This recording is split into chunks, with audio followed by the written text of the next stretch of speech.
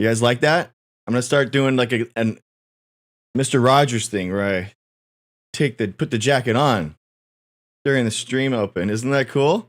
I like that. Okay. Welcome in, everyone.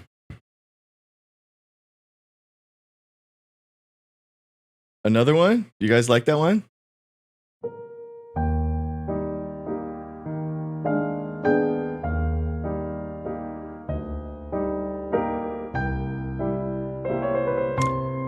Man. Yo, what's up, Skim Milk?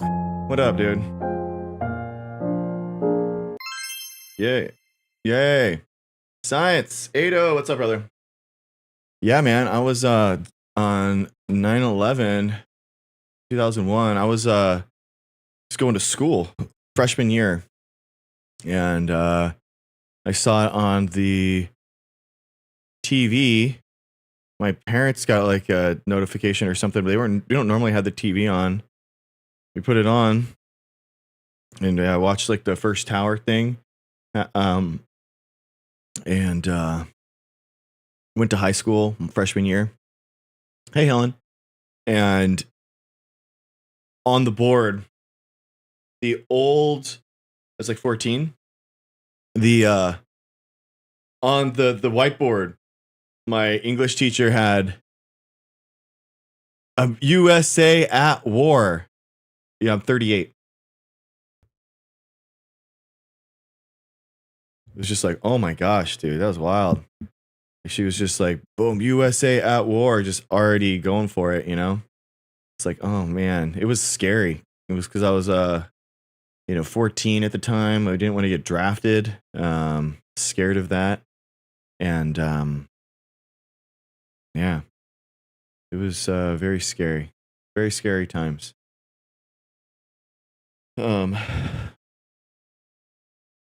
It's weird being 14 during that time because I can still remember the before times, before 9/11, before the internet, when I was a kid and I grew up during that time, and I really felt like, and weirdly enough, I was very odd. I started reading the news when I was like in 8th grade, 7th, 8th grade. Because my dad challenged me. He was like, yeah, this is actually at like a high school reading level. You shouldn't be able to read this. So I was like, well, I'm going to read it. That's a challenge. So I started reading it.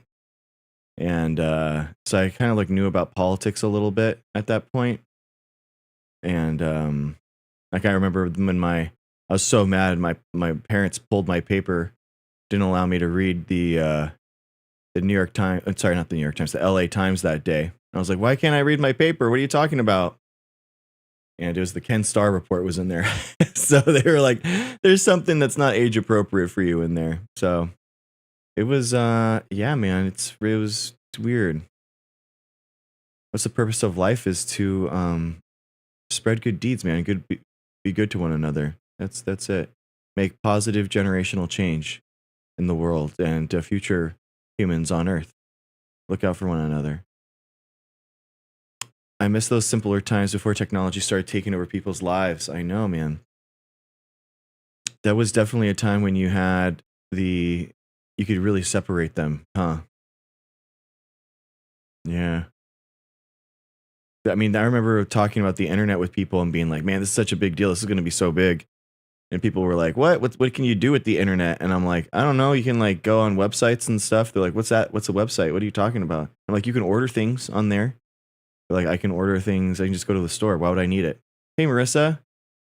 Oh, welcome in. Well, guess what, Marissa? This is the best one to tune into. This is my favorite one so far. So, yeah, AI is interesting. Thank you for coming on. Not many would, and we appreciate. Oh, thank you, Aurora. Thank you, guys. Yeah, it's nice to see you guys. Nice to be with you always. This is always like one of my favorite parts of the day. Had a really good training session, jiu-jitsu this morning. It was really cool. It was a single leg X to saddle transition. And you're underneath someone, and you're using your legs to post, and then you can switch to the other side, capture the other side's legs, and then come up and control the person's legs by being underneath them and having their hips underneath them, and you're like a scissors, like grabbing their other legs. Pretty cool. Pretty cool. I don't know, Dennis. I know you're supposed to be here, I guess. I'm a psychologist and have been. How has this all affected my clients? And have seen how this is. Oh, you're talking about the internet and and AI. Are you talking about AI specifically, or are you talking about AI, just technology in general? I have a love-hate relationship with technology, to be honest with you. It's very odd. Because as a scientist, I love it, right? I create technology. I create patents. I create new things in the world. And I love that stuff. But some of my favorite times are when I don't have any technology with me. Like jujitsu I don't have any technology with me. It's just me out there, sweaty gi, some other dude trying to choke me. That's it.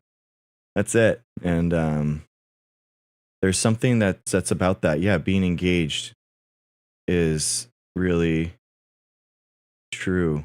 You're fully locked in, as people say nowadays. And I feel like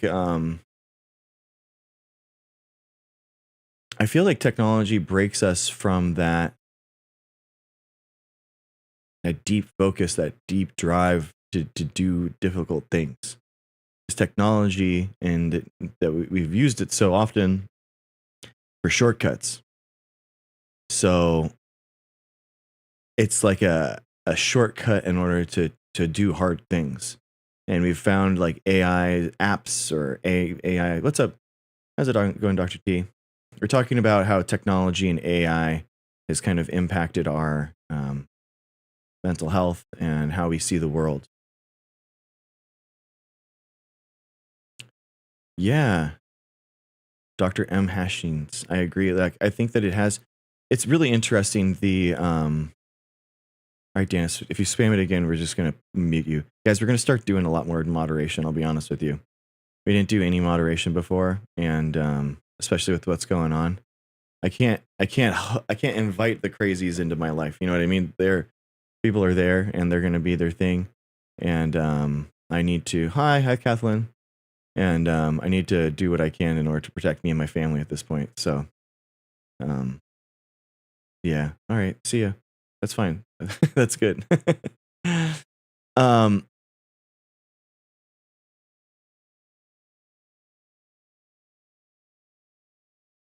Yeah. Yeah, exactly, MB. Exactly. I think I think it's exactly like the use of the technology is the important part, right? And yeah, as I was saying, I guess, hey bud, how's it going, man? I think like jujitsu is just such a cool thing. I had the same thing with surfing, by the way, too. Surfing is like an incredible feeling because you think you're just out there and you are so in tuned with the ocean.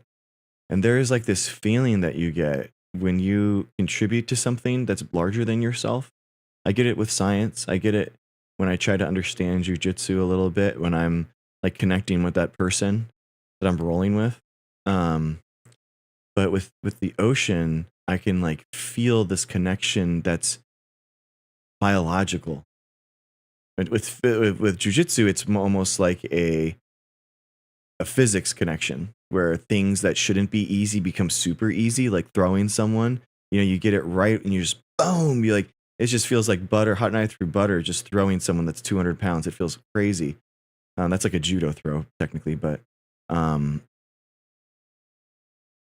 the ocean, you have this biological thing that's just you. It's innate in you that you have. It's incredible. NB, what's the coolest thing you've seen in the ocean? Dude, so Black's Beach is where I spent a lot of my time, and it's in La Jolla, and it's an incredible place. There's a huge nature preserve, and so there's a lot of fish, and there do. Oh, Jay Shulman, nice dude. Ocean swimming's amazing. Basically, there's this huge offshore a cliff, and basically that allows the cold, nutrient dense, heavy water that's sunk at the bottom of the ocean to be upswelled, like, it pushed through the canyon up, right? As temperatures and as storms and water worms and all that kind of stuff. So basically it comes up that cliff, and a ton of fish are there. So it creates a ton of dolphin activity, like a ton of dolphin activity. You're basically surfing, right off of Scripps. Yeah, right off of Scripps Institute of Oceanography. And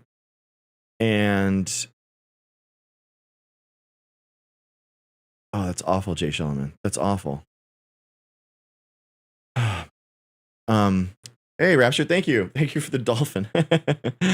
And basically, wait 1 second, Joe Huff, 1 second.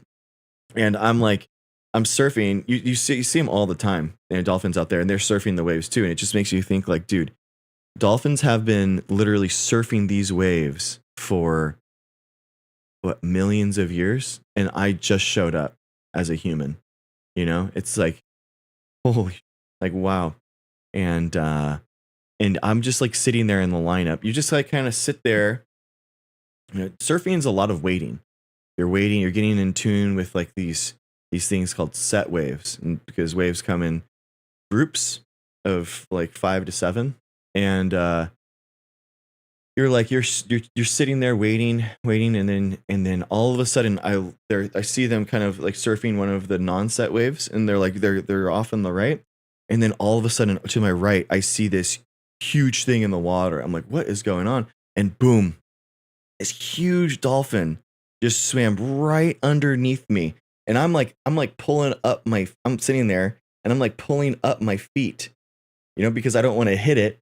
It's so funny because I grew up watching Flipper, and if I was ever that close to a dolphin when I was a kid, I would jump on that dolphin, you know what I mean? But like when you're actually in the actual graces of this incredible animal, all you can think of is, wow, what a magnificent, incredible creature, And it is so big, guys. I looked down, and it was so big, I had to do one of these back and forth in order to see the whole dolphin. It was gigantic, it was so big. And then I look around, and there's like a whole pod swimming underneath me. I mean, we're talking like 5 to 7 maybe. And I was just awestruck in this moment by how magnificent this creature was, and it was so incredible. Dolphins are just so cool. I mean, guys, isn't it cool? Like dolphins, obviously mammals evolved on land, right? But then mammals in the ocean obviously went back into the ocean.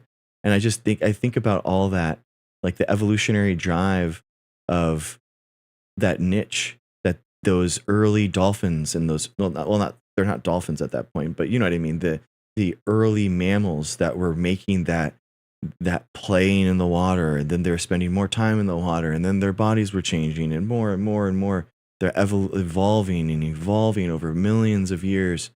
And it's incredible to think that those guys are mammals just like me. Those dolphins are mammals just like me. And I love it. I love it so much. I think it's so cool. So, all right. Okay, Joe Huff is wants to get on. He's really excited.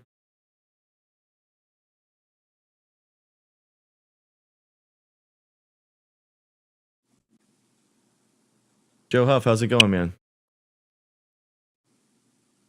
Hey, Do you know that they're starting to understand whale and dolphin language with AI? No, I didn't hear about that, Uncle Epi.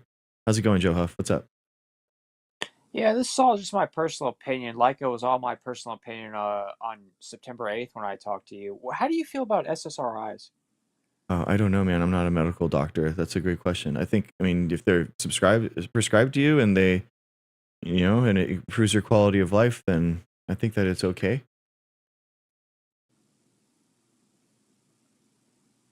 Hmm. What do you think about them? Well, I'm into alternative medicine. Oh, okay. Yeah, so Dolphin Communication, Dolphin Gamma in 2025 announced the development of Dolphin Gamma, a foundational AI model trained on decades of data from the Wild Dolphin project. Oh, that's so cool. And they're decoding vocal patterns.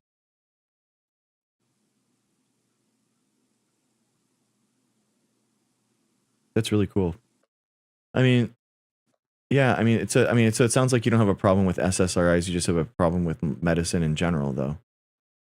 Well, when I was I really believed in doctors when I was in my early 20s, Uh-huh. but doctors make it so much worse Okay. with SSRIs. Yeah. Okay. I'm sorry that happened for you. Yeah, so so SSRIs led to a manic psychosis, which the antidote to that was mood stabilizers and antipsychotics. Hmm. But I've been off medication for about 16 years, so I'm into alternative medicine. So I Yeah. never got the C9 backs. Yeah. I mean, if it works for you, brother, and that's what you need, then I know. Yeah, it says, guys. It says jujitsu, the art of folding clothes while people are still in them. I love it.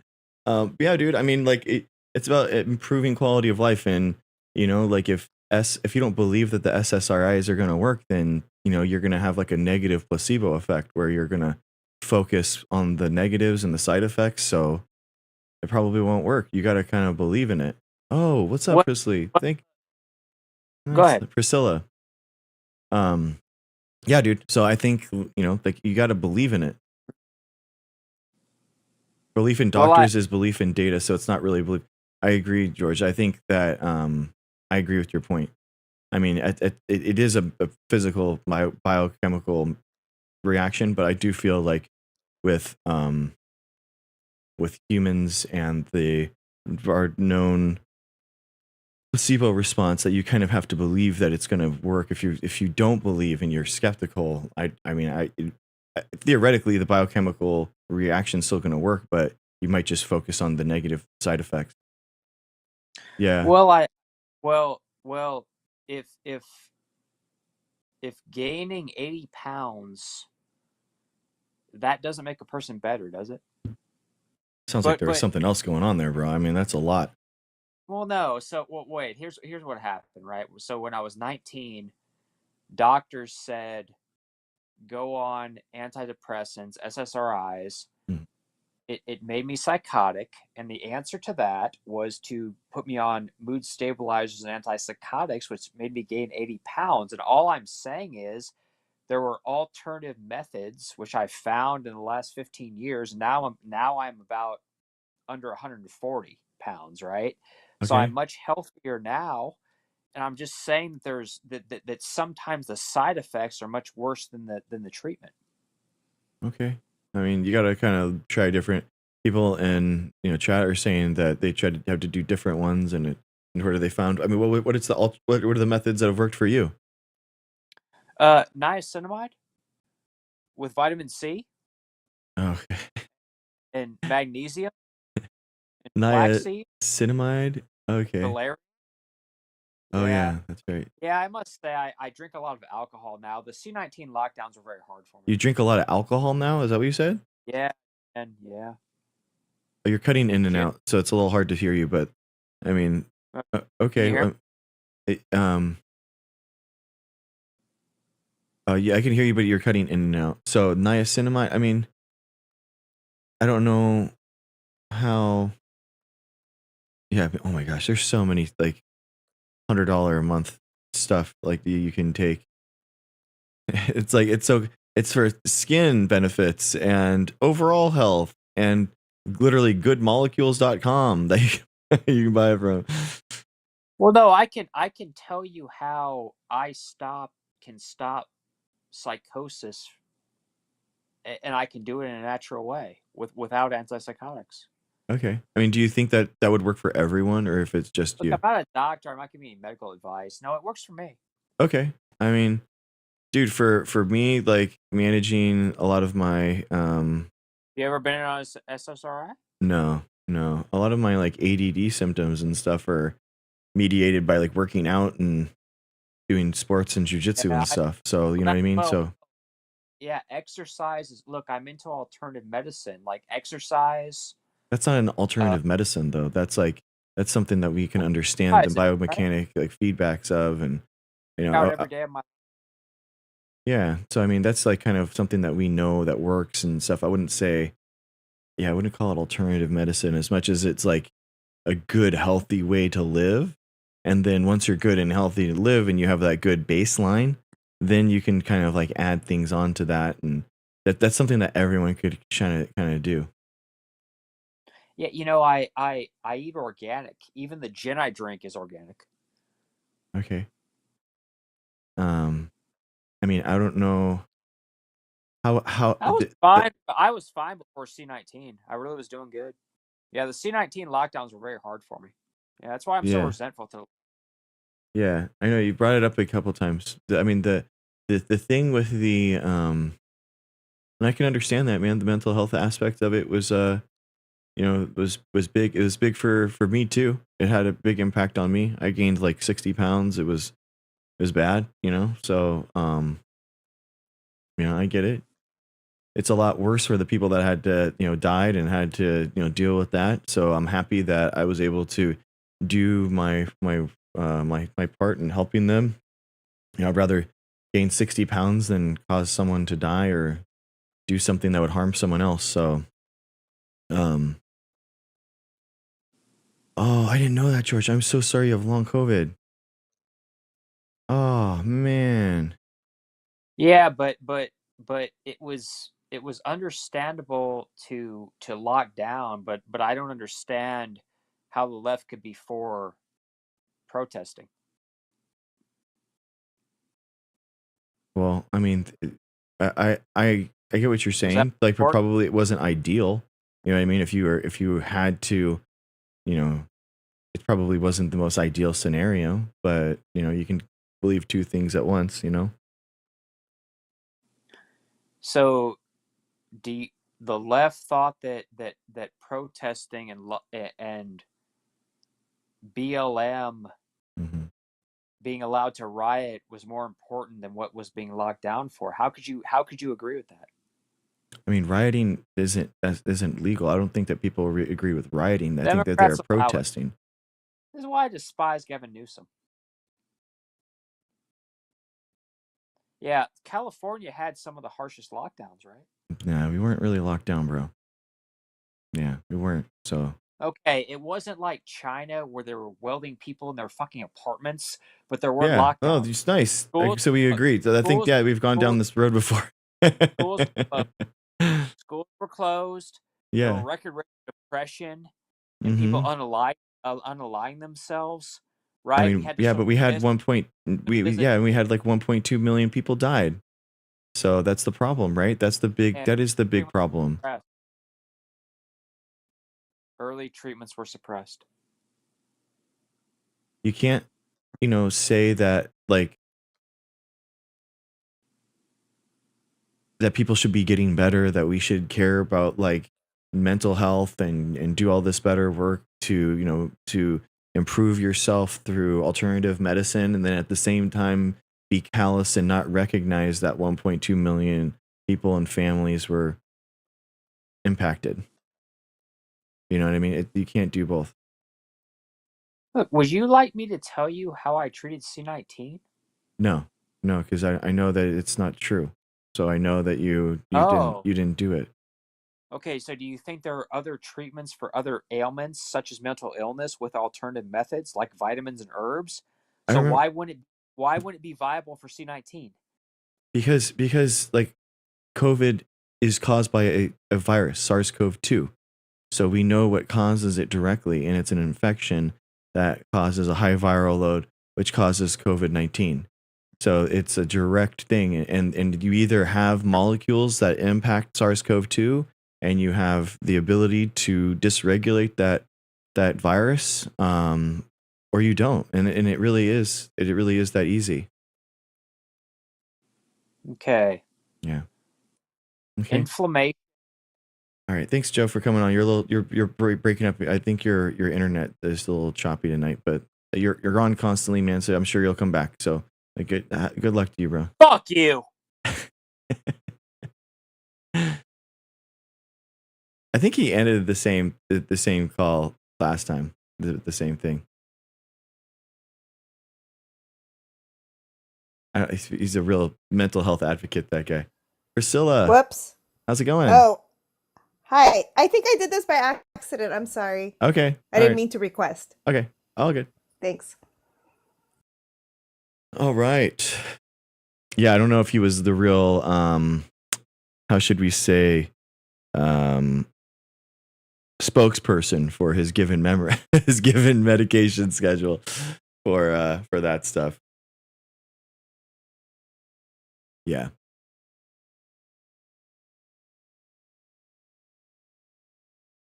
Anyway. Yeah, guys. It's well,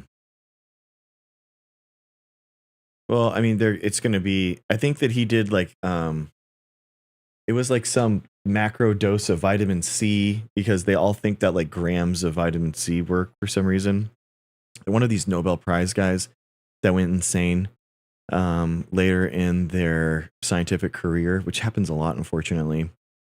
They get the Nobel, and then they kind of just go off the rocker and start believing in a lot of alternative medicines and stuff like that, because they've gotten they're on the wrong side of the Dunning-Kruger curve. They go from one side to the other to the back again, and now they're overconfident with what they don't know, as opposed to underconfident. And basically, they started saying that grams of these vitamin C had a big impact. There's a lot of ivermectin, hydroxychloroquine, all that kind of stuff, and all the alternative medicines didn't prove out, guys. We studied them. Ivermectin is still studied. Yeah, exactly, the Dunning-Kruger yo-yo, and it's unfortunate, I mean, these guys are. It really is how these people kind of go into these mental health spirals, and they're not able to get back. It is sad. And I think that look, guys, if you think that the lockdowns from COVID were bad, all right, and they're going to make the mental health case, okay, and I think that's valid, all right. Now imagine, that's just with one virus. Now imagine 30 other viruses that are out there, because if we didn't have vaccines, there'd be 30 more viruses and pathogens out there outbreaking constantly. We would constantly be having localized shutdowns for measles. We'd have localized outbreaks of smallpox, which is eradicated because of science, and like we would have constantly these things. Like there's a whole school in Florida right now completely shut down because one of the kids had an actual positive exposure to measles. So everyone in that school had to get, the entire thing is shut down. Oh, I'm so sorry, life. I am so sorry. We recognize them and we see you. I'm sorry about that. So imagine that, like that entire school, all those people are going to have to shelter and place in quarantine for a month. And the mom was like, I don't know what I'm going to do for work. I don't know what my husband's going to do. Like, does one of us stay with the kid? Because one of us has to be there. It's a child. and that is not during a pandemic when everyone else is shut down, right? That measles outbreak is localized, so you're gonna have to use PTO. What are you gonna do? And it's sad, man.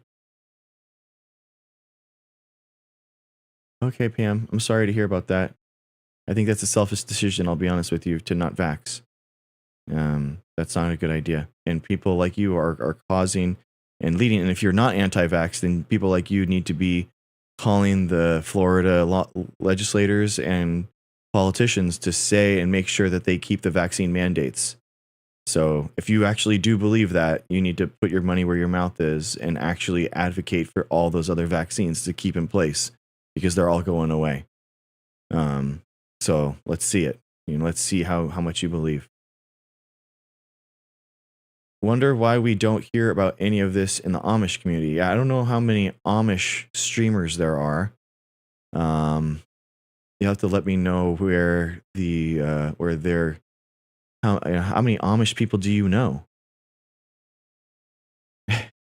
There's not that many of them, and they all have the same rates of disease and every mental health crises that we have. It's just that they're dealing with it within their community and not publishing anything. So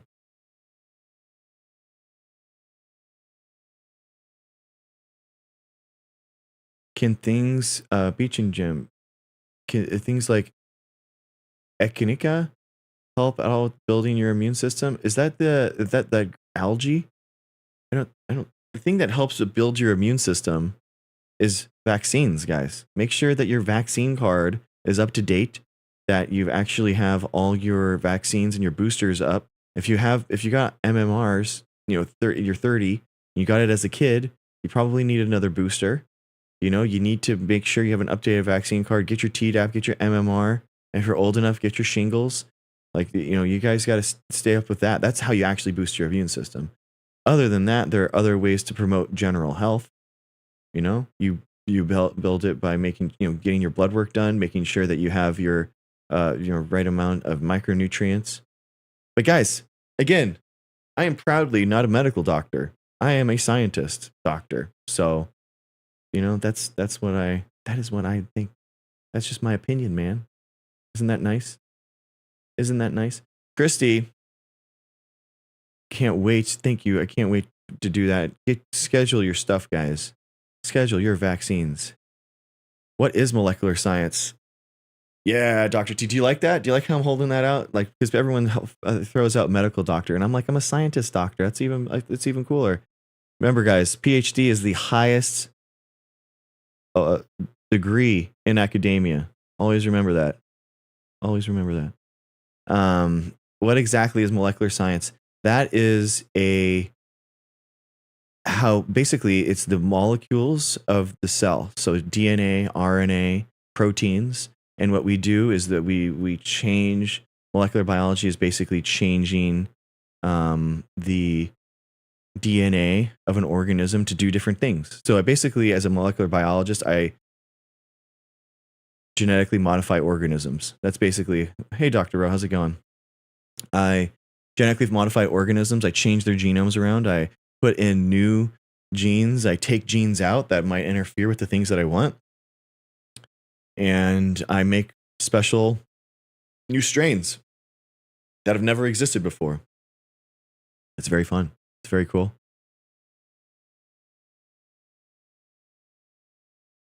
Okay. Thank you for Beach and GMA. A friend of mine who studied herbal medicine, it's a purple coneflower. Yeah, I mean, it's not going to be... Yeah, guys.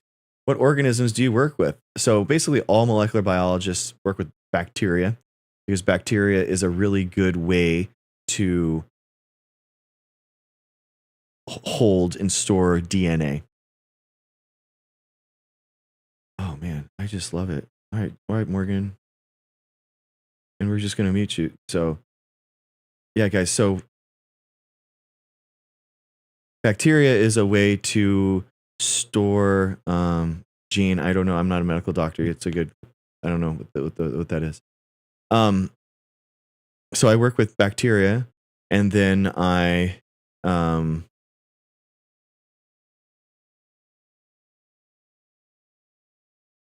Wait, what? Ada, what'd you do? Ada, just turn off the comments for the entire stream. I think that was his first action as a mod. Good job, Ada. I don't know how you did that, bro. How did you do that? Which button did you push? Okay, I got you. I turned it back on. Oh, that's so funny. No, it's okay. It's all good. It's all good. So funny. There we go. We're back. We're back, guys. We're back. Good job, Ado. Ado's figuring out how that those mod buttons do, guys. It's all good. Bacteria, basically everyone's works with E. coli. So basically E. coli is kind of like what you all work with. And then it's an E. coli that has a bunch of genes knocked out. So you can easily put in things and you take them out. So you just store plasmids in there. And plasmids are basically ways that the DNA sequences come together. Yeah. And then, and then you have your storage of your DNA and your bacteria, but then you have your host organisms that you work with. So the host organisms that I work with, I've done algae, I've done land plants. So I've done canola, rice, wheat, and then I've done yeast. I've done Euroia lipolytica, and then in my PhD, I did Chlamydomonas ranhardi again, and that's like the main green algae that everyone works with. So that's the main. Actually, Chlamydomonas ranhardi is one of the main eukaryotic organisms that have been the main model host species. Model organisms are ones that we can modify really readily and really easily, and where we have a lot of molecular tools, so we can make a lot of changes very quickly and simply. So that's actually how a lot of like the electron transport chain and all that kind of stuff, that was all actually in Euroia, Chlamydomonas ranhardi, the algae. Do you work in a university? I used to. So as I used to work at University of California, San Diego. I used to wash glassware. That's how I got my start. And then I worked for a biotechnology company. And then I was getting my PhD at another university. And then I worked at another biotechnology company. So yeah, I've been research and development at 2 different biotechnology companies. I've done, and then I did this. What's the flower mean? I love boutonnieres. I think that men's fashion is just kind of solid, and I don't like patterns that much. I don't like wearing stripes, so I just think that they're fun, and I like working with flowers. So my wife buys me and makes me little boutonnieres. So I just wear them. I like them. Major algae bloom in the Ohio River, our water supply. Should I be concerned? If there's some algae that it actually can be a problem, but some of them aren't. Oh, Christine, Kentucky, we got one. Oh, guess what, guys? That's fun. This is a fun one. That means that we wake up the board. We wake up the board. All right, 3, 2, 1. Yes. Yes! Oh, our vaccine board. We hit triple digits last night, everyone. Look at that. Isn't that cool? I love it. Christy. 1, 2, 3. Yes! Thank you, Christy. Thank you. Thank you for taking things seriously. Thank you so much for getting it done. I appreciate you. Let's see here. Oh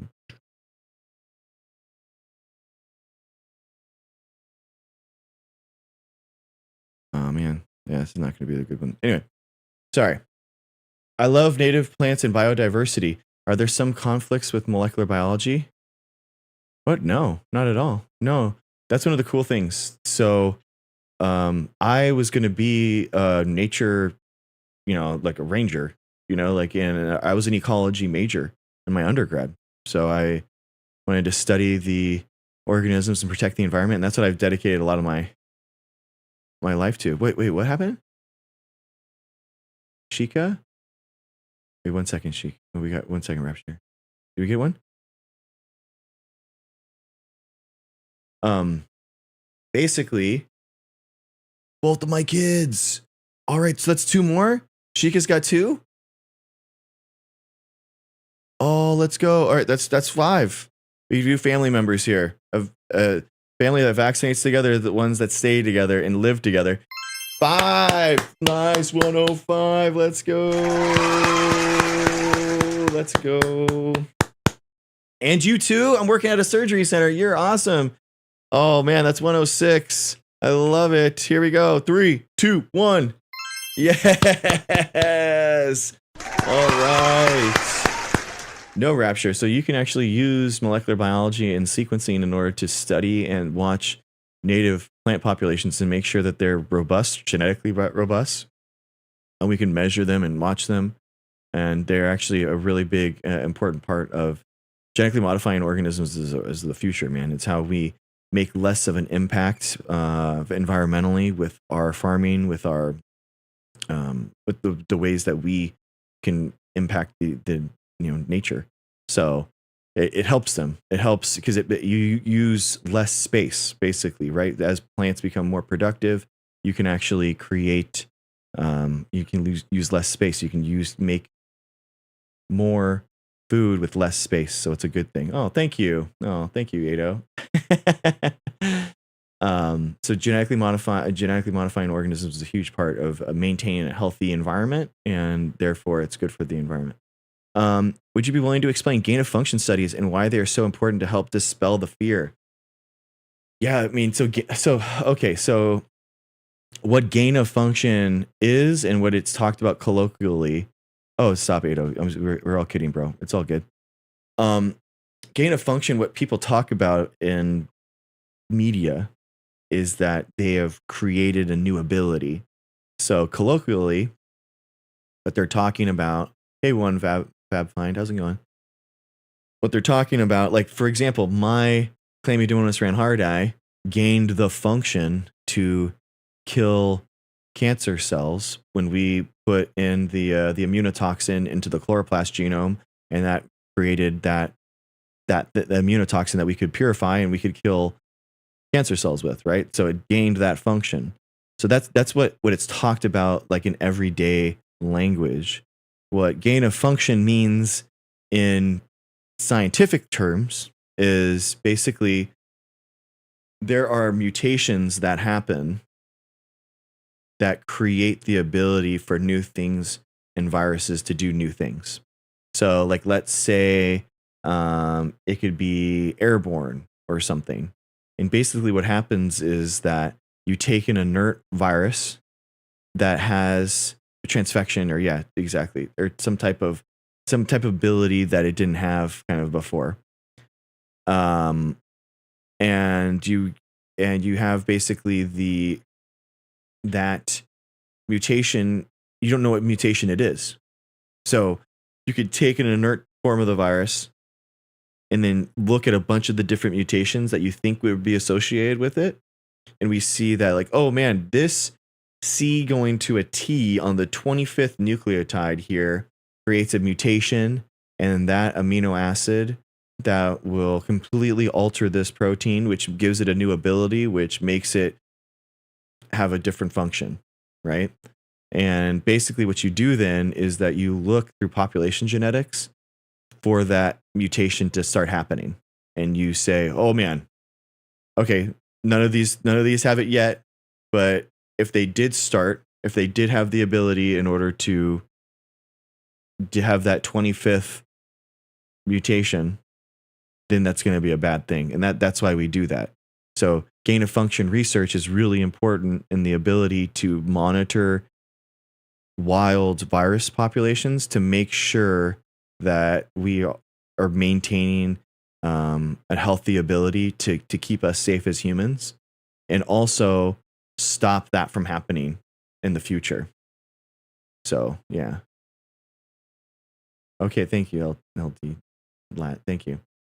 Yeah, so it's gain of function research is not only crucial to happen for the future of like vaccines and um but it's also crucial to be monitoring so that we can actually keep us safe in the future from future pandemics. Because, think about this, guys.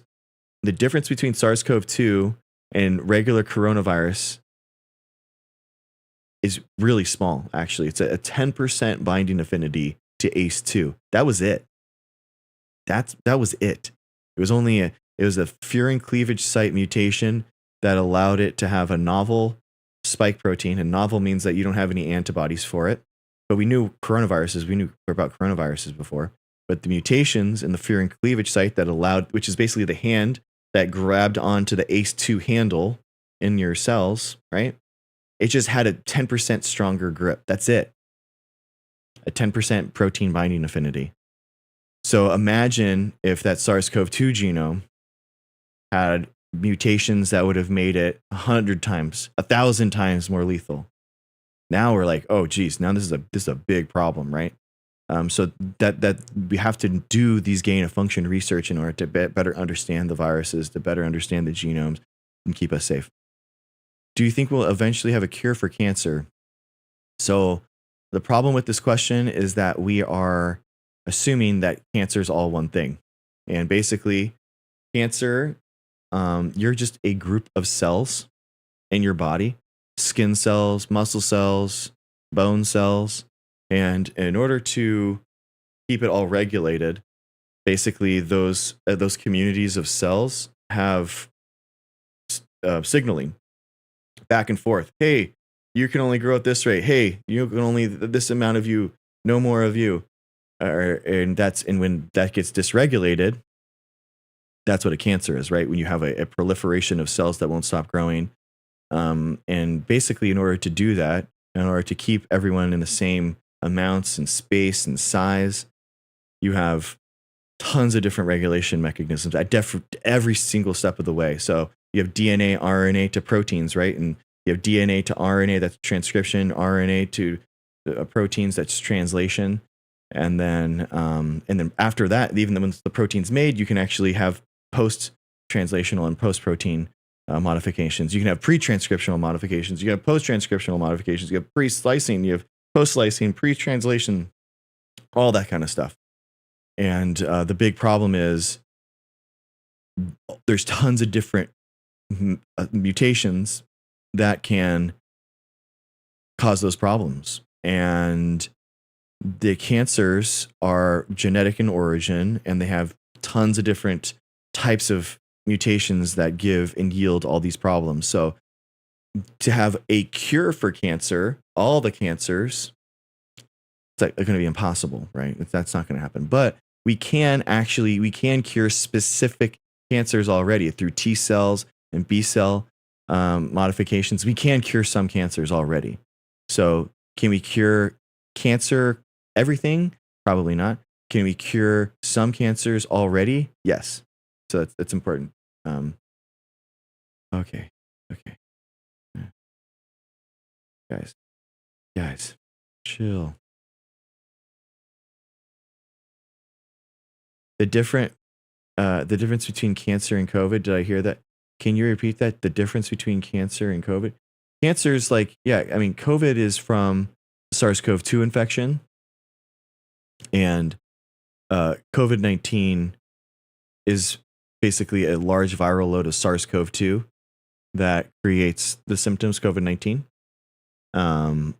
Cancer is a group of cells in your body that has become dysregulated and basically grows too much or too fast.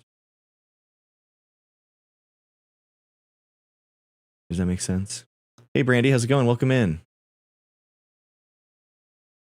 Yeah, Christine, exactly. So cancer is heterogeneous. Personalized medicine and precision medicine are the future. So exactly. So what happens is that we create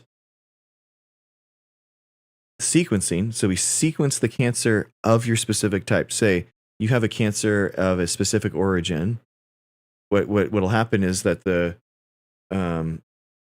I don't know what type of doctor would do it. Oncologist, I guess, would take a sample, a biopsy of that. They would sequence those cells, and they would say, okay, what are the mutations that are causing this? And like basically, your cancer cells are going to look like your other cells, except for those mutations.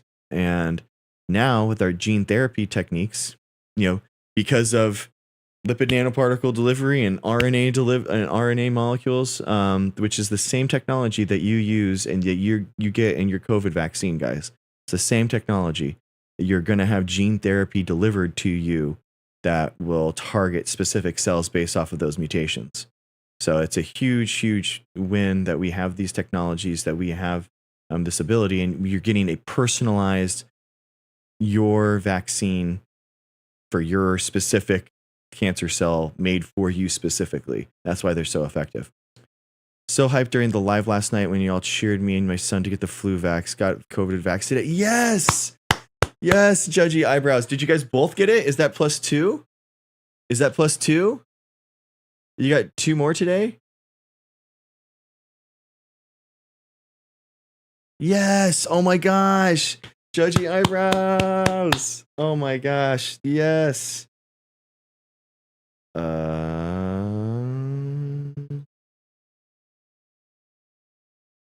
Yes, there we go. All right, here we go. 2 more. 3, 2, 1. Yes. Thank you so much for taking your health seriously and your child's health seriously. The family that vaccinates together is the one that grows old together. So we appreciate you. Thank you so much. I appreciate you. Yes. Guys, this just looks cool. What is this? I like this. Yes, I know. New technology. New technology, guys. Pretty cool, huh? Pretty cool. All right. All right. Let's see. Do.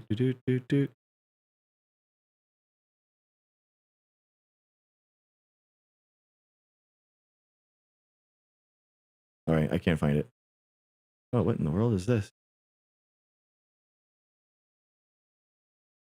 Trying out new technology, guys. On the fly. This always goes well. Whoa. What's this? What's this applaud thing? Huh? I'm so confused. Tech W. Oh, no. I'm so, what in the world? Oh. Oh, it's so funny. You vaccinated yesterday, T. Lewis B. All right. Oh my gosh. You should just keep this on. We got a vaccine aura. All right. T. Lewis B, everyone. T. Lewis B, give it up for him. Thank you, God. Thank you so much for getting vaccinated. Yes. T. Lewis B. T. Lewis B. Thank you. Every single shot, every single time, guys. We appreciate you for taking public health seriously. Thank you for doing your part.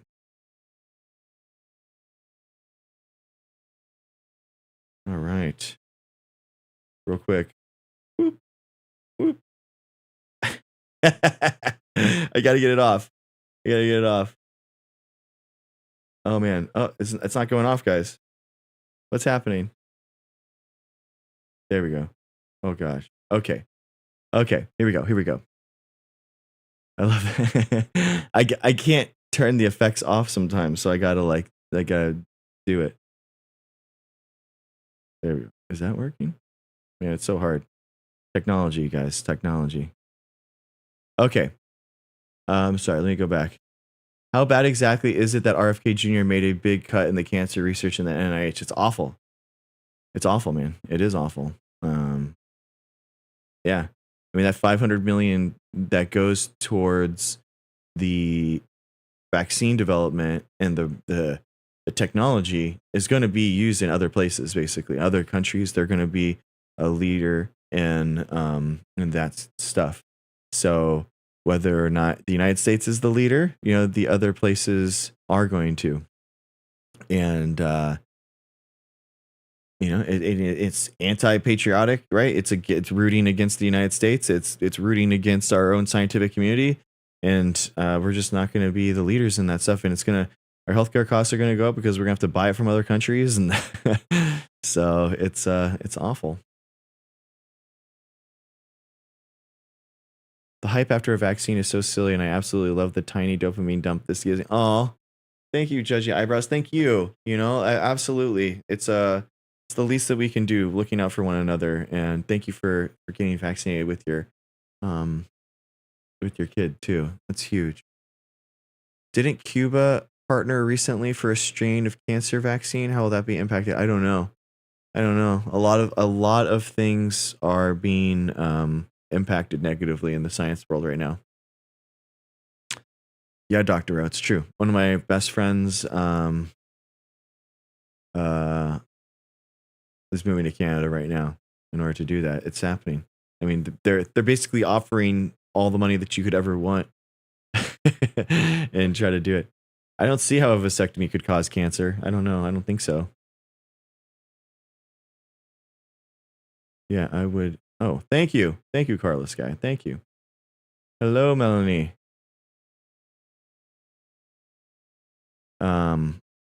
Because the your semen's still produced, but but they're always metabolized at all time. It's like not a new process that comes just because of vasectomies. So I think that it would be fine.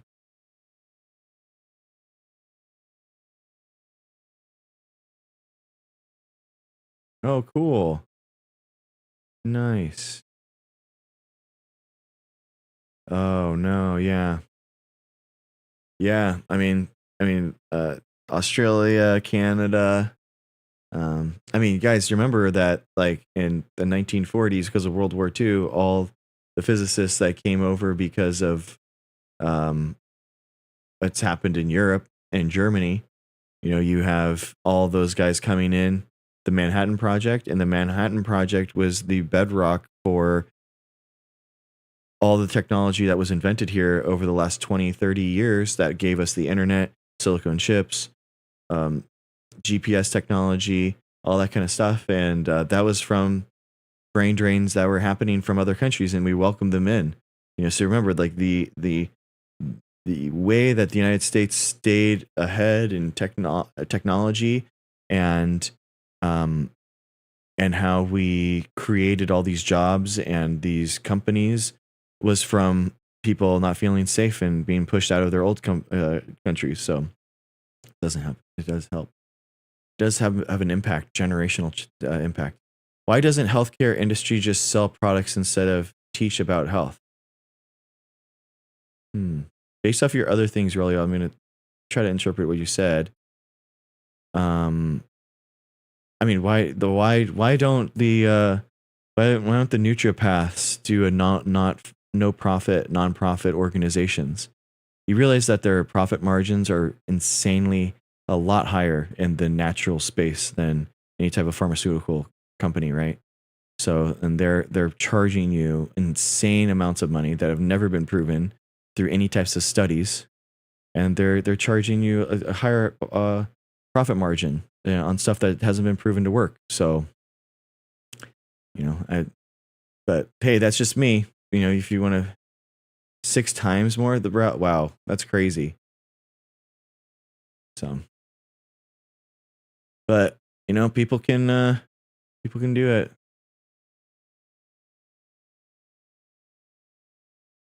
I'm not surprised. I'm actually surprised that it's not more. Because how expensive is green tea, or how expensive is like vitamin C? I mean, that's what they're drinking and stuff anyway. So,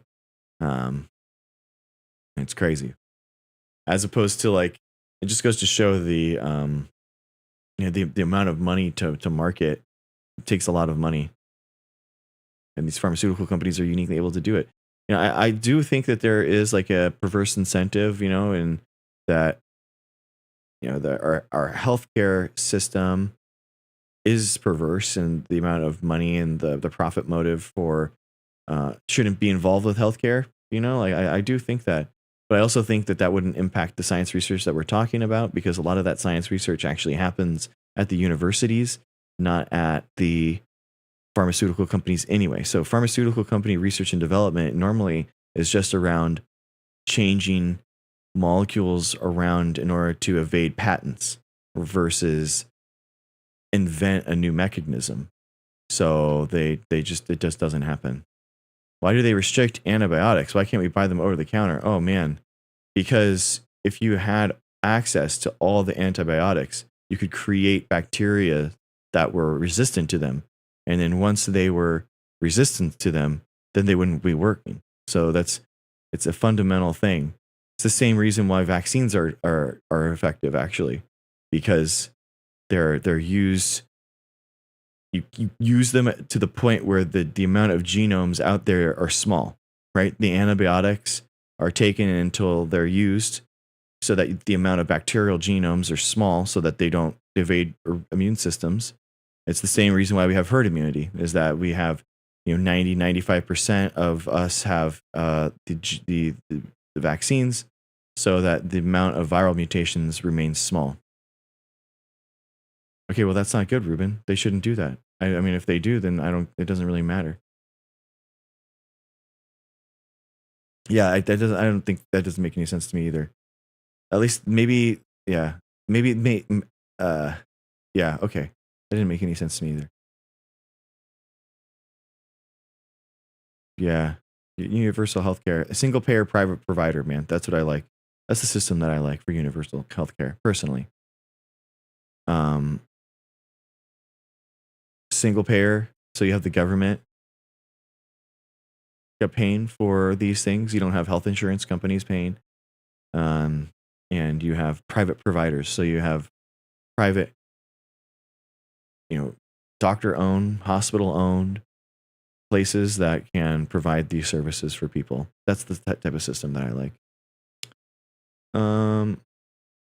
Ruben, I think that, like, in general, like, I actually do agree with you there. Like, I think that people should get their blood work done. They should get, see if they're eligible for, stuff in order to make them feel better. And that's totally good. Exactly, MB Kami. It's TRT is gender affirming care. Just is.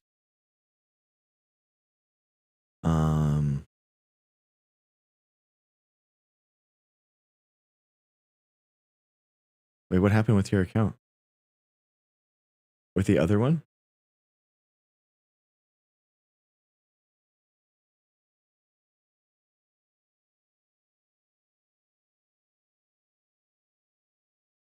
I've been a nurse for 25 years, and the incompetence of doctors and nurse nowadays is shocking. Oh, really? Oh, I'm sorry, MB. Oh, that's ridiculous. Like, permanently or suspended?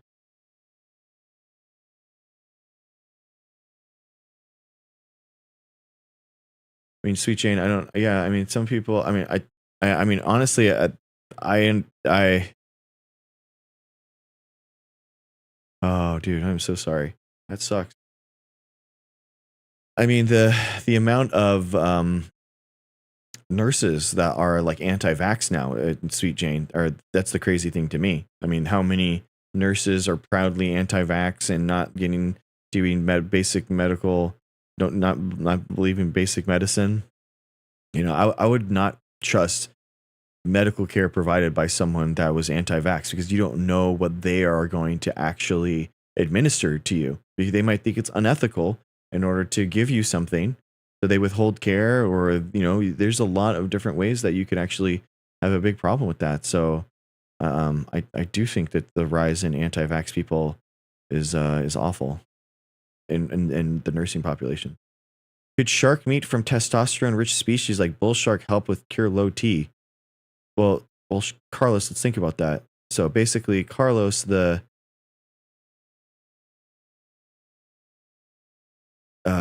testosterone that you eat is going to be broken down by the gut, so it's not going to be ingested. The TRT that you take is injected into you, or it's a cream that goes into you that's put on, and then it's absorbed into your adipose tissue. So it's that route of entry doesn't make any sense. Nobody eats their TRT.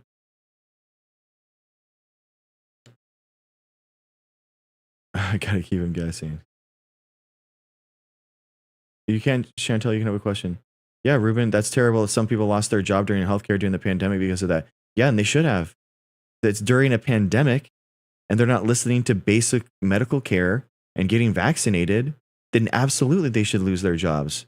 And doctors should lose their license for not following basic medical science and doing harm during a pandemic. They should absolutely lose their jobs. They should lose their license and they shouldn't be able to allowed to practice again.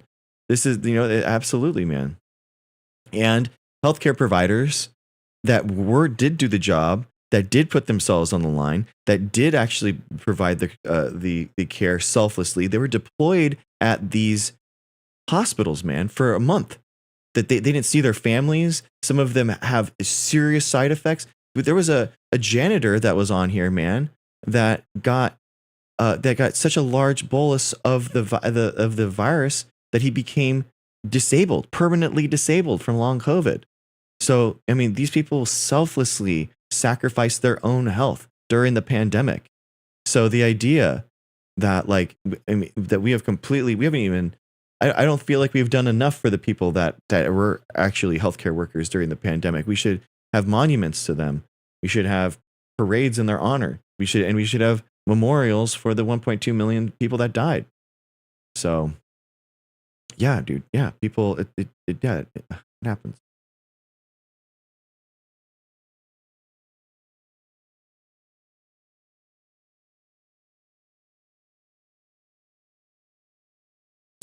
Canelo Alvarez once blamed bull meat for his high T. Oh, really? Oh, that's funny. Yeah, it's no method of. I mean, testosterone is such a small molecule that you can just literally put it on your skin and it gets absorbed. Hi, Pollyanna Pocket. Well, welcome in. My body, my choice, bro. No, it's not. Not during the pandemic, man. No. If it's during a pandemic, you are selfish if you don't get a vaccine, man. I garnish my steak with test tip. Nice, dude. That's beautiful. There you go. Spike it in your water too. Ducray, exactly. Don't work with the public if you don't care about public health. Absolutely.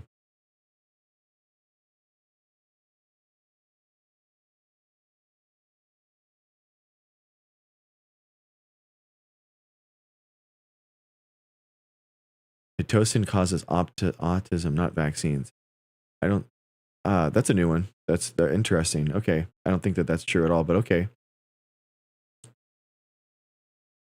K-Bug, people saying it isn't real should be shamed. Absolutely. And this is why I always harp on the 1.2 million that died. If we can't get around 1.2 million people that died, how are we going to be able to retrospectively change policy for the future? That's why I also think about in terms of things like gun control. If we can't get around things like mass shootings and all the people that are dying on that, how can we ever move forward?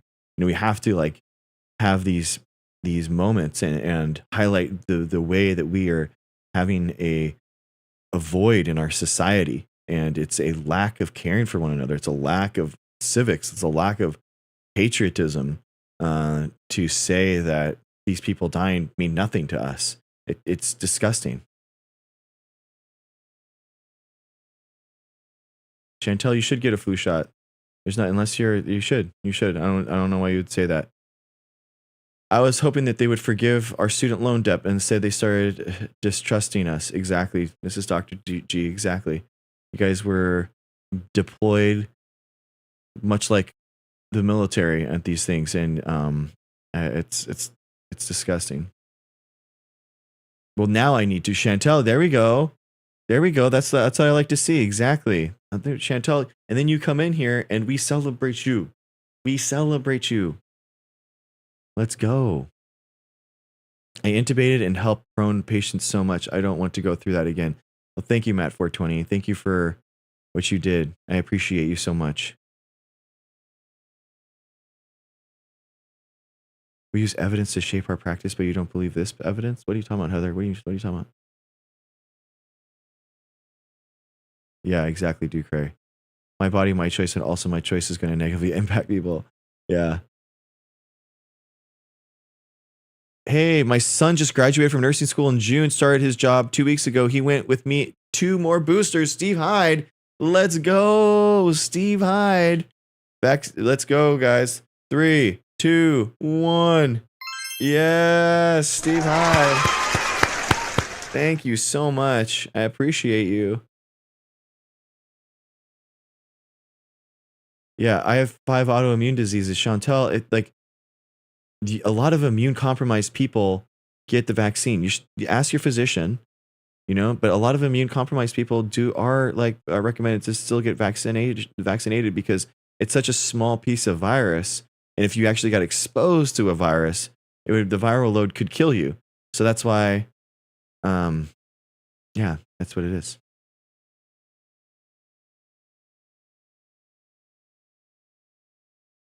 My micro professor actually told you not to get the shot. Well, Chantel, I'm embarrassed as a microbiology professor myself. I am very, very embarrassed. And I am your new microbiology professor, Daddy, and I'm telling you to get it. Who's Dr. Bowman?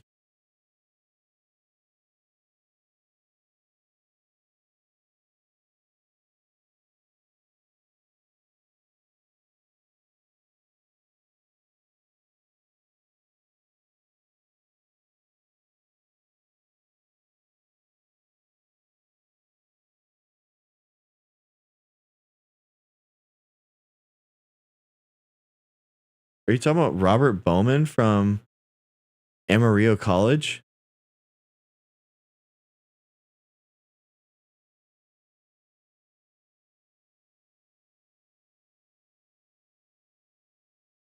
What vaccine did he tell you not to get? I'm going to email him right now. Flu. Oh my gosh, how embarrassed. Well, yeah, I mean, I'm your new microbiology professor, so he's wrong. He graduated his BA in 1975. I think that he's a little behind the curve, you know what I mean? So, needs to read up.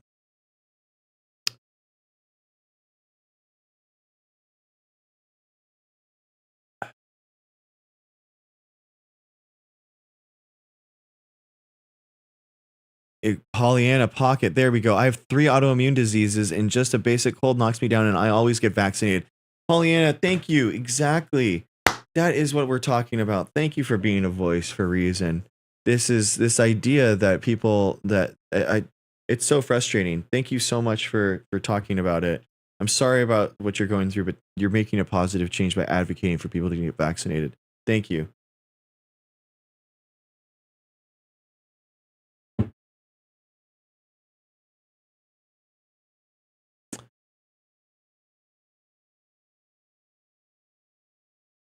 Yeah. Yeah, the idea that you just get like these profits are exactly why it wasn't work. I mean, these conspiracies and money, it's like it's so funny to me. Can you be a professor too? Well, we wrote it. I would not listen to that guy.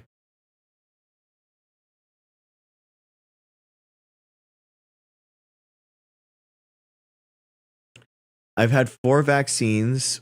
I've had 4 I'm sorry, I just lost it. I had 4 vaccines, missed one. Now I want to get a new variant vax. I get symptoms for 36 hours. You might. Yeah, but Gen X, Ruby, think about this.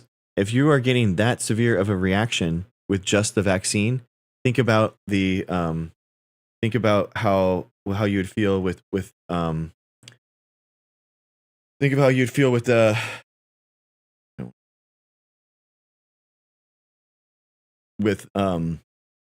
think about how you'd feel with the full thing. Oh my gosh, this thing is not working, guys. Go back, guys. It's not listening. It's not looking. It's not working for me today, guys. Oh god, I can't turn it off, guys. I can't turn these off. I can't turn these off. I don't know what's happening. Okay, stop. No, I can't turn them off. I don't know what's happening. There we go. Oh my, no, wait. Okay. Maybe this is just it, guys. Maybe we just stick with this one. I cannot stop it. Stop. Okay, I know what we're gonna do. All right, we're gonna do. Oh my gosh, guys, this thing. How crazy. The Stream Deck is not linked up. All right, guys. Well, it's been an hour and 20, so we're gonna take our time to talk about you guys. Thank you guys so much. Hollywood, the last subscriber. I appreciate you so much. That is the number one way that you can help the channel, is by subscribing. Thank you guys so much for doing that. Thank you for liking. 1 like, 1,000 likes, or 4,000 likes like Rapture. Wow. Thank you, Ann, Alina, Marshmallow, MB, Human, Brandy, Linda, Terry, and Dr. Rowe. Thank you guys so much for liking the stream. It helps it get pushed out to new people. Thank you guys. Thank you to the top gifters. Thank you so much, Ado, Rapture, Kathleen, Priscilla, NB Kami, Ducray, Chantel, Michael Ramirez, and Nikkei. Thank you so much. Also, check out the Linktree. The Linktree has my it's in my profile. Also, it has my YouTube archive. All my shows, guys, are all there. If you ever wanted to get them, that's a good way to get it. Get the past shows and watch that. And also has my highlights. So highlights of all my good, the best conversations I've had the entire time. And my publications are there. Also, has anyone gotten vaccinated recently? In the last week? Oh my gosh, dude. I cannot get this thing off. Okay, maybe this is where we start. This is the one that we keep. Go away. Go away. Go. Go away. Guys. This is so frustrating. I can't oh, there it is. Okay, there's the clear effect thing. I know. I try to not show that. I try to not show it, you know what I mean?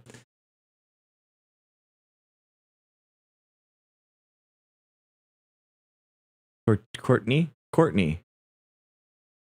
I go by Greg.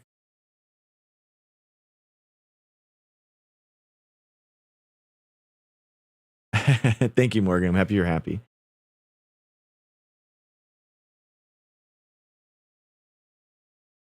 All right. I know. She would. Don't show her. I'm getting it. I would also get the flu and the shingles. Yeah, exactly. You just get them all. Get the flu and COVID every time. Oh no, I'm sorry. I'm sorry, Sarah. I know. I love when people use their singular experience as evidence for the anti-vax argument. Exactly, Quantum. People are literally like, "Oh no, we're not. We're not." They're like, "Oh, I did get sick with COVID." It's like, well, what? Do you not think it happened? Like, what is this nonsense? I don't get it at all. Just give us the form for the super serum. Yeah.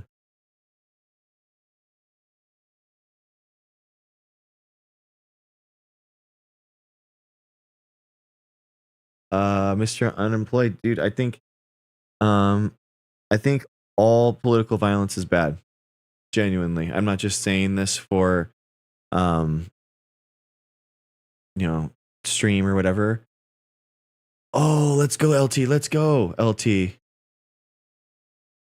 All right, that's another one. 3, 2, 1. Yay!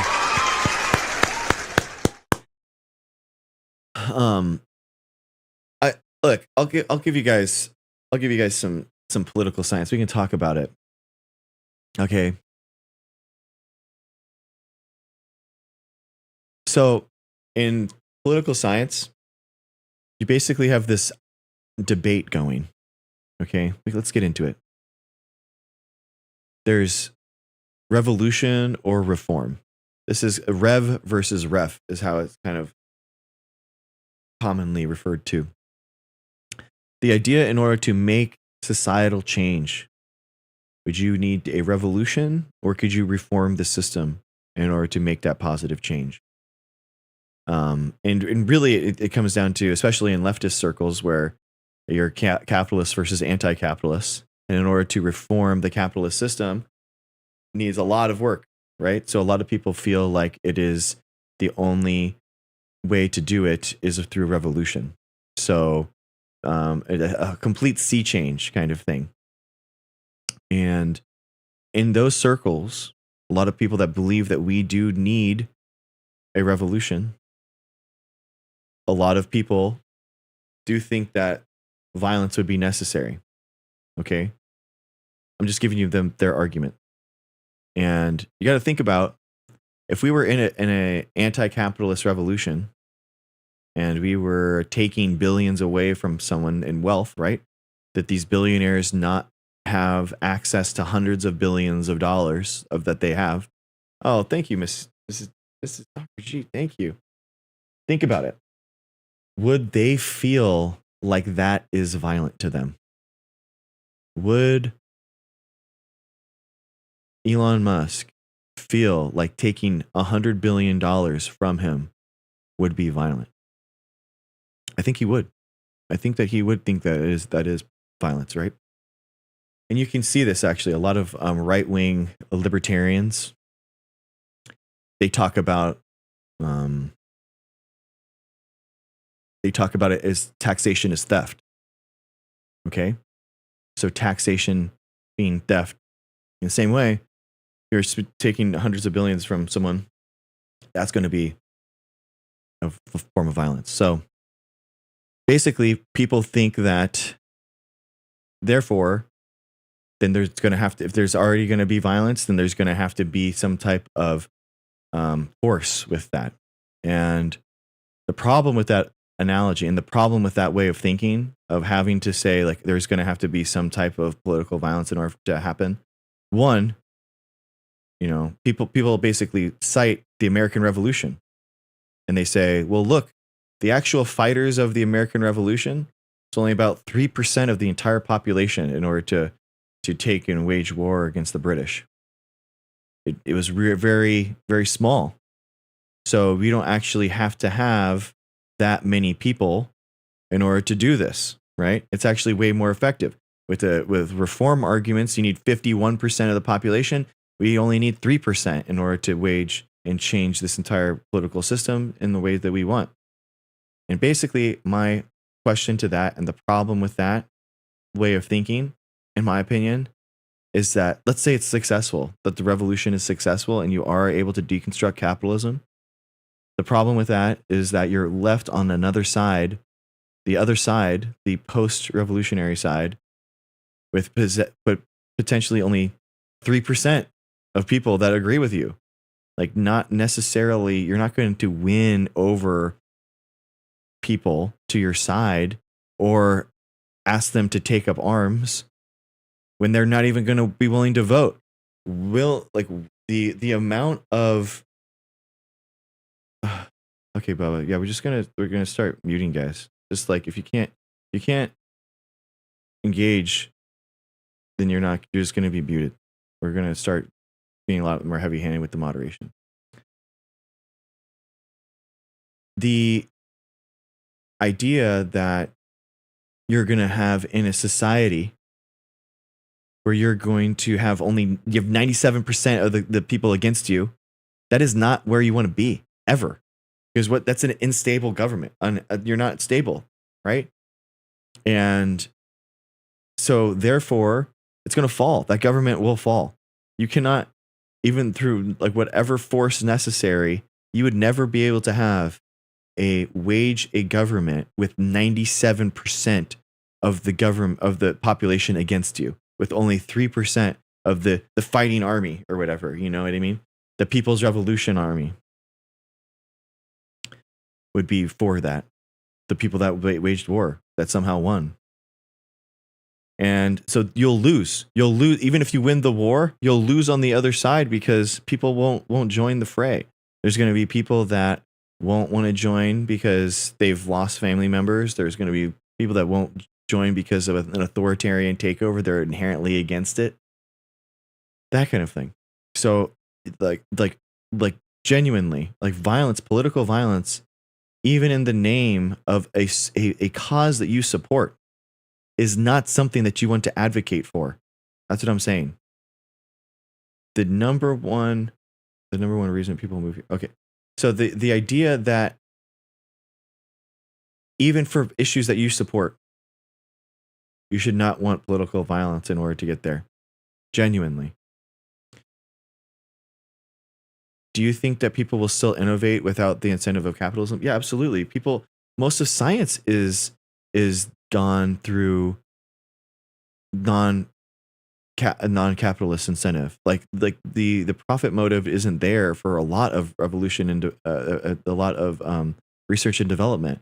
Research and development, novel technologies are innovated at universities and in academia, and that isn't where these the profit motive reigns king. So yeah.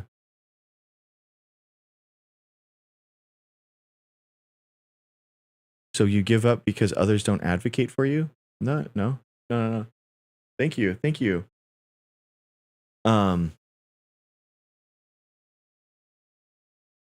Yeah. It appears that nowadays left extremism is taking hold in our educational. No, I mean that's overblown. Unemployed. It's not. There really isn't. It doesn't exist. It's kind of like the boogeyman that the right says. No, it really isn't, dude. It's not. It really isn't. Like Republicans, and they love sending their kids to universities. They love it. Because the biggest thing is these rich people constantly pay off the universities in order to get their kids in.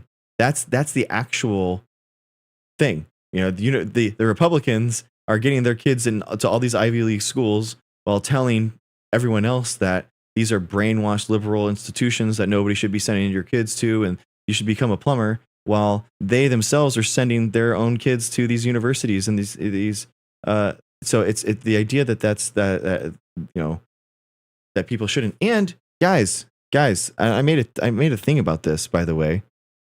Guys, men, I'm talking about men, people that identify as men. We have a huge problem with, one, the amount of guys that are going into university and graduate schools are plummeting. Our graduation rates are plummeting. The amount of people that we have going in them are plummeting. And part of it is that women are doing amazing at it. And hell yeah, that's awesome. I'm really happy that that's the case. I'm honestly very proud. Biology is actually majority women graduates now. I'm actually super proud of that, genuinely. But what's happening is that men, through this podcast bro network, is being taken over by this false self-confidence, this false bravado, this alpha man machismo nonsense that you don't need to be educated, that you can just believe something strongly and that's okay. So a lot of men are being trapped up into this insane conspiracy nonsense, and it's causing damage to people. It's causing generational damage to men. And that's what actually is what's happening. Yeah, exactly, Mr. Unemployed. Andrew Tate, those type of guys. So it is bad. We have to lift everyone up. You know what I mean? Come on, guys. So you have to do better, do harder stuff, push yourself to actually, do hard things, and don't just listen to a stand-up comedian about how the world works. Think about how you can give back and how you can benefit society. As an educator, we do not have time to indoctrinate your children. Quantum Mage, yeah, exactly. I mean, Mr. Unemployed, I will tell you, okay, cultural Marxism and stuff like that, in regards to that, I will say, okay, the entire field of sociology, hi Barbara, the entire field of sociology is based on the premise of the idea of how society and politics and society and the economy all intersect with one another. So there is a link to dialectical materialism with classical Marxism and the fields of sociology. That is legitimate because Marx is a philosopher, and that's a good thing, right? That is how we study sociology and how we study culture as an actual way of part of science. And that is a good thing. That isn't something that we should run from just because it has the roots from Marx. Just as the way of microbiology, isn't that's studied today isn't like directly impacted by Darwin. Darwin doesn't have anything to say about what I do in the lab, just like how Marx doesn't have really anything to say with actually what's actually happening in society today. I really don't think so. And you read the Communist Manifesto today, and I think that it's out of touch. I do. I don't think that. I think that a lot of his stuff is about class and stuff. I agree with, but I don't think that someone that's living in the 1800s has like a ton to say about what's materially going on in the world today. That like we have new philosophers, we have new backgrounds and new contexts that need to be explored. So I'm told by people on the right, sociology doesn't mean anything. Megan, it is about. It's about how you make of it. Your degree is what you make of it. All right. So if you want to actually become the best sociologist in the world, then you're going to make enough money to do that. So it's not the same as traditional Marxism, but the roots are there. Yeah, I mean, classical Marxism is different than the intersectionality based dialectical materialism that's taught at the Frankfurt School. So it is going to be different. Absolutely. And that's what the Frankfurt School was. That is what it's a new modern interpretation of how the institutions and the intersectionality of those institutions with racism and the structural bias that exists are studied. So yeah, absolutely. All right.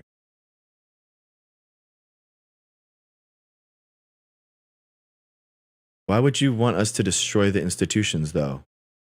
What? Ruben, I'm not trying to destroy the institutions. Nobody is. I mean, what? The right is, bro. The Trump administration is. The Peter Thiels of the world are trying to destroy academia, and they're trying to destroy it. I'm not. I want people like.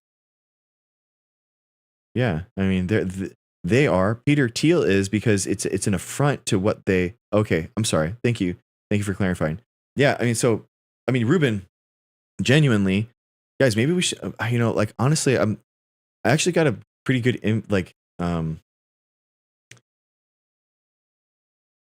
there's a really Ruben. You should listen to Peter Thiel's interview with Ross Douthat of the New York Times, and he has an hour and a half that he goes on and he talks about this. Basically, he feels like academia. Peter Thiel thinks that academia is basically like the academic, the intelligentsia deep state.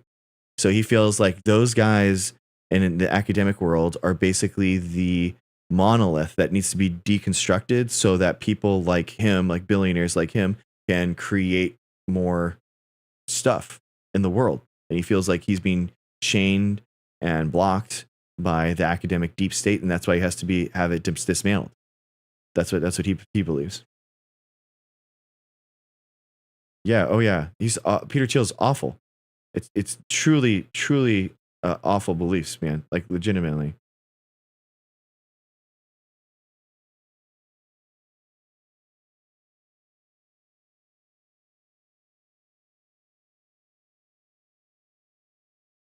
Yeah, exactly, Chantel. He goes, and to think Vance thinks highly of. Oh, that is he is part of the school that is dismantling this stuff. Yeah. Bluesman, part of education is about open-minded thinking and being well-rounded. It's not only job training. Exactly, Bluesman. Guys, think about this. I hate that it's doing that. Guys, the idea, like, you know, that, okay, I went to college for a STEM degree, right? Obviously, right? I was doing biology, I was doing science, okay? And there's like this elitism against the soft sciences. And the problem with that type of thinking is that it isn't, oh, thank you. It creates this world where it's this return on investment thinking for your college time, and that's not the best way. So the soft sciences would be anything outside of biology, chemistry, physics, math, that kind of thing, or engineering, that out of directly STEM majors. The science STEM stands for science, technology, and engineering and math. So think about it, like, we as a society benefit by people studying dance studies, for example. And it's actually a sign of a wealthy, prosperous culture that we are able to have people that can study those things, because we're not just like in this hunter gatherer, like, oh my gosh, we have to study the only the base necessities. We can't study anything else. The fact that we have people that can just explore the breadth of culture and history and humans, like that creates us better as a society, as a culture. We learn more about our history. We learn more about the problems that we had. We don't replicate those problems in the future. And personally, I didn't understand why there would be like a PhD in dance studies or something.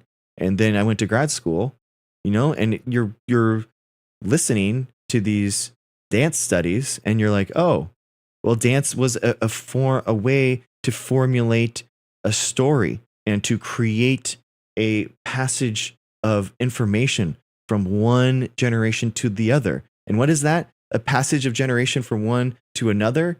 That's a culture. That's what culture is, And so it's good. It's incredibly important for some of these indigenous cultures to have these studies, these PhD study programs, because this is how their history was sent to their generations. So if we don't study these we don't study music, we don't study dance, we don't study their own history, and that is not okay. We have to be okay with exactly preserving these cultures, and because we can learn from them, and it's important, and they existed, and it's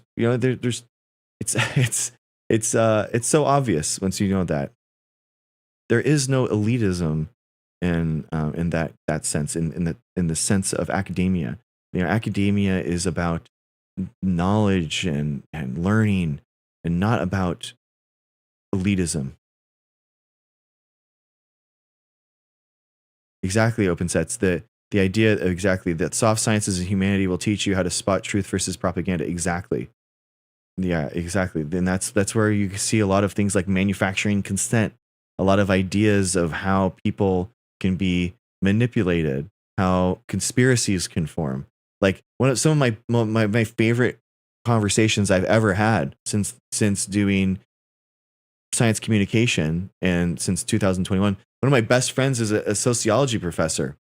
I still DM him on Discord. We have these incredible back and forths where I'm talking about these ideas with him, and like, how does conspiracy spread, and QAnon, and how does QAnon relate to our current rise in conspiracies that we have now?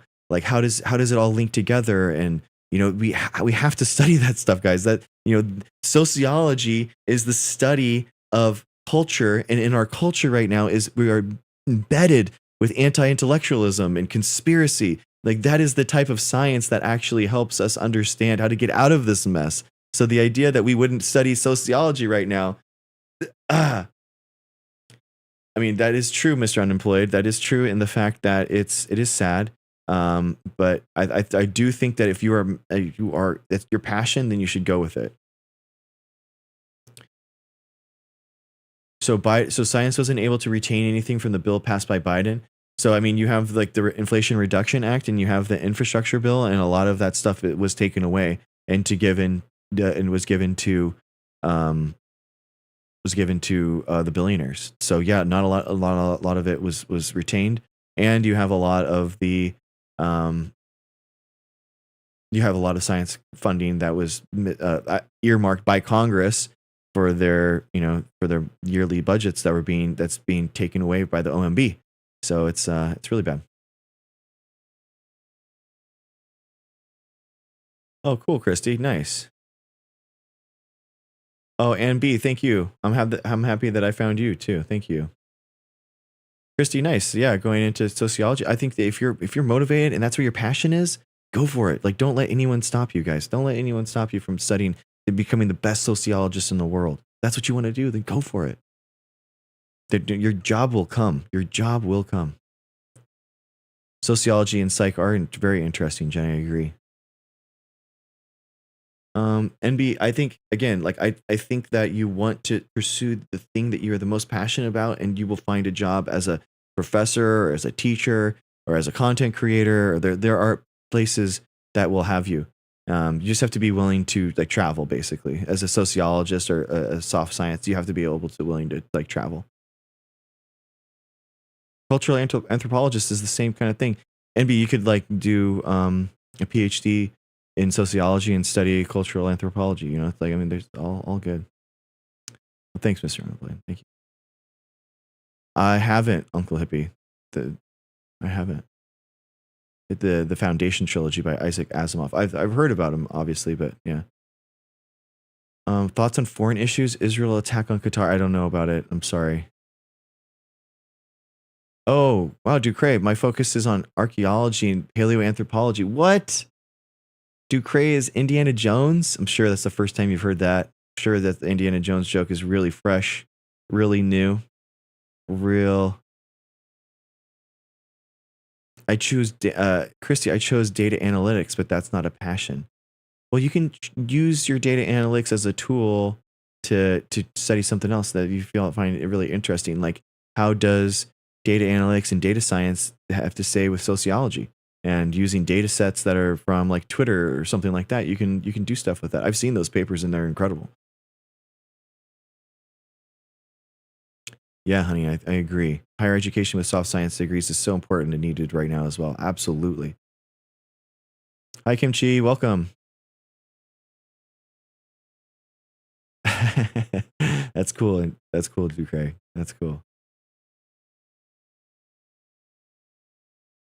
Yeah. Life is taking a weird turn this year, so my classes are on hold. Okay, Ducray, okay.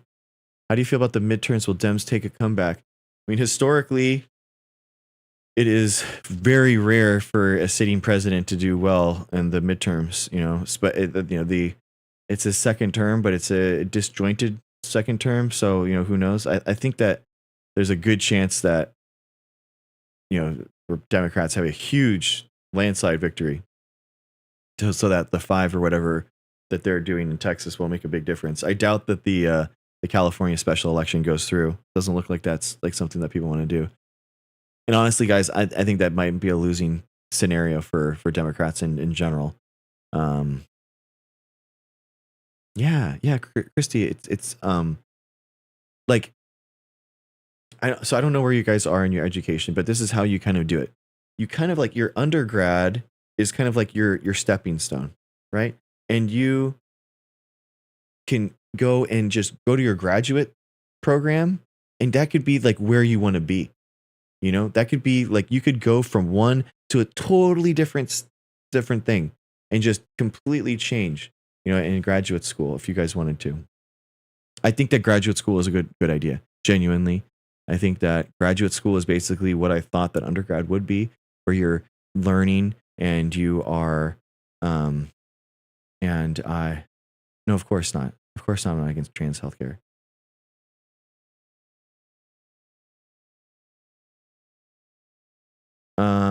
November, yeah, November, the midterms, yeah, the midterm elections, not this year, but next year, 2026.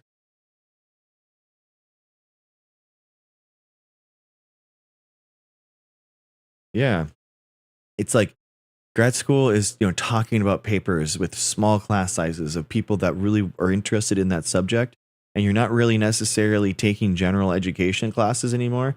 And if they are, they're actually really closely related. So it's like within your wheelhouse on something that you actually care about, on an idea that you think is really interesting, and you really can push yourself. Maladaptive is true that you cried a lot in grad school. It is a very hard experience a lot of times. So that's why you have to go into a subject that you really care about and that you will push yourself for and that you really are interested in.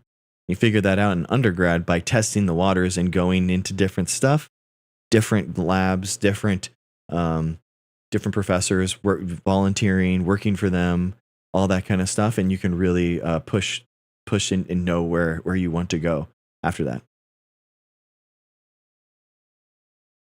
I'm a tech now. There is hope with liberal arts for good. Cool, Panko. Nice. Very interesting. NB, it's okay. I cry too. I'm just trying to do the SIE series 6 and 7. I don't know what that means.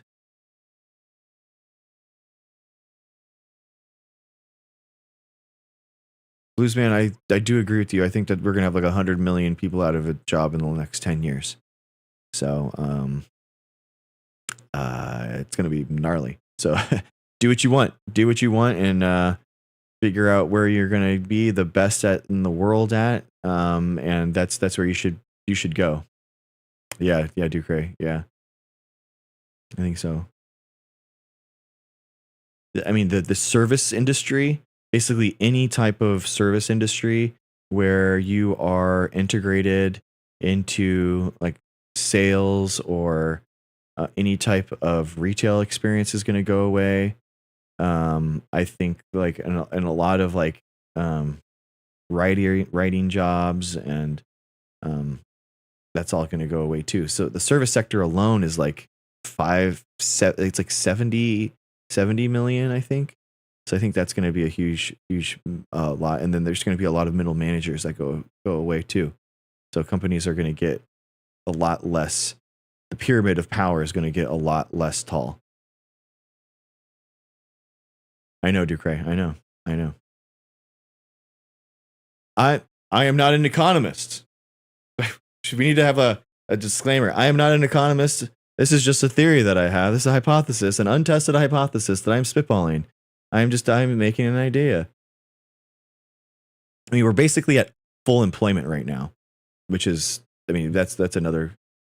Well, I mean, that's the problem with UBI, Ruben, is like you can't just say, okay, I've taken your entire field away and given it to AI, but here's $1,000 a month. I mean, that's just not going to be the way it is. That's not how it's going to work, because you have all those people that are going to be, and this is what I'm talking about, Bluesman. Like the people that are going to be replaced by AI aren't going to be able to learn a new skill faster than AI can learn that new skill. So those 100 million people, I think in like 10 years, 15 years, they're not going to be employable in the future. So I do think that something will be, some type of like jobs program will be needed. So, I think that we should have that in general. The federal government should guarantee everyone a job and should give them like a living wage. Yeah. Greg, will the U.S. go back to the time when we were in surplus like the Clinton era? I don't know. That's a good question. I don't know. I don't know. It really matters if billionaires, how much are billionaires going to be sucking out of us? Like that's the problem. I mean, that is where the problem is. We don't have any taxes. Billionaires paid zero. Botany. I mean, yeah, we're going to have a lot. I mean, billionaires pay $0 in taxes basically right now because they take loans on their stock, and their stock unrealized gains aren't taxed, and then they take loans out on that money. So they pay basically zero income tax, and they pay zero wealth tax, and they're just parasites to our society. So, but that's what I believe. I'm not an economist. my every minute.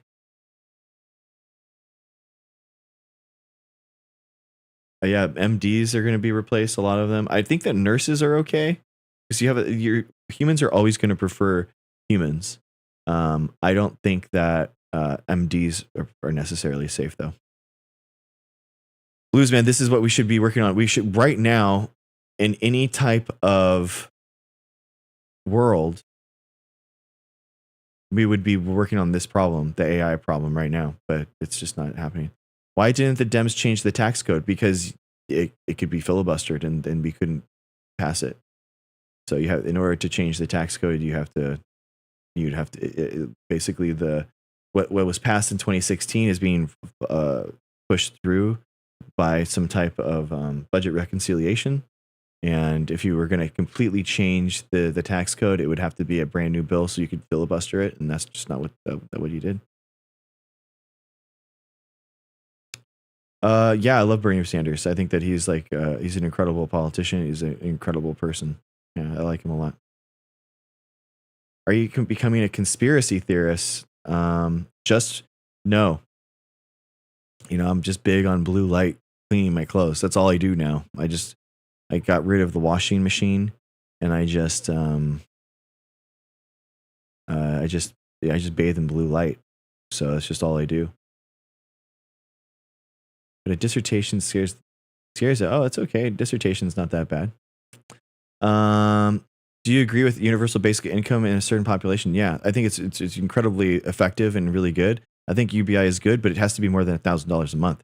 I mean, that's the thing. That's not enough. Again, Jay, Biden kept Trump's tax plan. That's what I said. That through budget reconciliation, they had to keep it because it had to be a 50% vote. 60% would be a new tax bill. They didn't have the votes for that, so that's just what it is. Joe mentions why we didn't change the tax code. No, I mean, again, budget reconciliation is where Biden passed a lot of his bills, and it's because of the filibuster. They didn't have the 60 votes in order to change it. When will I finally accept the Earth is flat? Yeah, that's something like that. Oh yeah. Hey, dude, Cray. I guess that is my conspiracy theory about it. I know NB. Oh my gosh, NB. That's a really good point. Red light therapy is what everyone talks about, but it's actually blue light therapy that cleans you. Dang, the actual conspiracy is the red versus blue light. Oh my gosh, that's crazy. Oh, Chantel, there was an actual paper that showed that you can actually use blue light in order to clean clothes and actually disrupt some things. Do you actually believe in global warming? I mean, it's happening, whether or not you believe it or not. How many Dems voted against it? What are you talking about? They just didn't. There wasn't a budget bill that Biden passed. There just wasn't one. There wasn't one. So what are you talking about? There wasn't 60. They would have to spin 10 Republicans to vote for Biden's budget. So that didn't happen. Ruben, climate is changing. I mean, humans are having a negative impact on the environment. Full stop. I mean, the idea that we would not be impacting the environment whatsoever is an asinine. There are natural cycles of the Earth's climate and CO2 and all that kind of stuff, but we as humans evolved and want a specific type of climate in order to exist. So we can't go back to the world that had higher ppms of CO2, for example, and that's just because humans weren't alive then. It's very dangerous. So basically, we have to kind of create this world where the climate isn't changing. Mass ice ages aren't happening, right? So we are having a huge impact on the environment. We're creating, entire biomes that are going extinct. Wetlands are going extinct. 90% of wetland ecosystems that have gone extinct in the last 50 years. So it's happening at an astronomically high rate. We're causing mass extinction events. We're polluting our environment. It's awful. So it is happening. What if this global warming is actually a good thing? The CO2 ppms would be good in a greenhouse if you piped in just CO2 and kept everything the same. The problem is that global warming, it comes with it a lot of other things, right? Runoff, CO2 higher ppms lead to higher temperatures, less nutrient. The plant productivity doesn't increase with global warming necessarily. It increases with higher CO2 in just a box, but that's not what's going to actually happen. Okay, thank you, Susan. Thank you. The environment doesn't evolve. Yeah, that doesn't work. Coral reefs are going extinct. Yeah, it's really bad. I accept evolution. I don't believe in it.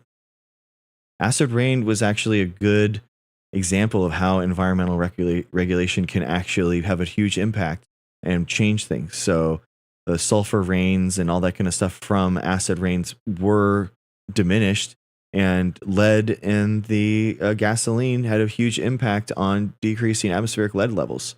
So it's a huge win. Yep, exactly, Bluesman. More ozone depletion, increased radiation. Higher temps, higher violent storms. Yep.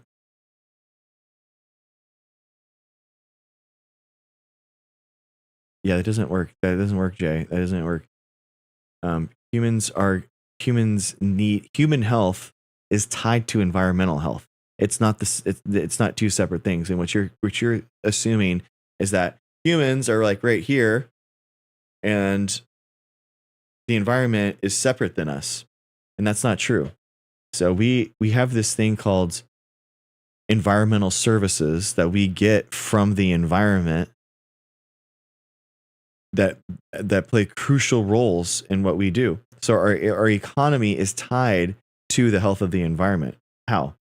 Well, there's lots of ways. So like for example, who pollinates our plants? It's like by bees, right? So if you kill off bees, then how are you actually going to spread the pollen around, stuff like that. Like those are legitimate questions. There's nitrification that happens with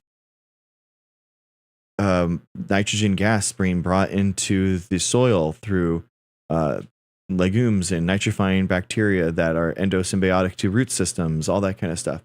So it's just true. It's just our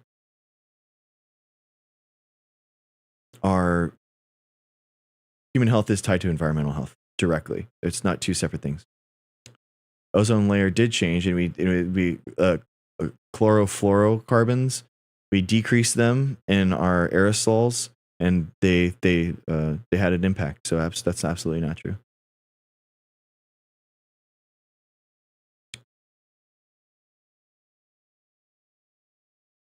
I agree, Jen. Respect for the ecosystem does matter. Our plant is an ecosystem. There's lots of different biomes in them, and absolutely.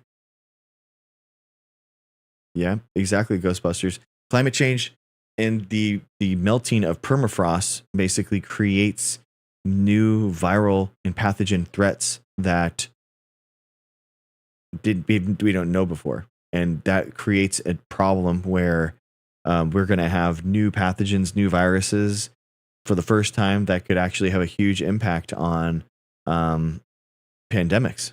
Absolutely.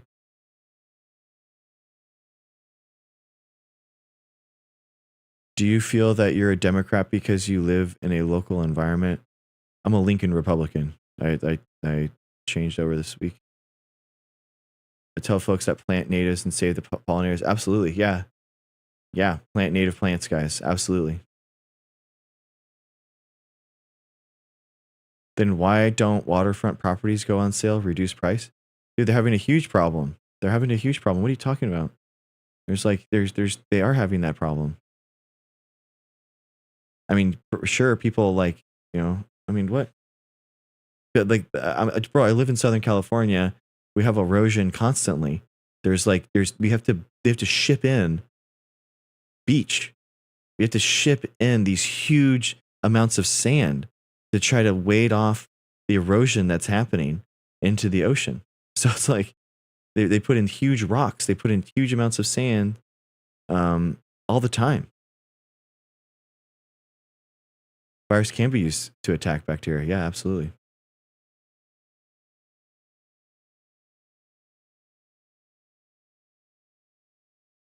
Okay, Kimber, yeah, sure. But it's getting worse. Yeah.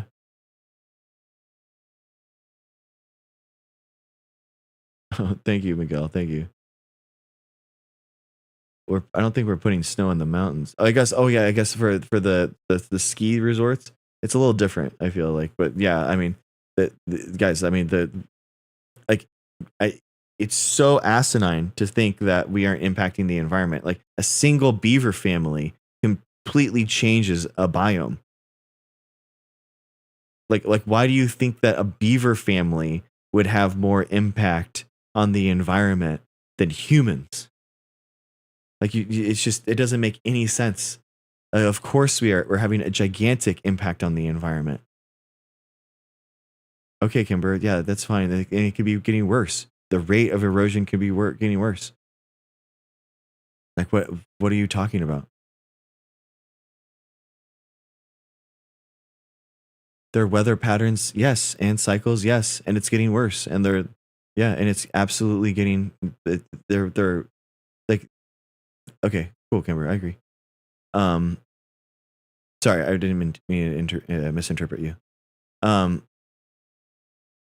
Yeah, I mean, why? Okay, so Ruben, why would you?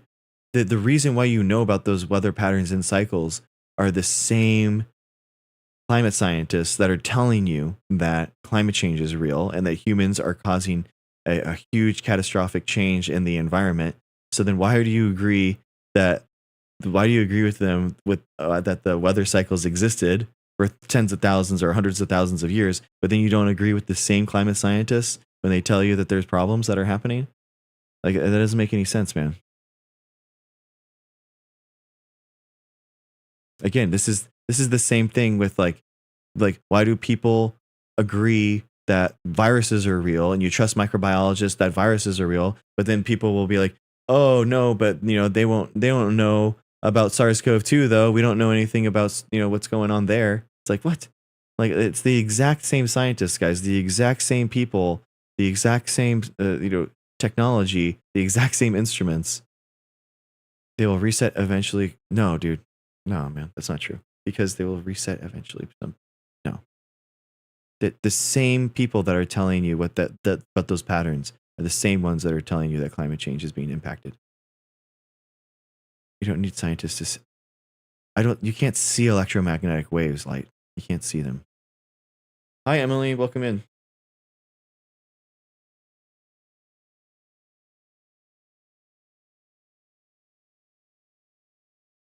It's very true. Mrs. Dr. G coming in. That is very true.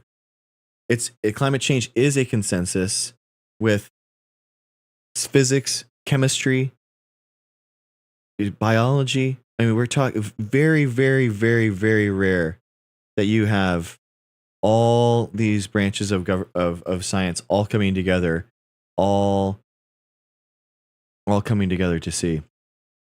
I mean, we're talking about CO2 dissolving into the oceans, creating a more acidic ocean. We can test that. We can test ocean water. We can test ocean acidity. We can test ocean sea level rise. We can test the rates that everything. There's so many different ways. I could list dozens.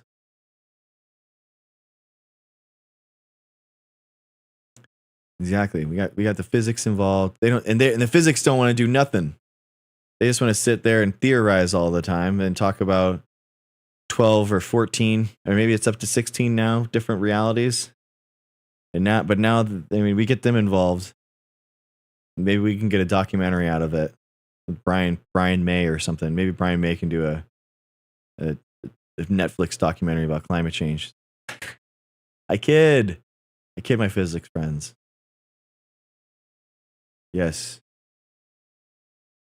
Yes, plant exactly, Rapture, exactly. Why don't we have programs to build more carbon scrubbers? We do, Ruben. We do. That's like literally being researched right now. That was part of the freaking bill that Biden passed. Was part of that, dude. And Trump rescinded it. So, like, it literally, it's called carbon sequestration. And basically the idea is to bring carbon from the atmosphere and put it back into these underneath into the ground. But no way, I'm off to bed. I'm volunteering at a native plant nursery in the morning. That's cool, Rapture. Nice.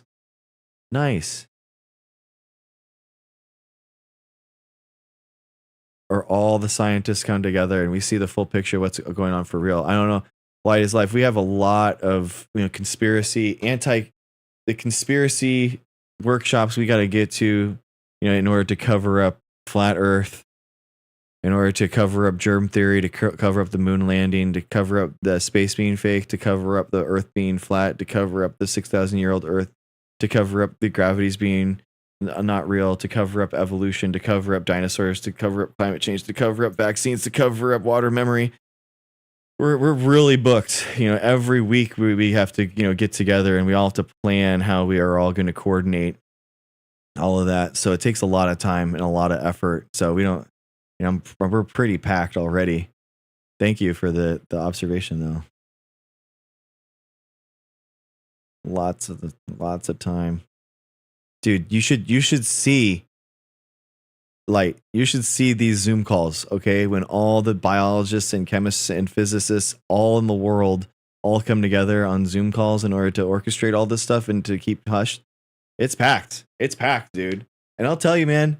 You know what it is? Those freaking chemists, dude. Those chemists are always unmuting and they're never paying attention. It's absolutely insane. It's the chemists. That's the problem.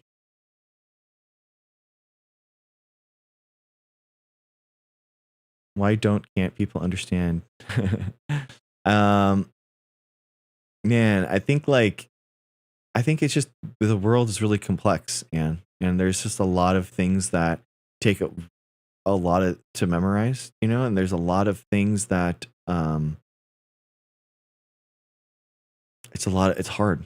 It's really hard to understand these things. So in order to try to understand these systems and to understand the science, it's easier just to kind of write it off and just say it's a conspiracy and done, and it's sad.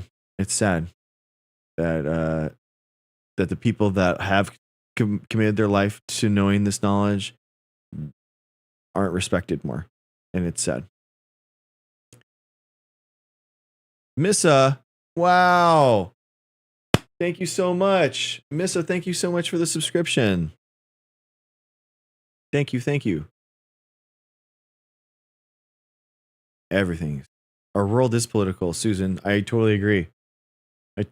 Science is political.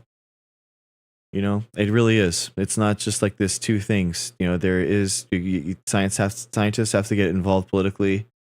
We have to advocate for science to be a part of our culture and a part of our country, part of our budgets. It's not just something that we can just take for granted. It's just not true. Oh my gosh. Those emojifies are so good. Those are so good. They're so big. Actually, you know what? I'm going to make them a little bit bigger. I'm going to make it a little bit bigger.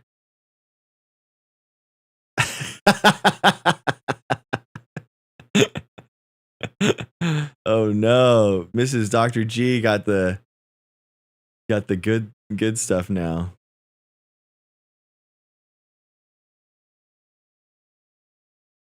One second. Welcome in, guys. Welcome in. Oh, thank you, Anne. I appreciate you.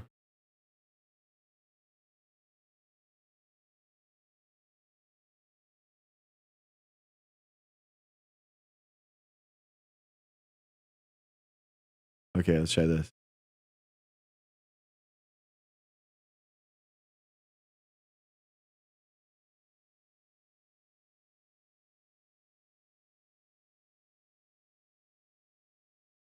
Huh. Why is it?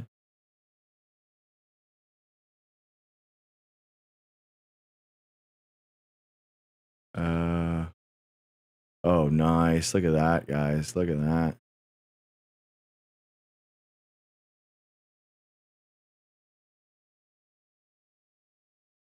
Oh, sick, sick, sick. I love it, love it, love it. Okay. Love it, guys. Love it. Dude, I love the emojify thing. It's so funny. Am I a boomer? Is that like a boomer thing? Is that a boomer thing?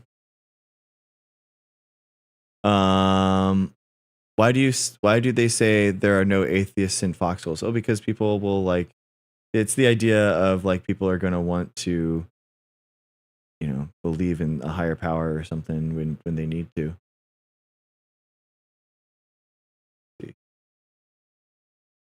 Aha.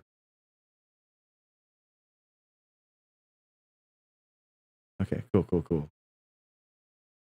That's a really beautiful way of putting that, Renee. Fear makes us embrace beliefs for comfort. Wow, that's a really, I like how you really said that. That was really beautiful.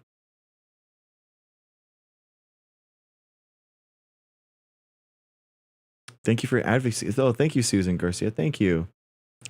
Is your Mrs. Dr. G? Yes, yes, Bluesman. Apparently.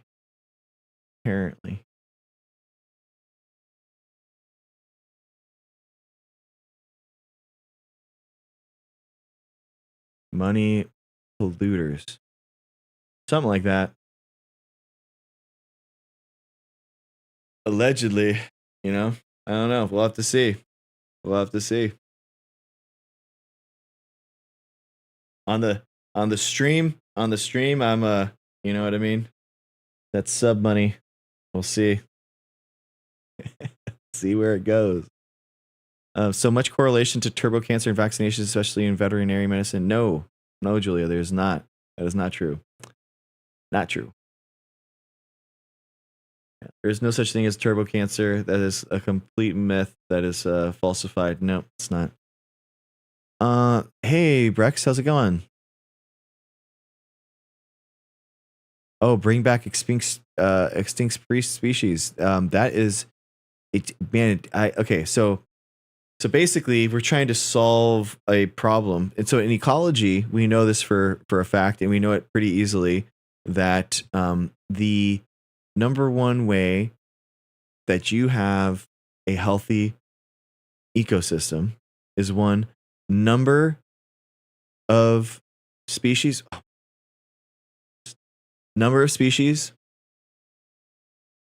and you want is genetic diversity and biodiversity. Genetic diversity comes with having a lot of different types of species, lots of different number, like the population of the species, so like thousands of wolves. And then and then biodiversity is lots of different types of species that are living in there. So basically what the bringing back an extinct species would do would be try to increase the amount of biodiversity, right? So we would bring back these extinct species and they would increase the amount of species that we have living in the environment. But the problem is the other one, right? The other one that we were talking about was genetic diversity. So if you have genetic diversity, I made him. If you have genetic diversity too low, well, that's not going to be good. Those organisms that they're just not going to have the mutations in order to have a diverse gene pool that can actually withstand abiotic or biotic stress factors. So that's the thing. So that's basically the problem. You have a problem with bringing back species. You increase the amount of biodiversity, but you don't necessarily bring back the amount of genetic diversity.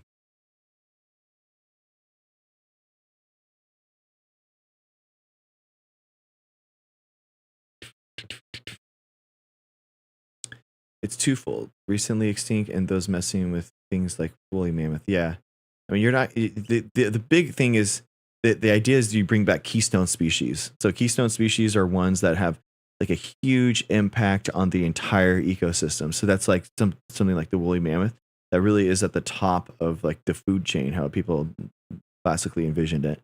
But you know, and they have a big impact on the health of the entire ecosystem. But at the end of the day, again, the problem, you need a lot of them. You need a lot of woolly mammoths to come back with a lot of genetic diversity. And if you can do that, and you genuinely can, I think like whatever, let's just do it. Like dude, for real, I want like all different types of approaches, all different types of ideas to be explored. I'm like, we have got to figure out how to push this future forward. We're down bad, guys. We're down really bad. I'll be real with you. It's like not enough attention's given to it, but it's really, really bad. The resurrected species wouldn't affect the current state of the ecosystem that is active. It would, but you would benefit it. So when you reintroduce, we know this by the reintroduction of species to that have gone locally extinct, and we reintroduce them, it increases the ecosystem health dramatically. The productivity goes up dramatically. It's good. Bison would be really cool, and it's frustrating that we don't have bison breeding programs to bring more bison back. I agree with you. America was founded on diversity, and now some think it's a dirty word. Yeah, true. If you can make a new DNA of a cell, can you not do it with a mammoth like Jurassic Park? Yeah, you can. You can basically create a new, like put the woolly mammoth DNA into something like an elephant, and then elephant could basically give birth to a woolly mammoth, that kind of thing.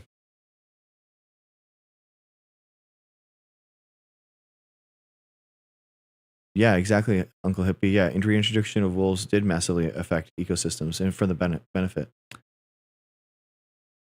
Note these species are hybridizations and not the actual species organisms themselves. Sometimes, RJ, they could theoretically be the entire species, but yeah, I mean, basically the idea would be like you're making a genetically modified chicken to bring back a dinosaur, for example. Like so is it a chicken dinosaur? Yeah, but like all chickens are technically dinosaurs, so they have that DNA in them, but it's still legit. It's kind of like the idea that like humans have vitamin C inside of our genome, but it's a pseudogene, so it's turned off. We've accumulated mutations to turn off vitamin C because we ate so much citrus. It's still in there. We can still turn it on.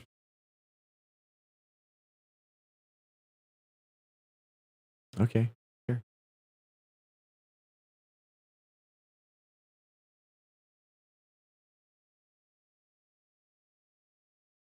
I bet the dinosaur was pissed when we came back. Chicken. Something like that. Hey, Blues Man. Have a good one. Giant chickens. They are carnivores, right? I don't know. It's a good question. Maybe. I don't know. Maybe I don't know. I don't know.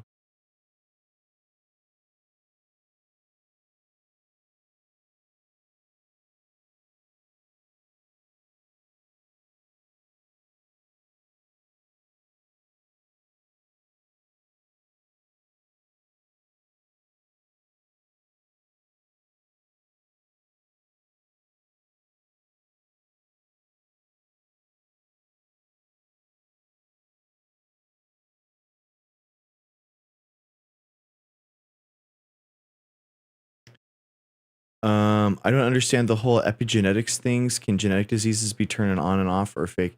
Yeah, epigenetics is how entire chromosomes are turned on and off through methylation. So basically, methyl groups will be pushed onto parts of chromosomes that don't want to be transcribed, and they're effectively silenced. So it does have a big impact on diseases if those parts of the chromosome that are being turned off have any part of regulating the amount of cell number and that kind of stuff. So yeah, it actually can.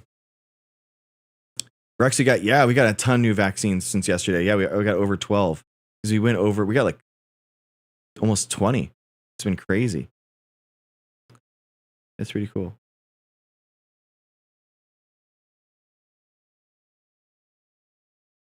I don't know if some powerful words take strength.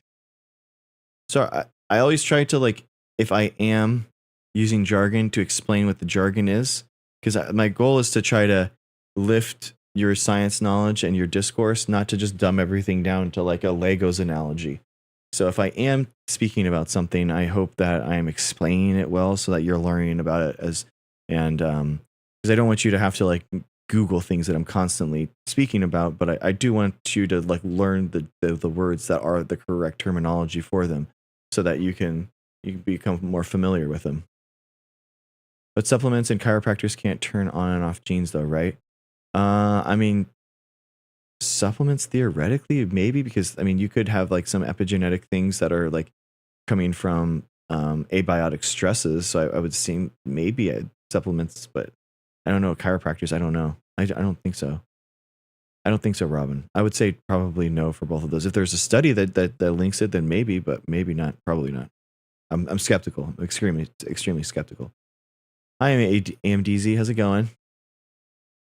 Nice, Chantel. Get your flu shot for sure. Have I lectured in a university setting? Yeah, I was a professor for a quarter for microbiology. So I was a microbiology professor. Yeah, it was pretty interesting. It was an experience. Protease and protease inhibitors. Oh, okay, QQ. I understand what you're talking about. Yeah.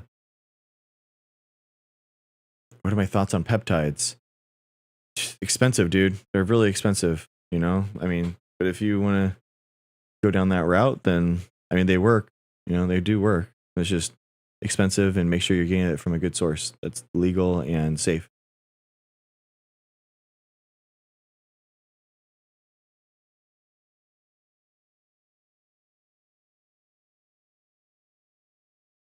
All right, that's that time again. I don't know what blue peptides are. It's that time again. I don't want Ducray to get mad at me.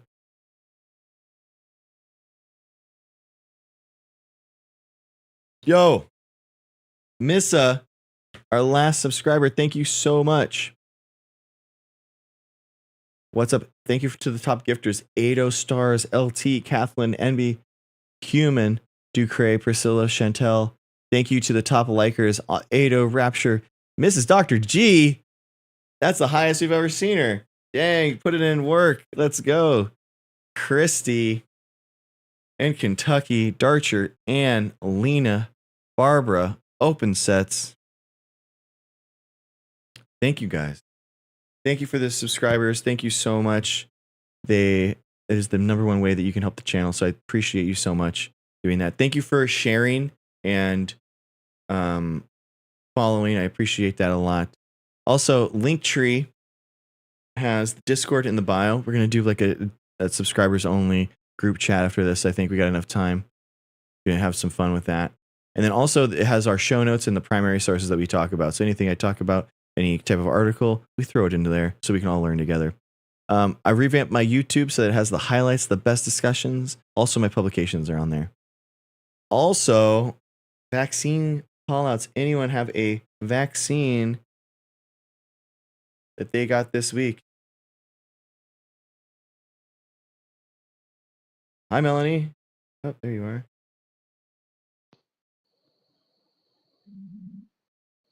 Hi, Melanie. How's it going? Oh, hey, I didn't know that I hit. Oh, I didn't know that I hit request. Sorry. okay. All right, I can drop you if you want. Okay. All right, no problem.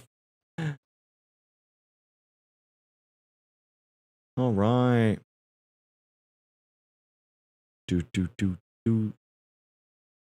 Dude, nice, Chantal. Yeah.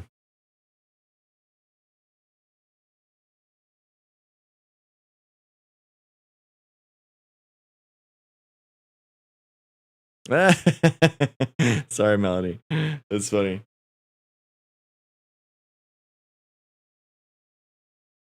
Well, guys.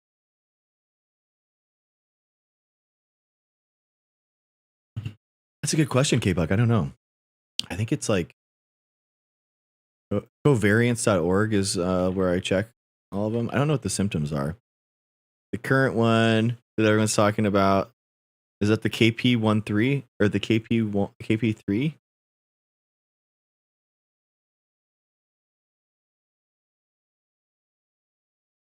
Or are we all the way down to B11302?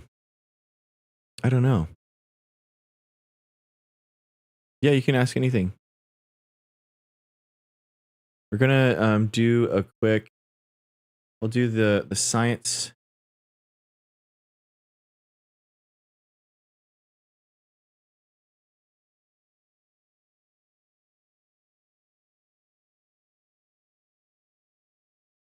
So we're gonna do the next section in our. I don't think he's ever gonna step down. He's too hungry for power.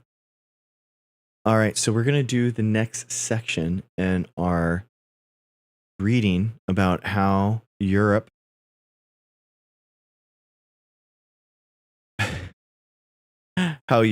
is having an agricultural revolution.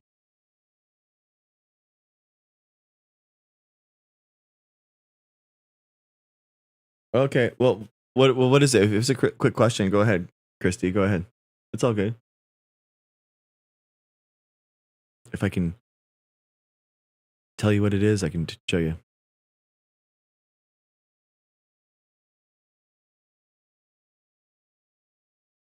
Because it's a little stronger of a. I was gonna request about MMR. Oh, okay. I don't know. Okay, we'll learn together. I don't know about the vaccine, but we can learn about it together. Okay, let's do it afterwards. Okay. Alrighty, guys.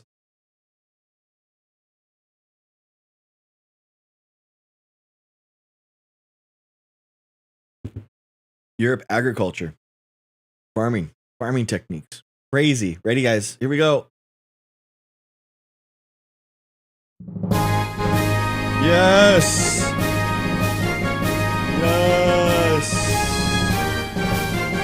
We did it. We're doing it. We have done it again. Oh, nice. Maiden of Mayhem. Nice. Yeah, Maiden. Dr. Nose Hair. Exactly. See how it bounces? It bounces a little bit. All right.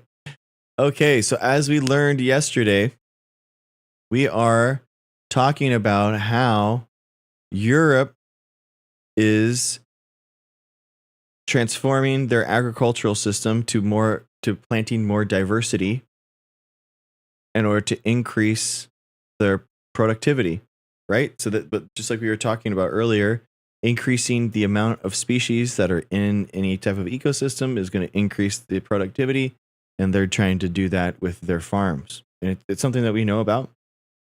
The United States uses, and Europe, 97% of Europe farms are monoculture, but these are diverse, heterogeneous cultures that have different types of plants that are all growing in unison.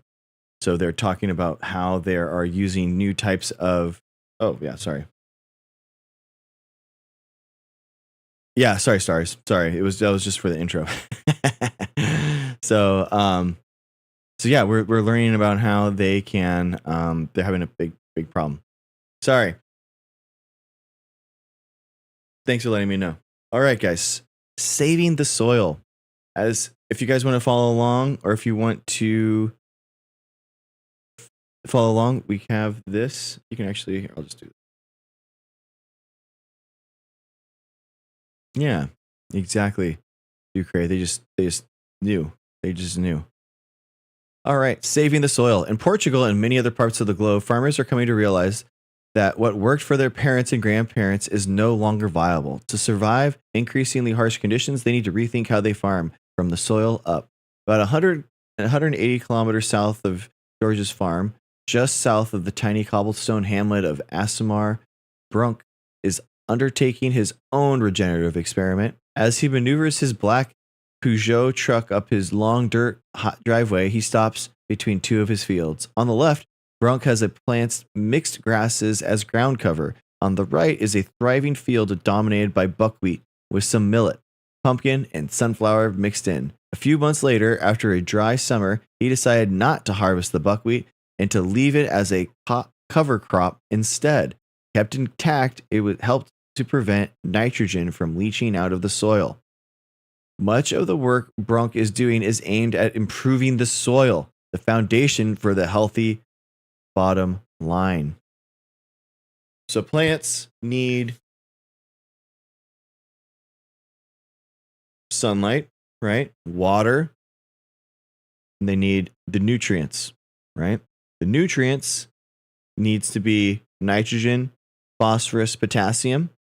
And the way that they get a lot of the nitrogen is basically creating these, bringing it down from the atmosphere through, they can't do it themselves. They have to get awesome nitrifying bacteria, and they can do it through legumes and other things. And that's kind of like what they're talking about here, where you can actually create a endosymbiotic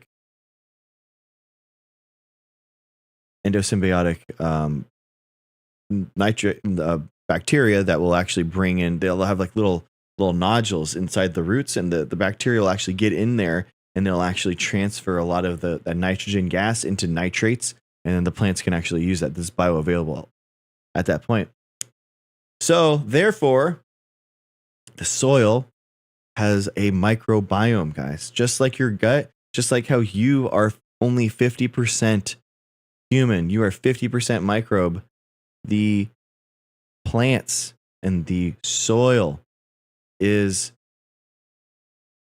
absolutely integral to their health, right? It's incredibly important. Quote, our main goal is to actually recover the soil, get our organic matter up, and get our nutrients recycled and reduce as much possible erosion, Brunk says. He's already beginning to see some positive results, and at the moment, we don't have any erosion due to the water. And Brunk says his farm is likely to be more resilient during wildfires. In August, as fires burned across Portugal, he helped his neighbor, a cattle farmer, to put out a fire. If it had reached Brunk's property, he says, it probably wouldn't have done much damage because the fields are green and well hydrated. This is year 3 of Brunk's 5-year plan, and he doesn't expect to see a profit for a while.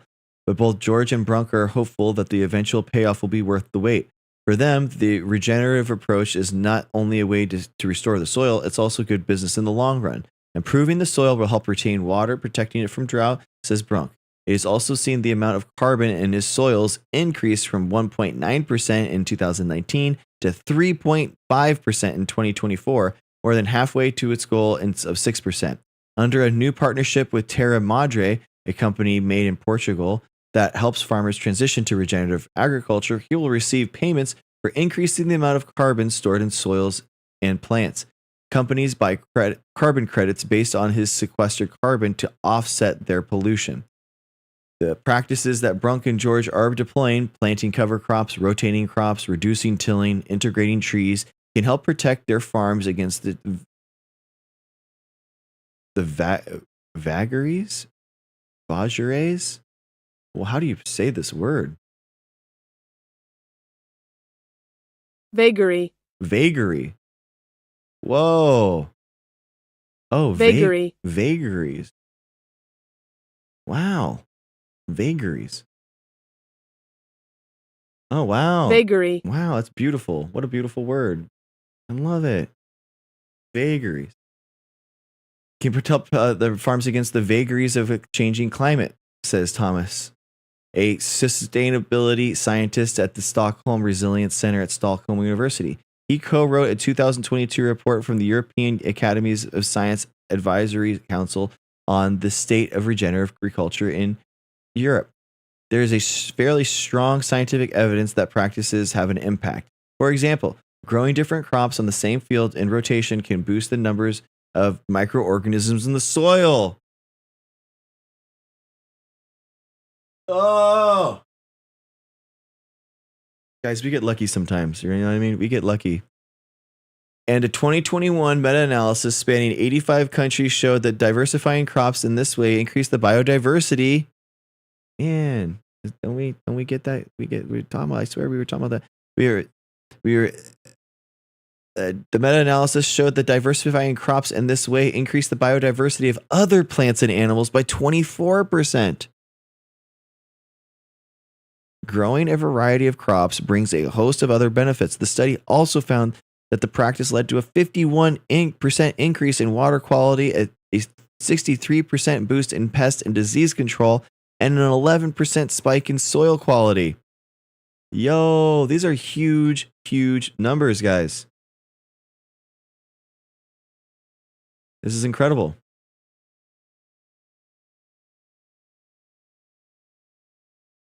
Incredible, huh, guys? So cool. A 2022 study used soil samples from 1,200 different farm sites around Germany found that tripling the area used to ground cover crops could boost the amount of organic carbon added to the soil by 12% within 50 years. When it comes to crop yields, the results are less clear. In 2019, a review, for example, found that using cover crops decreased grain production by 4%, increasing legumes such as clover and the cover crop could increase yields by 13%. That actually makes a lot of sense because, like, weeds are the number one way that it destroys plant productivity. Why? Because weeds are literally taking the exact micronutrients, the nitrogen, phosphorus, potassium that your agricultural plant needs in order to survive. It's that weed is taking that directly. So it's actually the number one pest is actually weeds, not necessarily insects, which is interesting, right? So anyway, next, back to the part. Other studies show positive trends in terms of profitability for farmers. In June, Kramer's group released a multi-year analysis that looked at 78 farms across 14 European countries. The results, which had not been published in a scientific journal but were reviewed by agricultural experts, found that farms that had adopted regenerative practices used 61% less synthetic nitrogen and 75% less pesticides than did their conventional counterparts. Per hectare, regenerative farms also achieved a 20% higher margin.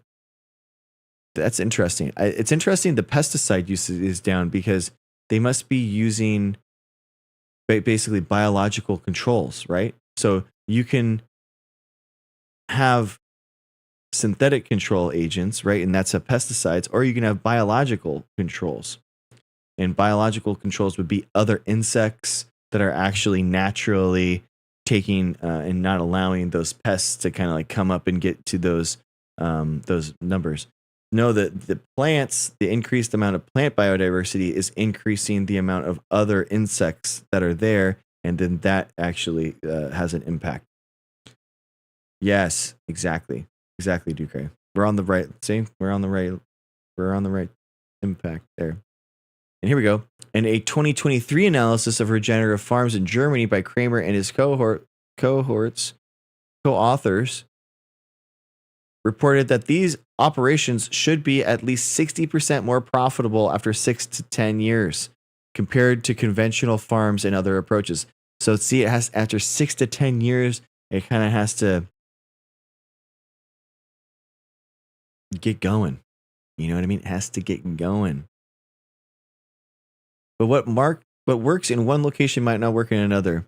Elmquist says, more long-term studies need to be done to fully understand the sustainability and profit of regenerative practices for multiple growing seasons in different regions and under different climatic conditions. Because that would be vagaries. Vagary. The vagaries of the weather. The vagaries of the climate. True.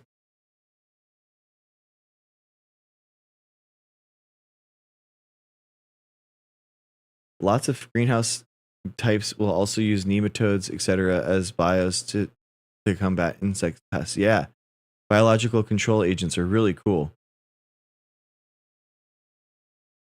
Yeah, exactly. Yep, Rex. And that was the peer review.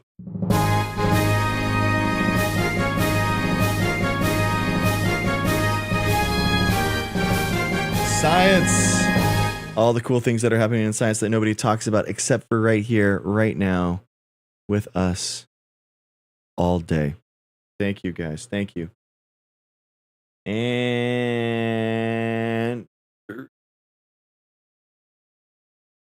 oh man. I don't know how to get this clapping thing going away. I freaking hate it. I actually hate it. Thank you, Ducray. Thank you.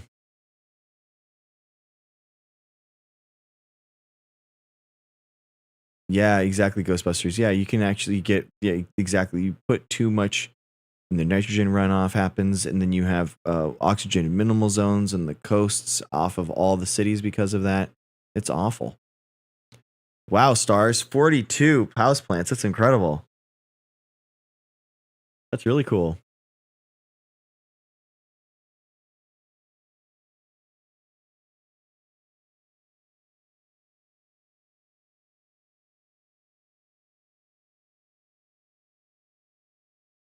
Yeah, yeah. Nitrogen runoff is very bad. Oh, nice, Ducray. Nice.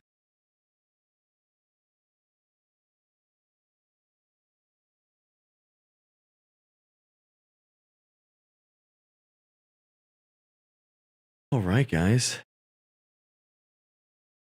Cool.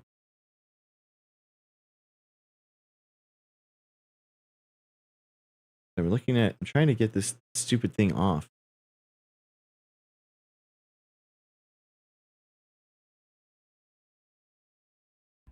Hi, Upside Down. Hi, Christy. How's it going? Hi, can you hear me okay? Yeah. What's up? Perfect. Okay, so how are you? Hi, chat. Didn't want to come in and not use my manners. So I went and got my COVID booster at a pharmacy Nice. Wednesday. Did we do it? Did we already do your? You did. Oh, okay, Yep, cool, we cool. did. Yay! Woohoo! Yep. That's number 7 for everybody in the chat. That's, oh my God. These things are going to turn you into like Mystique or something. Are you magnetic yet? Did you test? No, I haven't tested, but I'm not sticking to the refrigerator, so I guess I'm okay. Oh no, that's my favorite part. That's my you know, I don't even have to carry around like a phone case anymore or a phone carrier. You just like stick it to the side of your head. It's convenient. Convenient.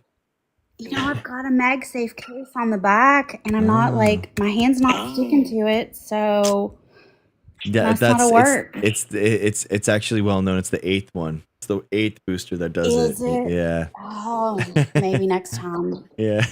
Maybe I'm not getting the right ones. I'm getting the Pfizer ones. Maybe it's the okay. Moderna one. Yeah, I don't know. for sure. Anyway, so when I went, I asked about the MMR, and the pharmacist, you know, they turned around to her and were asking her about it, and she kind of looked at me like I had 2 or 3 heads. Remember, I am in Kentucky. Yeah. Okay, so we'll go forward with knowing I'm in a extremely red state. Yeah.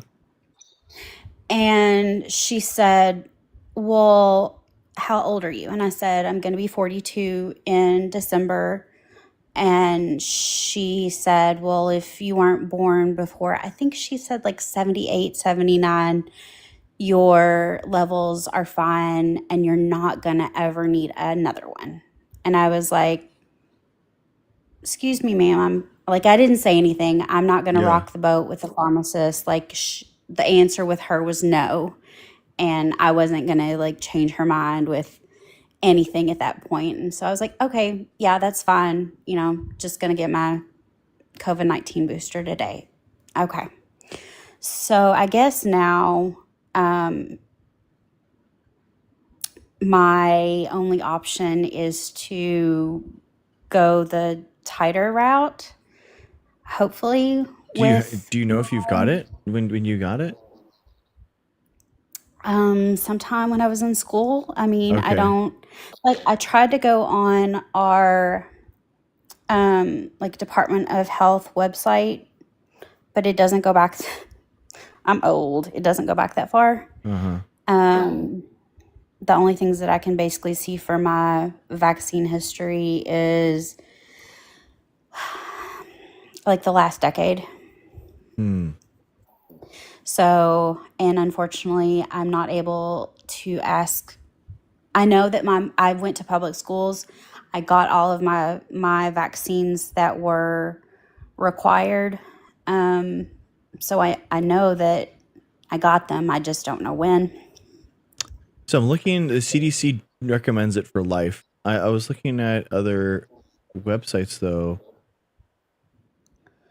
I had heard from like about getting the thing for like every 30 years. I haven't found it.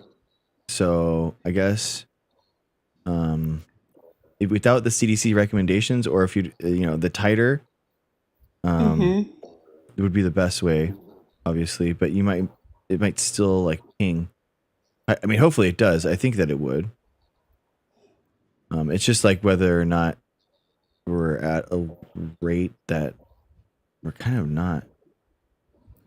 Let's see. Okay, here's the long-term immunogenicity of the vaccine. An Italian retrospective cohort study. Oh, wow.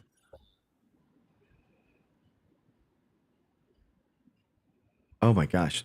Well, I mean, this is kind of concerning. This is a 2019 study out of the Journal of Infectious Diseases. Long-term immunogenicity of the measles vaccine, an Italian retrospective cohort study. Let's see. Here, sorry guys. 1 second. I'm just putting this into the show notes. I don't forget. Dude, did you get those for the first time when you were 42?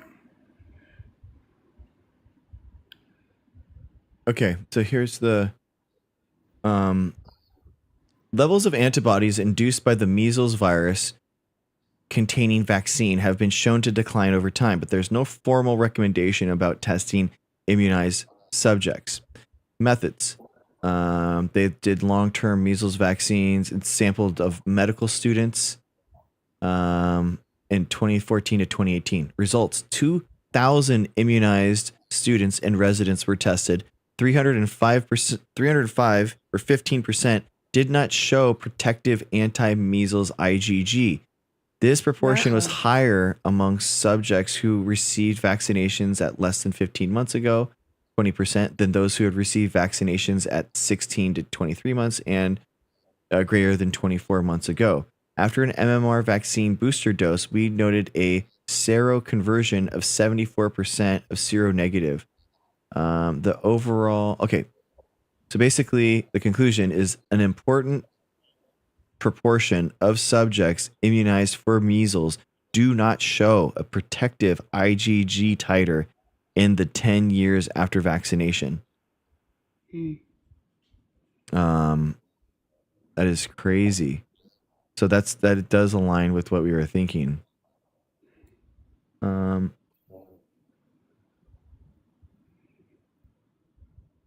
So if you got an IgG, a titer, you probably are going to be negative, and then you could just say, I don't have it, because genuinely with measles, guys, it's bad right now. That is one that could be really bad. It's really easy to spread, and we already didn't have perfect herd immunity. The CDC's own data had the 2 boost immunity at 74%, which is low.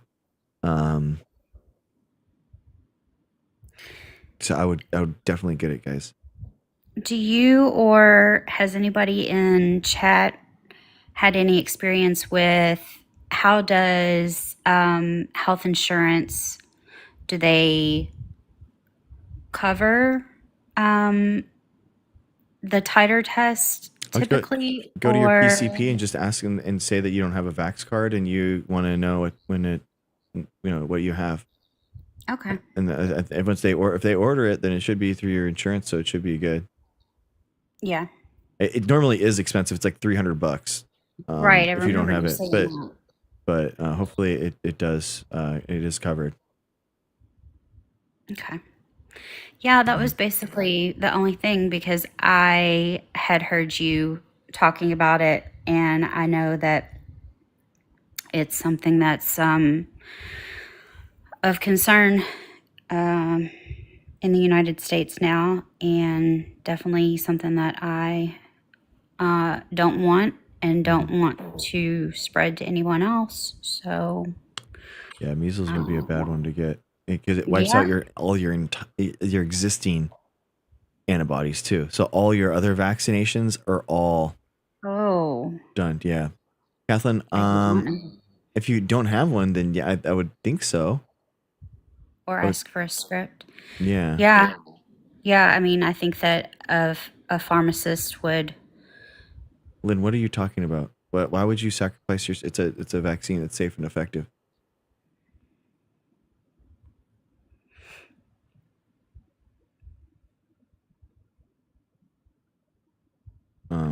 That's a good point, especially if I'm visiting Florida anytime in the future. I do have close family that lives in Florida, and there is a No, good Lynn, chance that that's I not would true. be Lynn, that's not going true. to. You definitely want to. I mean, geez, anyone that's has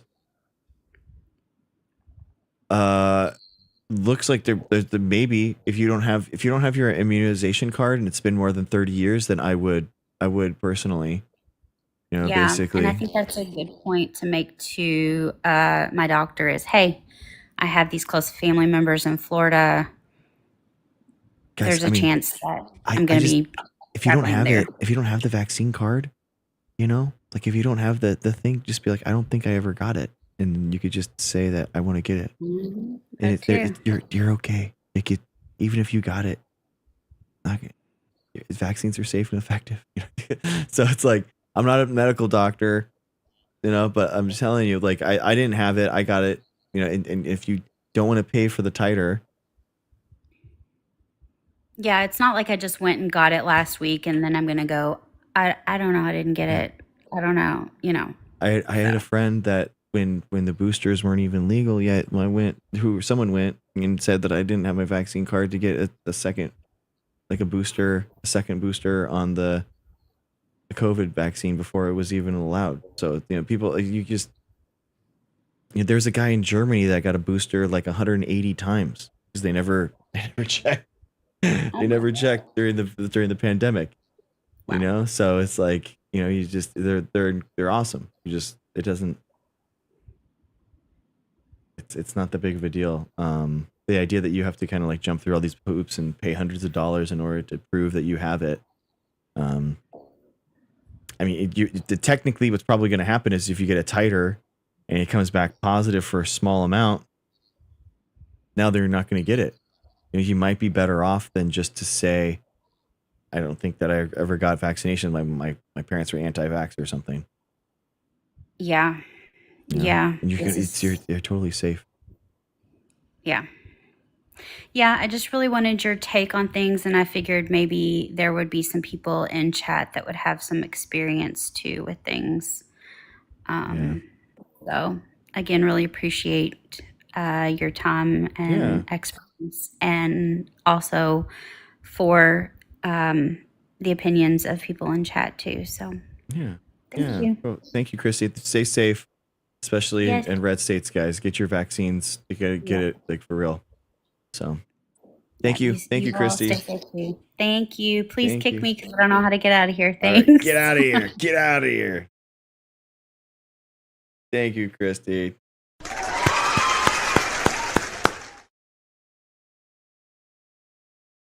Tdap isn't on. Whooping cough. You don't want that, guys. MMR. Measles incredibly gnarly.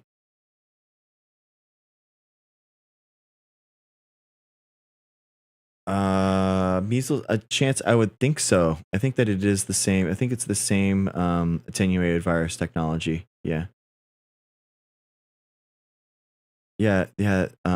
Funny chops, it's just nonsense, dude. Again, just more anti-vax nonsense coming from you guys. Measles is one of the most deadly viruses that we know. Happens. Hundreds of millions of people died. I don't know. Yeah, sometimes I pass out. I sleepiness takes over me like a sickness. I don't plan to go to sleep. I fall asleep. You know what I mean? You know what I mean?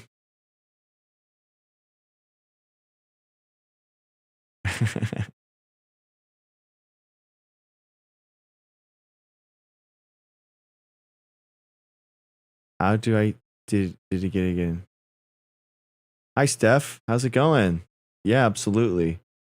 RFK hates me. I am the living embodiment of what RFK hates. I know, isn't it crazy? I love how mad it makes you. Well, my insurance covered the measles. If you get the measles, I would hope so. That'd be gnarly if it didn't.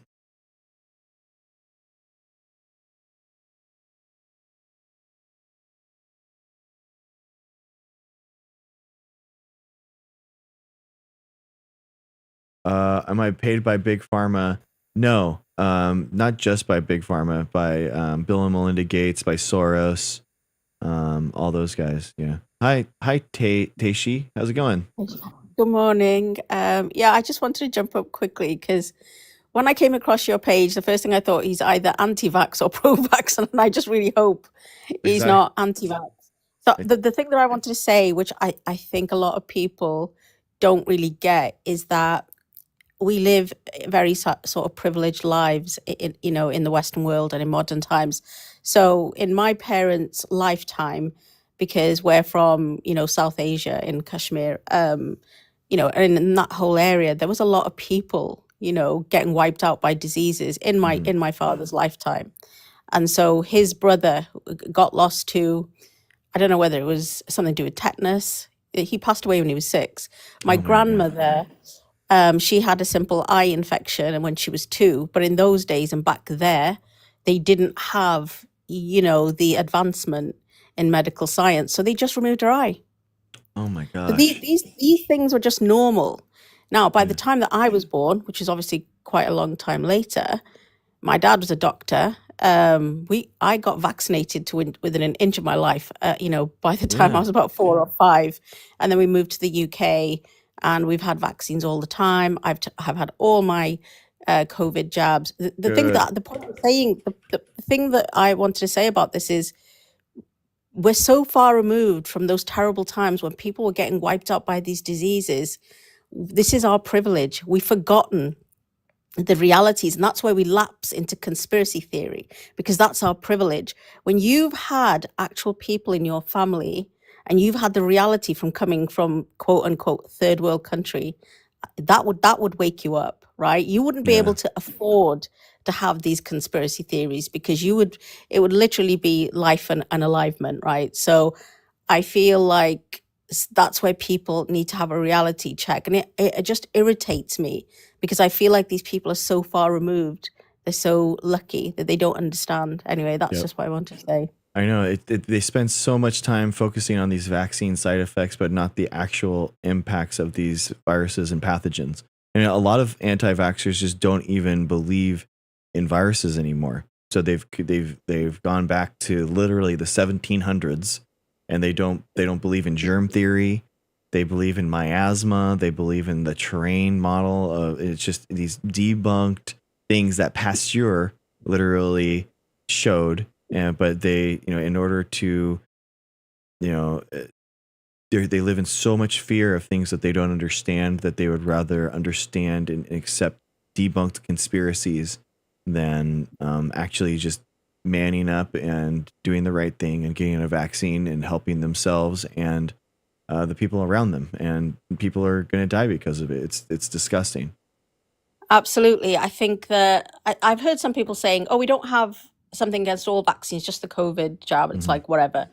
I would urge people who really think that this is propaganda or we're brain or whatever people think, I don't know, to go and look at, even just in more recent times, what vaccine programs have done to revolutionize, I can't speak, guys, it's early in the morning for me to 8 a.m. Revolutionize. I don't think I'm saying it right still. Revolutionize. It's okay. Revolutionize, sorry guys. How it's changed mortality rates, okay? I would urge people to do that. And if you really believe that, try and understand what the correlation is between vaccine programs and literally saving people's lives. And just like you said before, people talk about all the harm they think the vaccines have done, but they never talk about how many people passed away during COVID, how many lives it saved. Yep. They don't talk about those things. They talk about vaccines as if it's something to be terrified about, when we understand that most medicine and drugs carry some type of risk. But in the same way that I like to say, if you were to walk out of your house, well, in the UK we have buses. I assume you have buses over there as well. If you walk out of your house in the morning and cross the road, there's a small chance of you getting run over by traffic. Does that mean you never leave the house? Right. And I just don't think, I just think people are really, we just live in an age of conspiracy theories without really fact checking. We live in an age of Yep. anti-intellectualism. Exactly. It's frustrating. It's very, very, very frustrating. And there's very intelligent people who indulge in this, by the way. It's not, if we think it's just people who are, uneducated or something like that, this is people that are educated. They have the resources, but they lapse into this. Anyway, thank you for letting me Yeah. up. I just wanted to say that. Totally agree. I totally agree. And what the UK and the United States both have in common is that we are both have robust healthcare systems, and yet we were both ranked in the 200s in deaths per capita. And what links the two countries is just we are both mired in this anti-intellectualism, this conspiracy nonsense, and it's awful. We're not. It's not patriotic, to be. 1.2 million Americans died because of COVID, and people would rather, wash it away and not do the hard work of looking at themselves and being held accountable. They would rather just have some grandiose conspiracy to wash it away, and it's gross. It's disgusting, and it's going to impact our ability to, in the future, deal with future pandemics. Because I don't know if you know, but there's states now in the United States that they're getting away with all vaccine requirements, not just the COVID vaccine. So it wasn't just like I'm not anti-vax. I'm just against this vax. That's what they used to say. Yeah.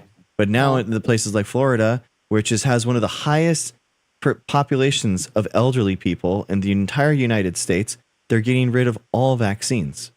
So it's absolutely It's a natural insane. selection, then, isn't it? It's natural selection. Yeah, but the problem is that the other states and people travel, and it's going to be an incubator space for all this stuff. Yeah, I agree. So it's I wish that it would only impact them, but public health doesn't do that. Public health, it's not just your choice. It's people around you. Then you're breathing the air and spewing your infectious disease. It's going to impact other people. So it has a big impact. I think in some ways, because here's the thing. I've got my daughter. She has never had any of the jabs, and she's had COVID 3 times at least, and she's quite young when this happened. My son I think he took the first couple of jabs, but then the third one, the conspiracy got to him, and he was like, "It's all made up," big pharma and all the rest of it. And I just sort of rolled my eyes. I thought at least he had 2 of the jabs, and I think my eldest son had all 3 of them actually. But what we've got to consider is how we can apply the education in that sort of, I don't want to use any terms that I can't on TikTok, but when they say it's crack on the brain, the conspiracy theories, literally, how we can spread education so that it's absorbed in that sensationalized way that people love conspiracy theories. But listen, I'm probably talking too much. I really appreciate you giving the platform. My heart sinks every time. Most of the people that I know on TikTok are anti-vax, and these will be my friends. Probably, I wouldn't even dare speak to people in work about it, because I'd just be like 2 seconds away from losing my temper. So, it is frustrating, because you just the evidence is not supporting what you're saying, but that doesn't matter to you. How did you get to a point where the evidence does not matter to you? I don't understand this. I know. Yeah. So but thank you anyway, and I hope you have a good rest of your live. Teishi, you found the pro science corner of TikTok. We welcome you.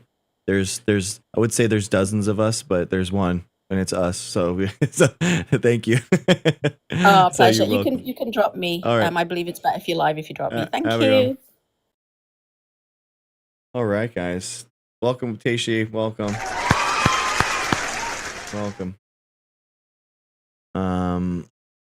Yeah, Heather, isn't it awesome? Charity, I agree with you. I call them vaccines. I don't call them jabs, but whatever. It's okay. I understand what they're trying to say. They're trying to take back the language, take it back.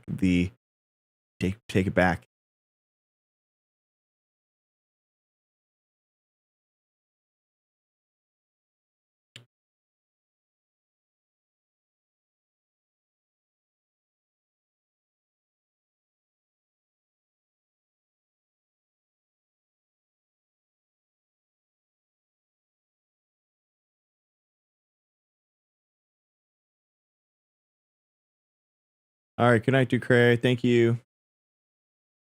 Yeah. What's my greatest fear?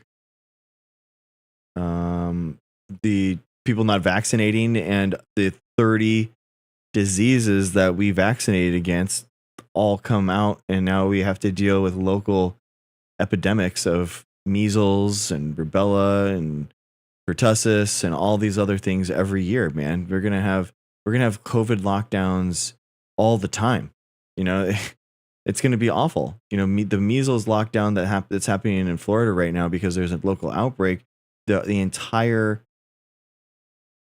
thing is all it's like a month. It's a month these people have to quarantine now. That's a professional fear. What does no, that's what I feel as a person. Like, what are you talking about? That's like what I fear, man. That's not a professional fear. That's what I mean. That is what I fear. I mean, I guess as a person, not having any benefit to society or not like helping or making a positive impact in the world.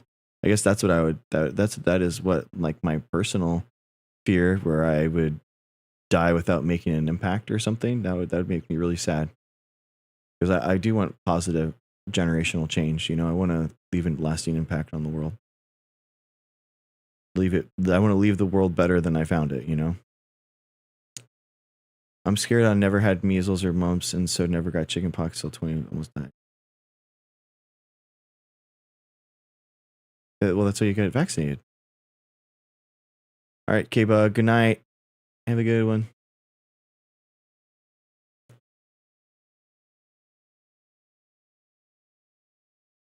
Yeah, that's awful, Stars.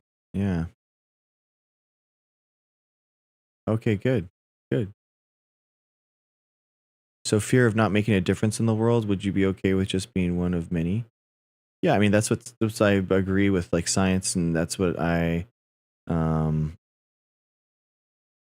think I became a scientist, because I wanted to help solve some of the world's problems so that I can help give back and make that positive change. And I think science is the best vehicle in order to make that positive change in the world, generational challenge, and also figure out things that how the world works. And I think that I'm kind of like naturally just like scientifically minded. So I think that all kids kind of are scientifically minded, by the way. Is that what makes you happy? I think having like an impact and making novel contributions, and thank you, Christy. Thank you for that. Genuinely, guys, that's why it really does make me happy when you guys say that. It really, it does.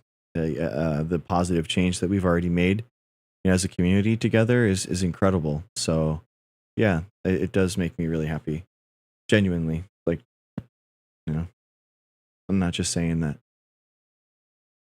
I think most people want to make a positive difference. I do want to. Don't people want to? I don't know, Alice. I would think so. I would have thought so, but I don't know. I think that a lot of people are very selfish. But I do think that I'm an optimist in the fact that I do think that people are good people inherently, and they do want to make a positive change, but it's just whether or not it's just a positive change in their lives versus other people's lives. I think that that's the big thing. We all had chickenpox as kids and our bodies fought it. Yeah, Gary, that's just not true, man. Some people die, and it's not okay to spread that. We have vaccinations now for smallpox, for chickenpox. And shingles is also really, really, really painful. So you don't want to just have that happen in later in life. So yeah, you just get vaccinated for chickenpox now instead of getting it. Yeah. I think it's positive on one aspect, but when do we let our bodies build immunity to fight natural infection? So not that's for the stuff that we don't have vaccines for, So when you have a vaccine, you get the benefits of the natural infection without the threats of the virus. So yeah, it's big. 99% of people will not make a difference in the world. They will not become icons, leaders. Sad. Yeah, I would. I mean, I also think that the number one way that people make a difference in the world is their children. So they imbue their values and their morals in their children, and that person can like make a difference in that world in that way. So I don't know, Stars, what the likelihood of shingles is when you get older. That's an interesting point. I don't know.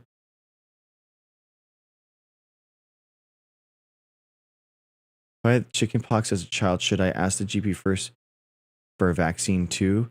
If you had if you had chickenpox, no. But you should, depending on how old you are, you can get the shingles vaccine. You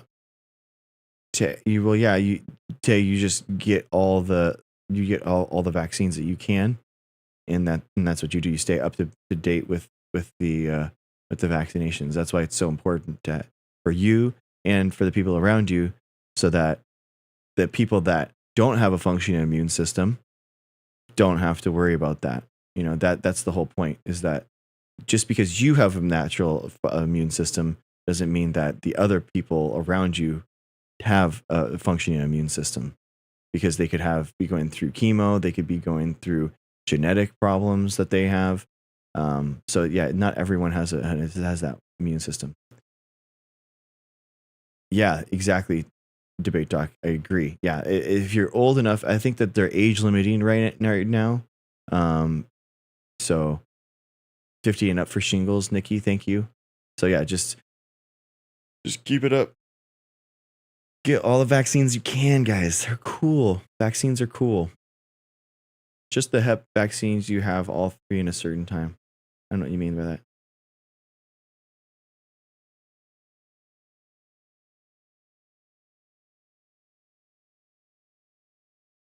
$38. Any regrets? No. I mean, like when I was younger, I would regret not getting my PhD earlier or something like that. But in general, I do think that all my experiences, I am the summation of all my decisions, good and bad. So I think that I'm okay, and I don't live with regrets, because I've come to terms with I'm always going to be improving as a person. So I think that in general, my failures are what make me me. So I don't have regrets in that fact.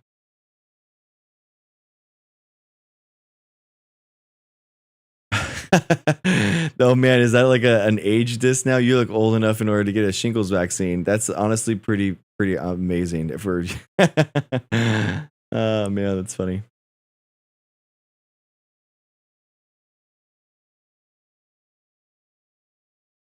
Don't you believe that we are exactly where we should be in our lives and we learn? Yeah, exactly, Chantal. I agree. But some people don't feel like that. They're not on a journey of learning, and they don't see it like that.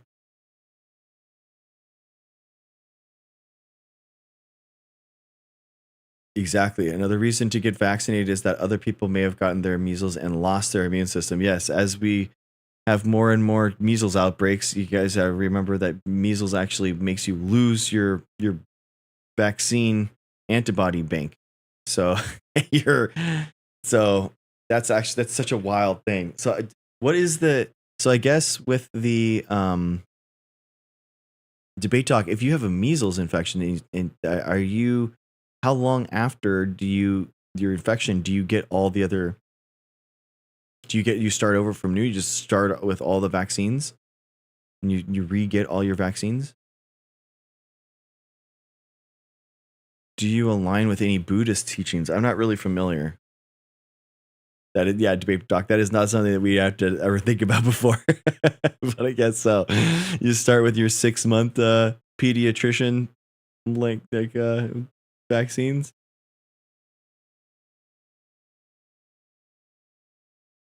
Yeah, Marcia, exactly. Vaccines are good. I know, debate doc. Oh my god, dude. You start with your vitamin K. Just kidding. The vitamin K, you get your vitamin K because you don't have potassium in order to stop brain bleeds. That's why you do it, which is not a vaccine. But all these anti-vaxxers are so out of their minds. They actually say that they even deny vitamin K, which they're not even people, and they're not even allowed to. They're not even supposed to ask, which is just insane to me. Yeah, the COVID vaccine is good. It absolutely is good. The COVID vaccine is awesome. It prevents you from developing long COVID, and long COVID has a lot of neurodegenerative diseases linked to it that we don't understand. So I don't know why you would be more willing to get neurodegenerative disorders. Yeah.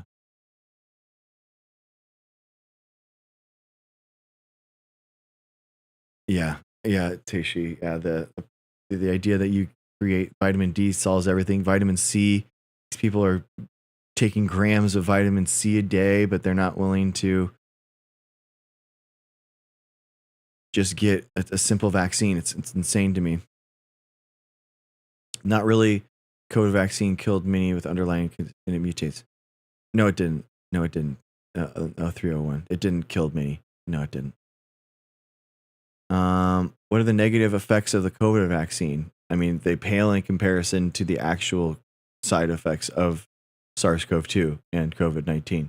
So we know all of them, and they still they're outweighed by the actual negative impacts of COVID and SARS-CoV-2. So absolutely get your COVID booster every year, guys. You get your flu booster, you get your COVID booster, and get whatever things that you need in order to fill in your vaccine cards. If you don't have your vaccine card as a kid, get that stuff up to date. Anti-vax, I'm not vaccine and I'm telling others not to. Me, sabotage level 100. Exactly, Melee. Exactly. Okay, user 464, you're wrong, but it's okay. Yeah. Okay, Faith, you're wrong. It's okay. Say that to my husband who had a heart condition and got the booster and died 2 weeks later from. No, he didn't. He didn't die from the vaccine.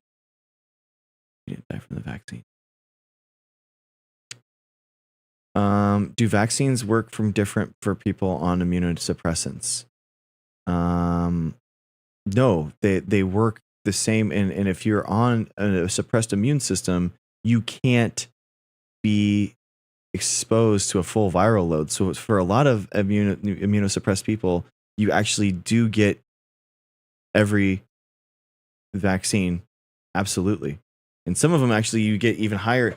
It's crazy. Some flu vaccines, you actually get a higher dose if you're immune compromised, because it'll increase your antibody levels. So to protect you even more from the flu. So, you should be ashamed of yourself. Okay, thanks, Gary. Absolutely not true. It just is what it is, man. It just is what it is. Science is what it is, and I'm telling you that's what it is. I'll tell you that stuff. Okay, seriously, doctor, confirm many died from blood clots due to the COVID vaccine. No, they didn't. 0301. No, they didn't. It's misinformation. It's not true.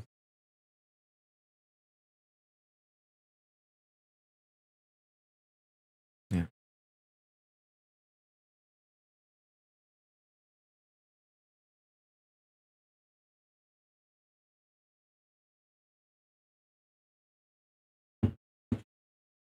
Unfortunately, people have been lying and telling you telling you lies. So I'm telling you, it's not true, guys. It's okay. We all believe some fact or a job fact. It is sad, so many. Yeah, I mean, the science is what it is, and that's just what it is. I'm sorry. Yeah. Hey, Ufula, it's okay. We're here, and that's why I'm a scientist. I'm trying to be I'm not a medical doctor. I'm here as a scientist helping you. Hopefully dispel a lot of the disinformation and the nonsense that's on this app and many. And it just is what it is. Dino, you will be sorry. Okay. I think that you'll be sorry, man, because you're not listening to the science, and you're not listening to science and medical profession, man. So you should listen. You should listen. There are people that are trying to help you and trying to make you informed to make the right decision. Casper, get the vax, guys. COVID is not fun. I agree. Totally agree, Casper.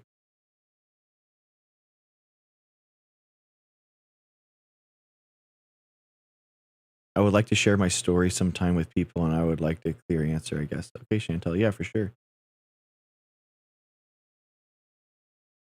I've had a bunch of more people. I have to have a bunch more flu vaccines. It's hard when everyone tells you not to. Yeah. You definitely need to. It's all good. Did you always want to be a scientist? I wanted to be a park ranger, and I wanted to be a medical doctor, and then I wanted to be a park ranger, and then I wanted to be a scientist after that. So I fell in love with molecular biology. I'm just going over it for the first time ever, and it's not fun at all. And I'm 3 times vaxxed. Oh, I'm sorry. I'm sorry you're still feeling sick. There's now discussion that the rabies vaccines give your dog autism. I know, it's insane. Of course, it's not true. These anti-vaxxers are actually risking their dogs' lives now. Science, you are all paid off. What to say? Yeah, it's not true, Gary. Definitely not true. You're just taking. You're just wrong. Go back to school and take virology. I did. I have my microbiology. I have a microbiology PhD, Annie. Thank you for recognizing it. It's very nice of you. I'm not a virologist, but I had to take a virology class. Yes, they did heart attacks, and not lying. How much are you getting paid? No, they didn't, Pam. No, they didn't. Nobody died from adverse side effects from it's incredibly rare. It's like 1 in 50 million. And if you care about myocarditis, then you care. The myocarditis from COVID is 580% more likely to happen from COVID-19 than it is from the side effect of the vaccine. So it's, again, just not true.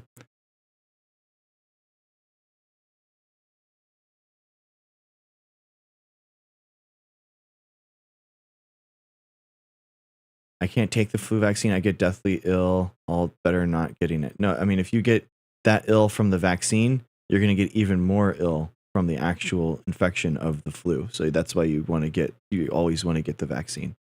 It's always good.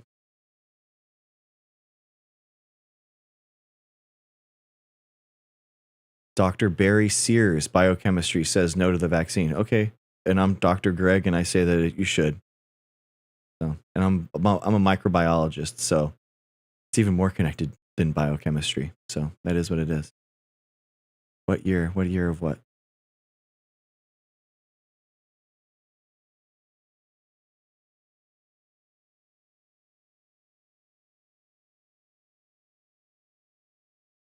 You have to take science and medical into consideration. Truth and fault in it all. Yeah. Just Jules. That's 2. Yes. Just Jules, everyone. All right. You guys know what to do in chat. Let's show these people what to do. Just Jules just got her vaccine.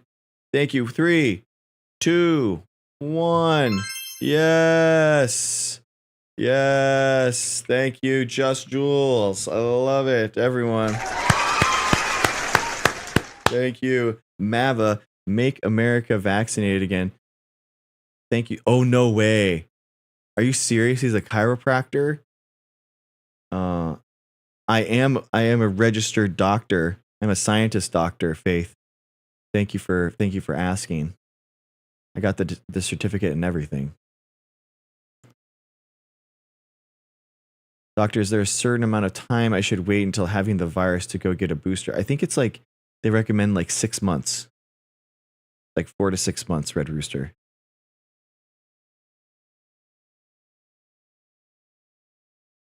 Is it okay to get the flu and COVID shot together? Yes, 0301. Yes.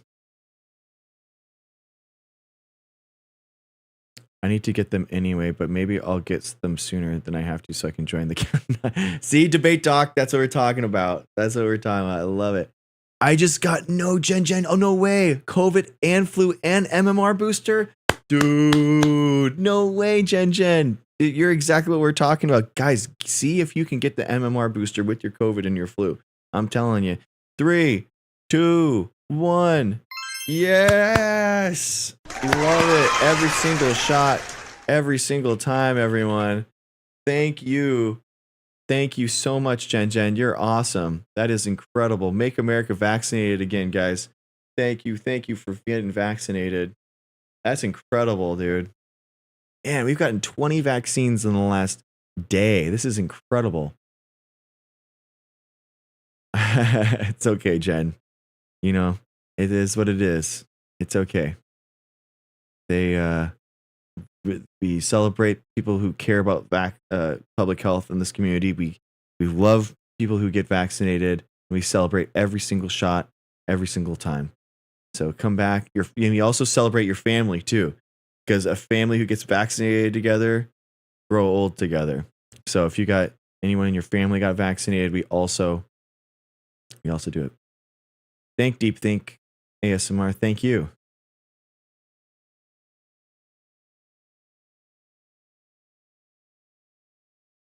All right, Ghostbusters. See you, man. Have a good one. Peace.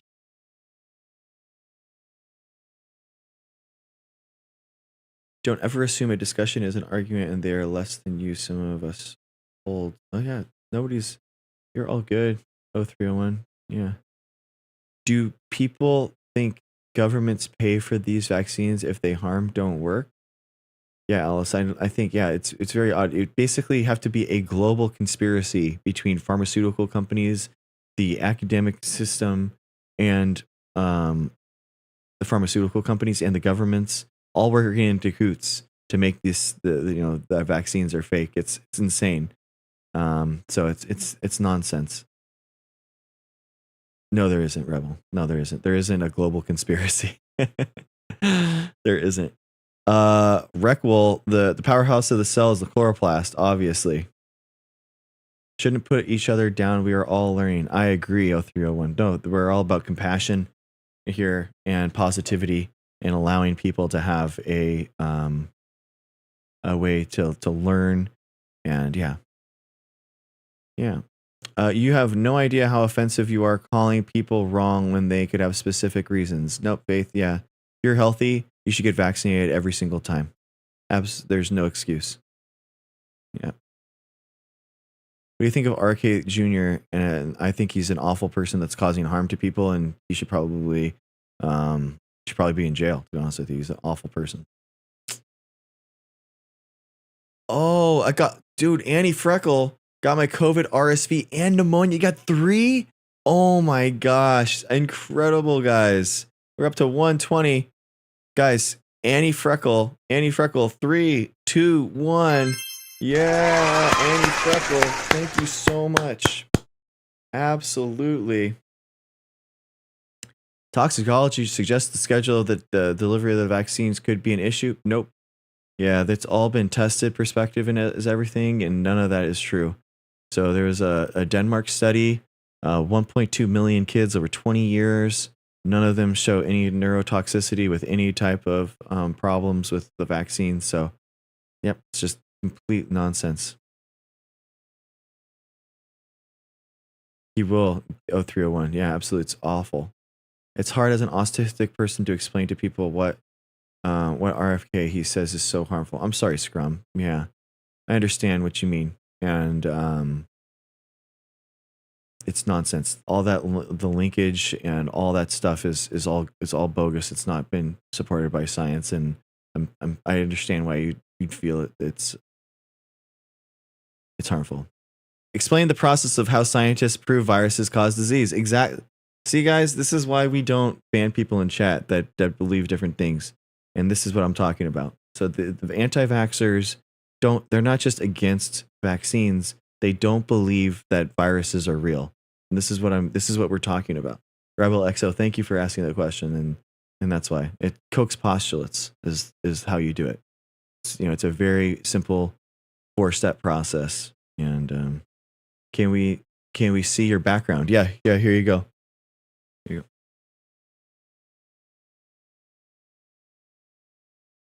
There you go. That's my background. There you go.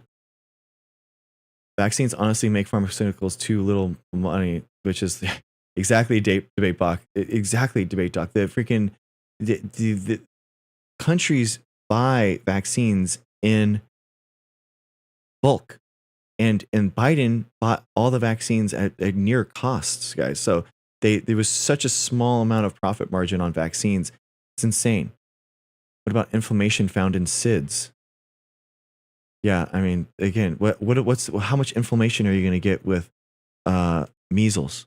How much reading have you done about the 30 diseases and that vaccines prevent? We were talking like 5 million people a year that are saved by vaccines. So it's just, again, you're just thinking about the vaccine side effects and you know nothing about microbiology and the pathogens that the vaccines prevent. Did they test on severely disabled children? So ain't no way I would put that in my child. Yeah, they test on all different types of children. It's completely safe. Vaccines are safe and effective. What I had asked you before was, do you think my health insurance will cover the measles vaccine? Yeah, I think so, Chance. They should. Absolutely. You're talking about genetically modifying cancer cells? Yeah, with all that shit, gene therapy kind of is.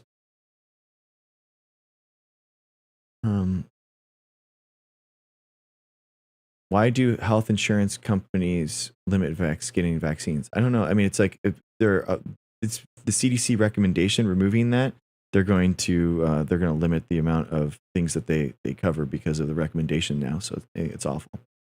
I think the extremely small risk is worth it for herd immunity. Yes, Scrum. There is no risk between vaccines and autism. By the way, there is none.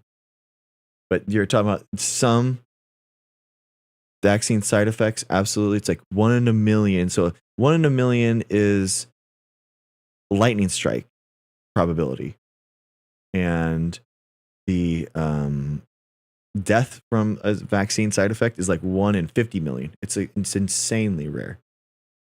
Do you get tired of talking about politics? No, I mean, Reckwell, the science is intricately involved with politics, and it always has been and it always will be. So it is what it is, man. It is what it is.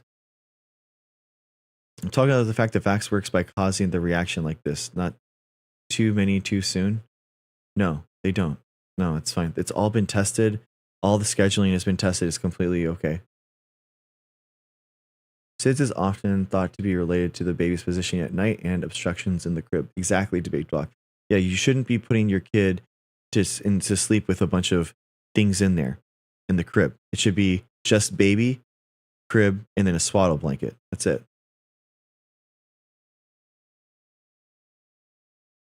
Why can't they do that with autoimmune diseases? They're working on it right now. But that's one of the things that RFK pulled.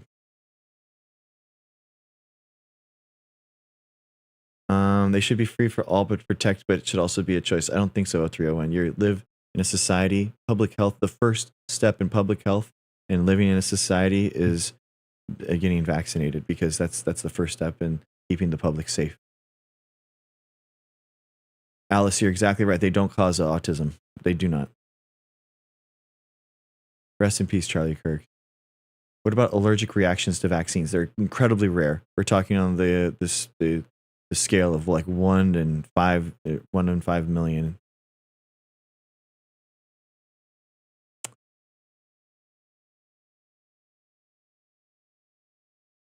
Exactly, Scrum. They are risking their child's life and the lives of the people around them. It's awful.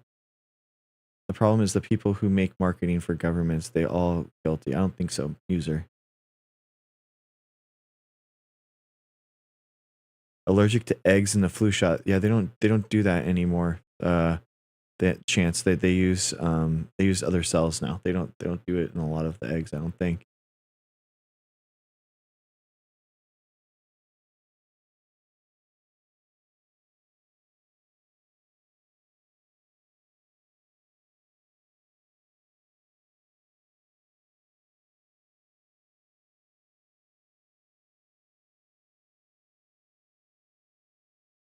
Okay.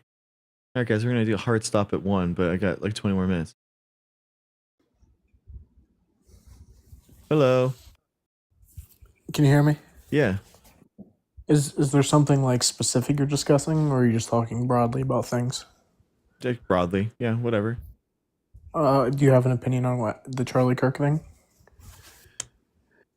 I mean, I think it's awful, man. I don't think that any type of political violence is good, and I condone like any type of violence. So, any type of gun death is awful, and I think the school shooting's awful that happened yesterday. I think the Charlie Kirk shooting is awful. So, I don't want to.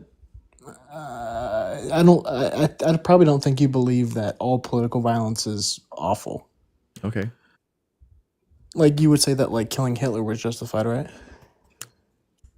I mean, I'm not a pacifist, so there definitely is like some level of, I think that like in national defense kind of thing, like sure there would have to be some type of.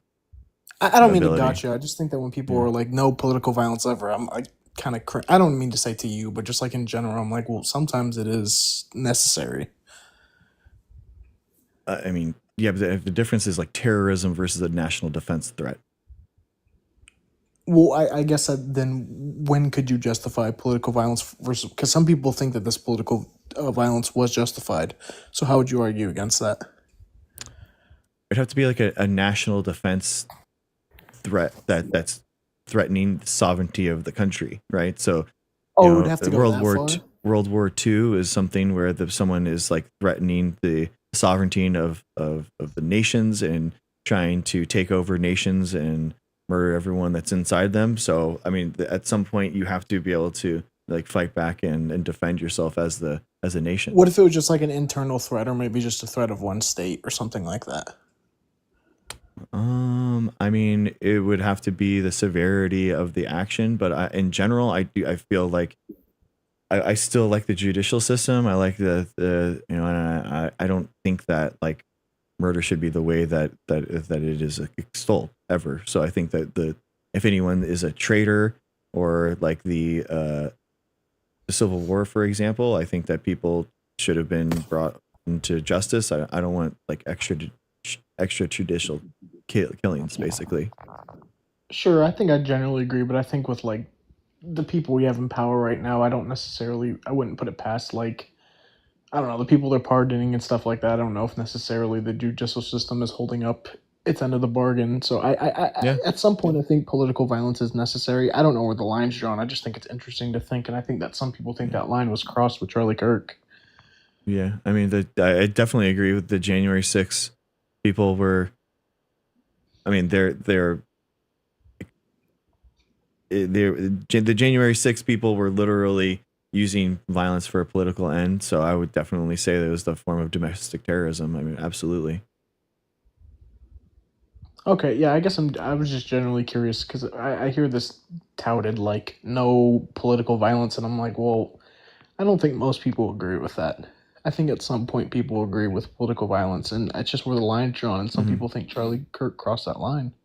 Yeah, They think that Trump is a fascist and that he was an integral part of getting Trump elected, and they thought they had to do what they had to do. I'm not saying it's right, but I'm just saying that. No, he did. I think like Charlie Kirk probably single-handedly like helped him win 2024 because of he basically seeded the manosphere ground that Trump used and walked forward through. I mean, he's one of the main reasons why the 18 to 24-year-old group like jumped 20 to 30 points for Trump between 2020 and 2024. So it's a huge reason why he won. Yeah, sure. I'm just curious generally. I think that, whether or not you think it's justified, I don't think it is helpful to our democracy, or I think that it just, stokes the flames in general. So I don't think it's helpful regardless, but I'm just interested in people's perspective. So I appreciate it. Have a good one, man. All right, have a good one. Peace.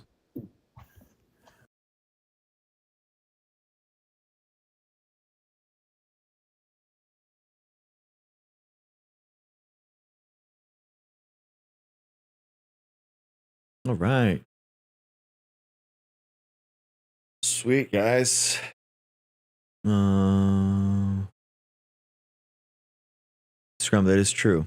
And that's what irony is, right? Where, he was even talking about gang violence and gun violence when he actually got shot, which is, it's ironic, but it's not okay to celebrate it. And it's not okay, Can't, I think, Dean said it best that you can't advocate for ending gun violence while celebrating it at the same time. So it's just not okay. Yeah.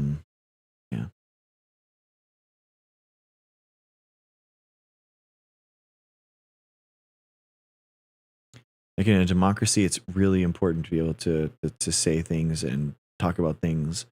And that's why I have this channel, right? I'm a scientist talking to people, and I want people to be able to say what they actually believe, what they truly want to say to me, and their conspiracies and everything like that. Like I think that I need to be able to engage with those ideas, and even in TikTok, like they censor misinformation. I wasn't even able to watch the full RFK hearing. They shut it down. TikTok got me a warning for misinformation because I was listening to the RFK hearing and I was responding to it critically. So I mean, that's crazy. And I've actually gotten a warning from TikTok for talking about research that I publish in peer-reviewed journals. So the idea that for misinformation. So I got a misinformation warning for talking about my own science research that I participated in. So it's just it's wild. Yeah, it is. Scrum, I definitely agree with you. It's hard to have empathy for a person who said that empathy shouldn't exist. Thinks that it's a modern thing. Yeah, it is. It is. Yeah. TikTok, exactly. The internet was never supposed to be about censorship. Irish Mac, I agree with you in a lot of things on that. Let's use the word conspiracies when it comes to opinion and beliefs. Yeah, I mean, I think that that's fine. Absolutely.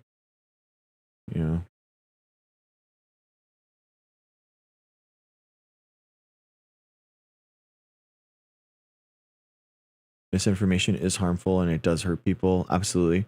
I think the problem is I haven't, Christy. I haven't. Misinformation is harmful, but and people that perpetrate it and push it, there should be some repercussions for that. I feel like absolutely, and we should have some way of knowing whether or not these apps are pushing the misinformation more than they're pushing information, and that is something that we need to have. The left hasn't. No, I don't think so. Irish Mac. I don't think that doesn't make any sense to me. Dino, I study at my desk usually. That's usually where I study. Alice, the Chinese. What's really interesting is that the TikTok is banned legislatively in the United States currently, right now, and the Trump administration wrote an executive order to allow TikTok to exist and to be operating in the United States. So when they have to come back and ask for Trump to renew that order, Trump could basically say, hey, this is the misinformation that I want you to crack on down. And he's already said that he is not going to allow misinformation be funded scientifically that he doesn't agree with. So, and he specifically referenced like the conspiracies, like the lab leak conspiracy that has never been shown scientifically to ever be true. Things like that, where you have just complete fabrications being pushed by the Trump administration. And so am I going to be shut down for misinformation for saying that the lab leak conspiracy is completely debunked? You know, it could be the Trump administration could push that. Yeah, Dino, I do. I mean, I have, and for 16 years I've worked in a lab. So yeah, I'm a scientist.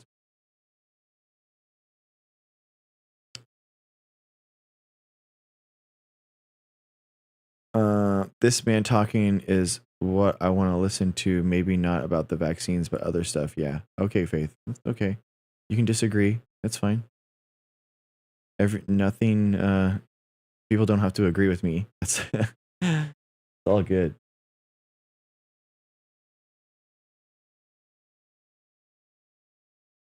I'd like to see the paperwork. His views does not make it accurate. I prefer truth facts. About my views or Trump's views? Why would you want to see paperwork? Ultimately, guys, it's not about what I think. Yeah. Oh, Trump, yeah. What, like, whoever it is, it's not about my views or Trump's views. It's about the things that they're citing in order to make that idea truthful. And I think the biggest problem in our society right now in the United States is that we push this nonsense of listening to these truth-sayers, stand-up comedians, Trump, these grifters that have failed scientific careers, and now they're at the heads of these agencies. Yeah. I'm a microbiologist. I do strain engineering. So I basically I change the genomes of yeast species in order to make proteins that I want.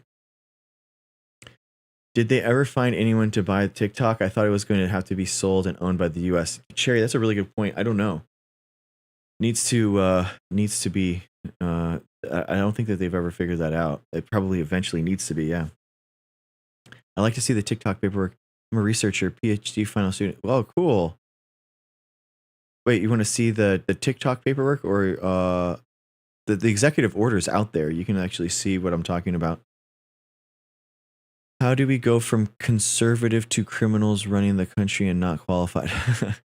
I don't know. I mean, I don't know. People are okay with, yeah. Did I hear that you say earlier that you worked with plants? Yeah, I did. I worked with land plants, rice, canola, wheat, and then I work with algae too. Algae are plants. So every algae cell is a plant. So yeah, pretty cool. I don't think so, Riley. I don't think it was ever bought. It was in talks with Microsoft to buy it, but I don't think so.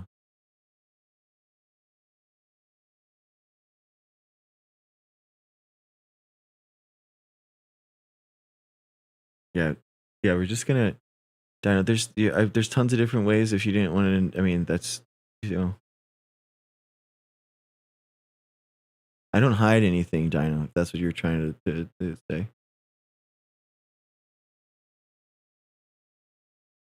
Nice, Mary Jo.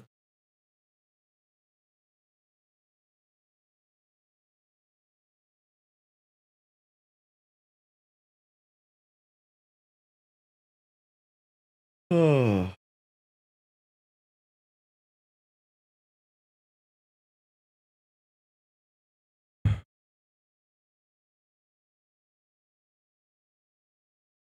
Oh, thanks, Nightflyer. I appreciate you. Thank you for saying that. Hi, Leopardess. How's it going? Oh, it's been a couple of days, I'll say that. Yeah. I just, I know you only have a few minutes left, but if you haven't tonight already, can you talk about how long the mRNA has been around. Yeah. I mean, so it started getting I mean, developed it's in, not new, right? yeah, Yeah. 1987 is when it first started. That was when people first started to, basically coding RNAs with lipid nanoparticles for delivery. And then it took about 20 years of molecular biology in order to get the pieces right and get everything set up. And it was used first for gene therapy approaches. So people had custom gene therapy drugs that were sequenced from their cancer cells, and then specifically the drug was used to target their specific cancer cells, like starting in 2015. And so 2015 is really when like it was first being used and um, routinely for gene therapy approaches for cancer. And then that's like when after that it was basically waiting in the wings for something that for a pandemic basically. And we used the RNA technology as opposed to the DNA because it's just faster. It's a lot faster to change the sequence. And during a pandemic, you need to be able to change the sequence pretty quickly. And then on top of that, you have your the ability to make new vaccines is a lot faster with RNA. So you just need to make a ton of it, basically make the DNA into RNA, which is really easy, really fast, and then it takes about 2 weeks versus like months and months and months with the DNA. So it's that technology. You're right. It's not new. It's new to everyone in the forms of a vaccine, but it was used for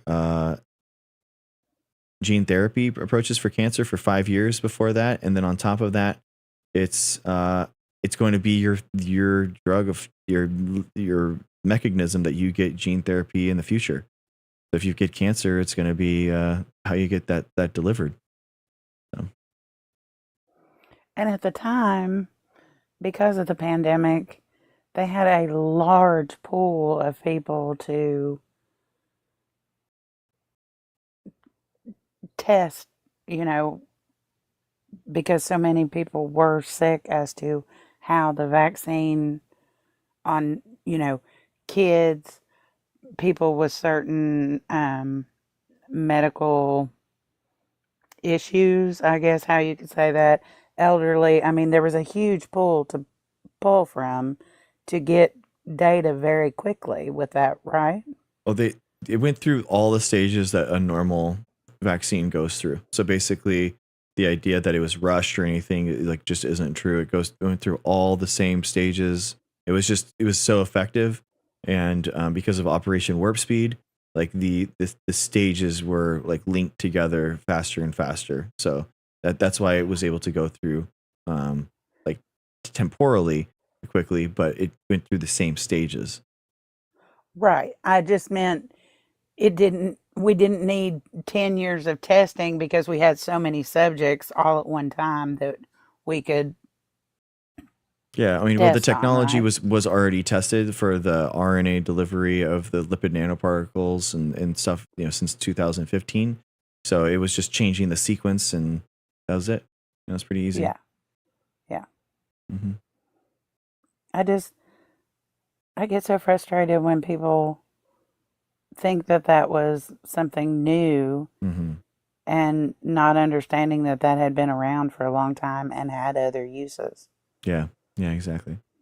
Yeah, and you're right that but it's one of the safest vaccines that's ever been developed. I mean, 6 billion dosages, and it's just it's really, and the first one, the first sequence was an incredible match. It was actually 95% efficacy, which is an insanely high rate.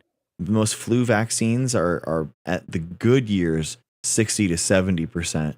So the fact that we were up to like Wow. 95% was insane. And we really could have had like herd immunity really easily if everyone got vaccinated, but it was a huge failure. Shelly was fine. It passed all the animal testing a lot sooner. There's no problem with the mice. And with the targeted cancer testing, you don't have to kill so many good cells because it's very targeted, right? Yeah, exactly. Basically, like cancer radiation, the chemotherapy hurts good and bad cells together because it just disrupts basic things like DNA transcription or something like that. And the problem is that general chemotherapy can't tell the difference between your cancer cell and your regular cell. But gene therapy approaches allow you to kind of go in and specifically only target the gene, the altered mutant cancer cell. All right. Thank you so much. Yeah, no problem. Leopardus, thanks for coming in. Appreciate you. Yeah. Yeah, on specific ones, yeah.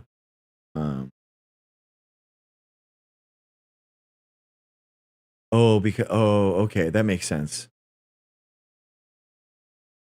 Yeah, because it's disrupting. That makes sense. So it's disrupting DNA transcription on a rapidly dividing cancer cell, but your regular cells, the rate of growth is so small that it's not going to have that big of an impact. Okay, that makes sense. Thank you. It was Lucy. Yeah, it was. It was tested multiple different times, different and different stuff. I mean, it's just gene therapy, stars. It's just gene therapy. There's not really a vaccine for vaccine, but that's just kind of like T cell and B cell, T cell and B cell stuff that that can cure some cancers. So there are some.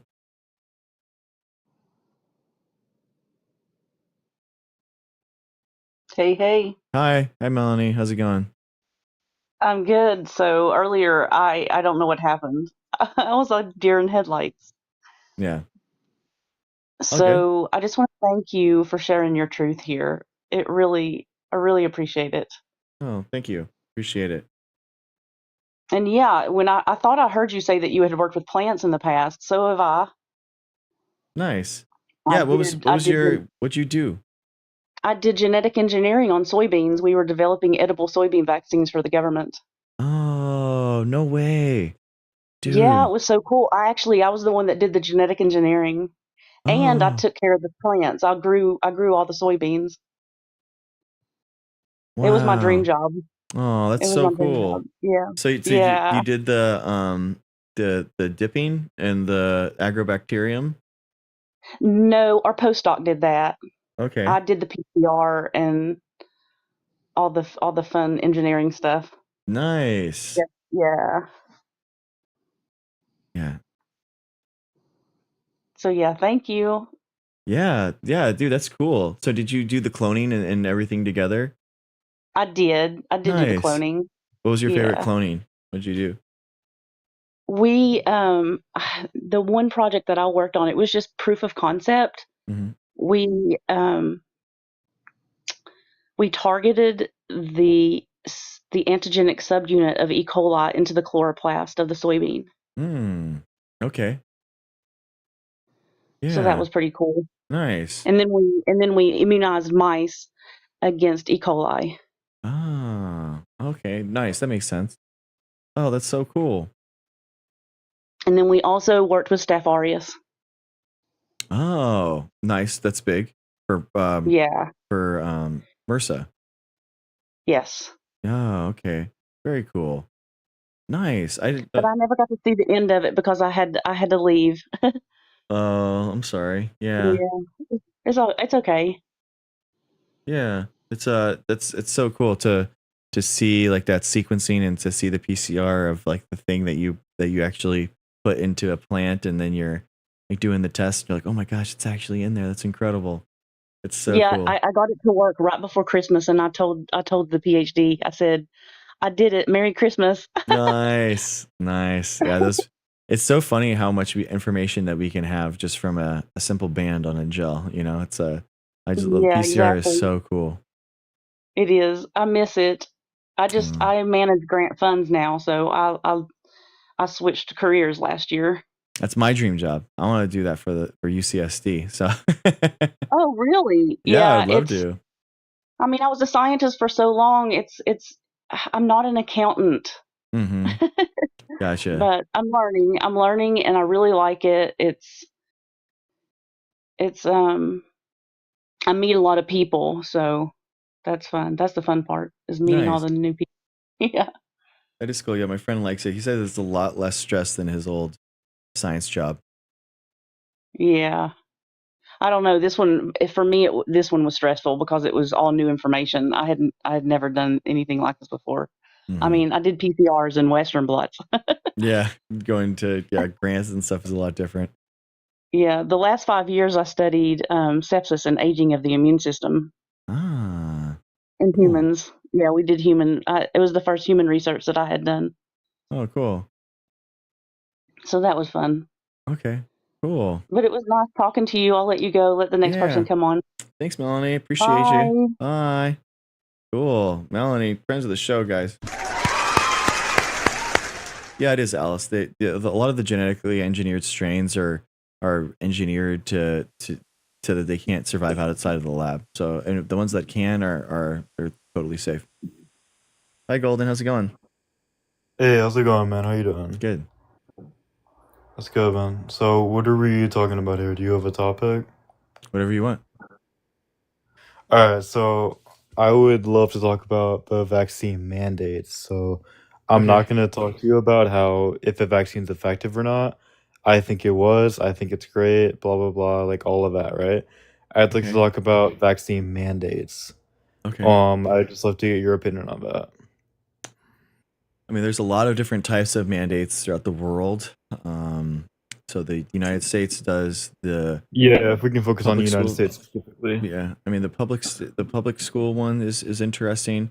I mean, the Germany does like a fine based system. I do think that like Australia has an interesting thing that's probably my preferred one, where it's like $8,000 a year that you can get for your child to be vaccinated, and it starts at birth. So like from as an infant, up until 2 or 3, you're getting money every year to get your child vaccinated. I think that's probably the best way to go. In terms of public school mandates in the United States, I mean, I think it's a good way. If it's going to be a public school, then it makes sense. But I don't like the idea of kids in private schools and homeschooling not being vaccinated either, because it just hurts our rates. And we've seen how many of these kids are basically personal exemptions or religious exemptions, not getting vaccinated, and we know that they're healthy, and it's a lie. They're basically being like, so they should be Sure. getting vaccinated. So I think that it is a problem. Do you believe that having the COVID vaccine reduces your transmission rate in terms of COVID-19? It does. It does. Absolutely. Being does. vaccinated decreases your transmission rate? Yeah, it does. Because do you know how vaccine works? I do, yeah. And I specifically, this is an RNA vaccine, right? Okay, yeah. So if you have a SARS-CoV-2, SARS-CoV-2 is different than COVID-19. So SARS-CoV-2 is the virus, right? And Yeah. not SARS, not everyone that has HIV develops AIDS. Same way with not everyone that has SARS-CoV-2 is going to develop COVID-19. And basically a big telltale characteristic of SARS-CoV-2 is asymptomatic transmission. So asymptomatic transmission means that you have a viral load that's high enough that can transmit to one another, but you don't have a big enough viral load to develop COVID-19. So if you're in that gray zone of asymptomatic transmission, and you have antibodies in your system that are taking out some of that viral load, you're going to spread less viral load to other people. So it absolutely decreases the amount of viral load that you can spread. Yeah, absolutely. But the main function of at least the initial COVID-19 vaccine was to reduce hospitalizations, right? Because we had too many people in the hospital, and it did reduce hospitalizations significantly, right? Yep. You'd agree? Yeah, and the death rate significant 10 times. Yeah. So people that were vaccinated were 10 times. Yeah. People who were in a group who was likely to die already, who got vaccinated, died significantly less. So if you were obese and you got the vaccine, you were significantly less likely to die. 10 times. Yeah. Right. Absolutely. Yeah. So for a healthy individual who is not really at risk of dying of COVID-19, and your transmission rate is not necessarily increased or decreased by getting the vaccine. No, it decreases 100%. It decreases.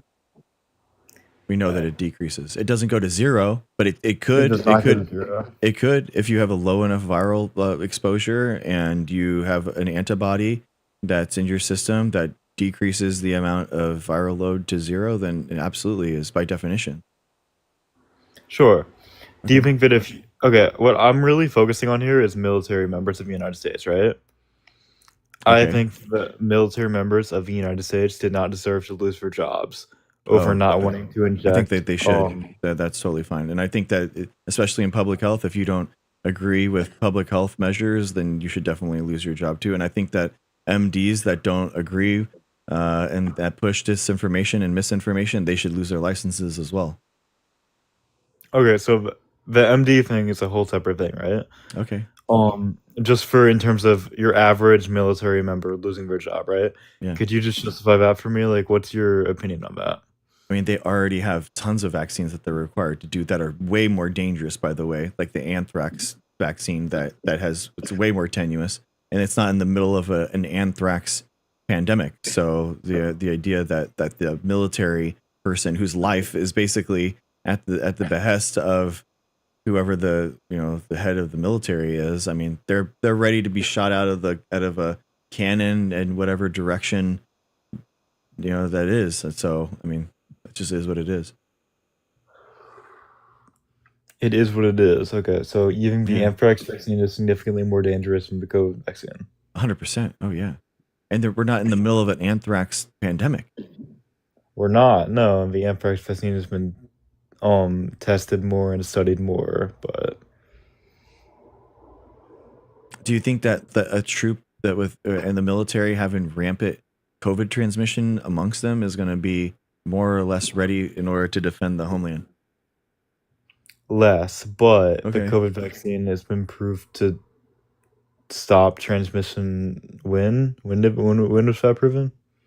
Like I just said, so basically that you have a vaccine, you have antibody levels, and if you decrease the amount of viral load that you have in your system, you're going to spread less. So you're going to have less virus. You're going to have less viral load, which means you're going to have less viral genomes, which means that you're going to have less viral genome recombination, which means that you're going to have less mutations in the virus itself, which means that the vaccine is going to be more effective.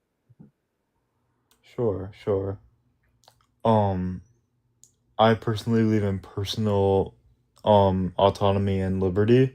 Okay. In the sense that you should not be forced to take a vaccine, but you don't need to. I mean, I agree with that, and the fact that you're not going to be able to be strapped into a chair and pumped full of something that's against your will, but you should also not join the military if you care about personal autonomy, because none of the decisions that you make are going to be made up to you. So, okay, the military thing, that's fine. I agree with you, honestly. If you join the U.S. military, you deserve, I mean, it's not that you deserve, but you are giving your life to the United States, right? Yeah. And if the United States deems that you need the vaccine, that's what it is, right? Yeah. Would you be... That is, so another way to think about it, you're being deployed in service to fight the pandemic by fighting it through getting vaccinated. Versus you're the national security threat for during the pandemic was the pandemic. So, getting vaccinated was the number one way that you could help and be a service to your country. And the national security there was China, but that's a whole other thing, bro. Definitely during the pandemic, it definitely was COVID-19. I mean, do you realize that, you know how many people died during the pandemic? I don't know how many people died exactly. 1.2 million people died. All the combat deaths, and this is actually exactly with the military. All the combat deaths of all the wars for the United States in our entire history is 1.3 million.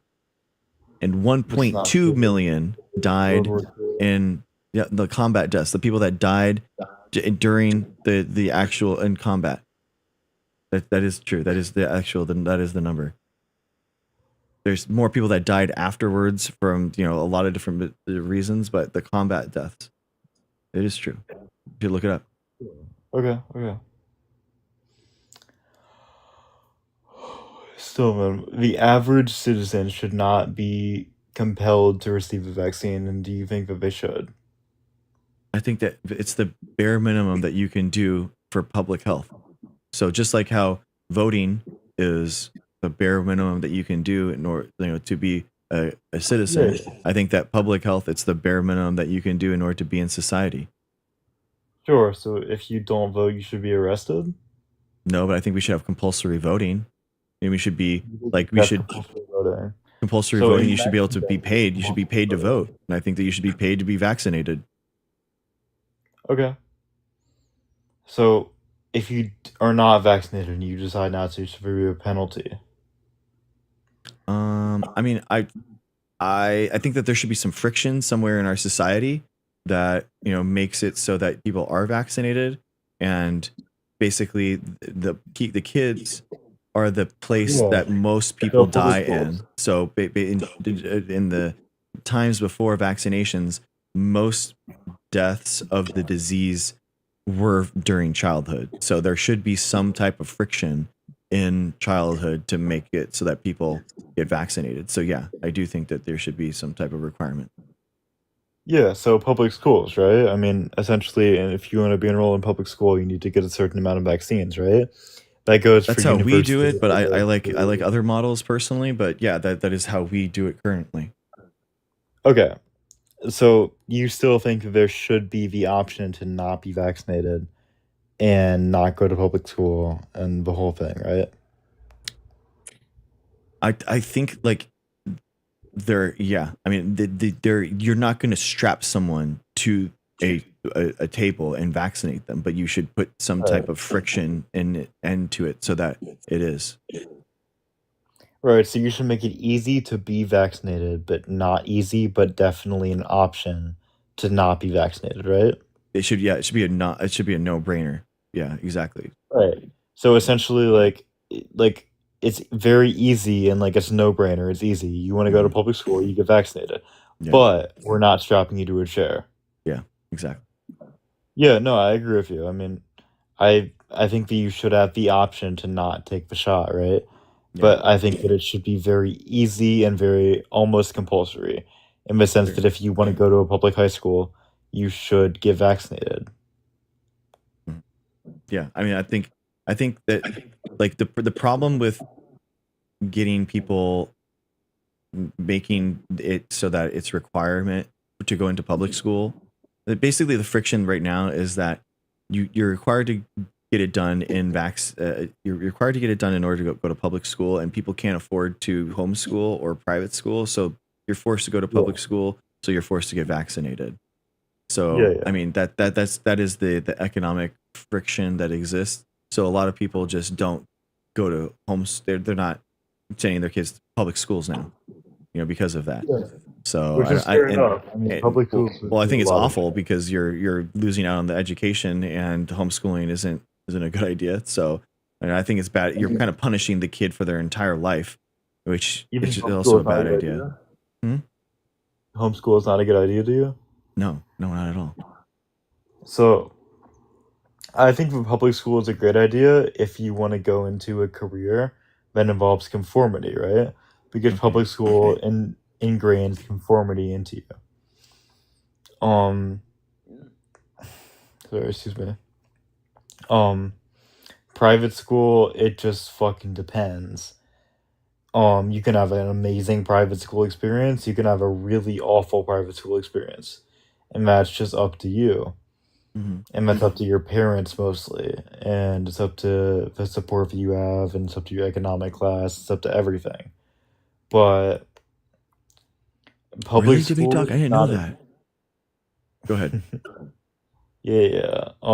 Public school does not exactly produce billionaires often. What? What are you talking about? Look, bro. I mean, Why would that be the measure of our society? The amount of billionaires it produces. a measure of success? Like, let's look at the top people. Why in is that a society. measure of success The in our top society? people. You Yeah, think the you measure think of you think success. ROI and the amount of money that you make is the amount of capital that's being produced? Yes. How many billionaires has homeschooling produced? Hundreds. What? Who is name 5 billionaires that are homeschooled? Steve Jobs dropped out. Tim Cook That's not dropped out. no from school. No. We're talking about elementary school. Homeschooled Oh, the from entire elementary time. school? No, I genuinely don't know from the entire time. Oh, okay. Yeah, I don't. Yeah, I mean, That's not what I was claiming. I was claiming dropping out. But... oh yeah, that's because that's what we were talking about. The idea that the people are homeschooled from like elementary school all the way through. No, all the way through. I mean, you're probably not going to get shit, but yeah, then that's my point is, and that's the option that people are opting out of, and they're saying that they're going to homeschool now. Sure. I mean, homeschooled kids still like play at parks. They do like they do sports. They do like they're still in the society. So it's still like a bad thing that they're not vaccinated. Sure.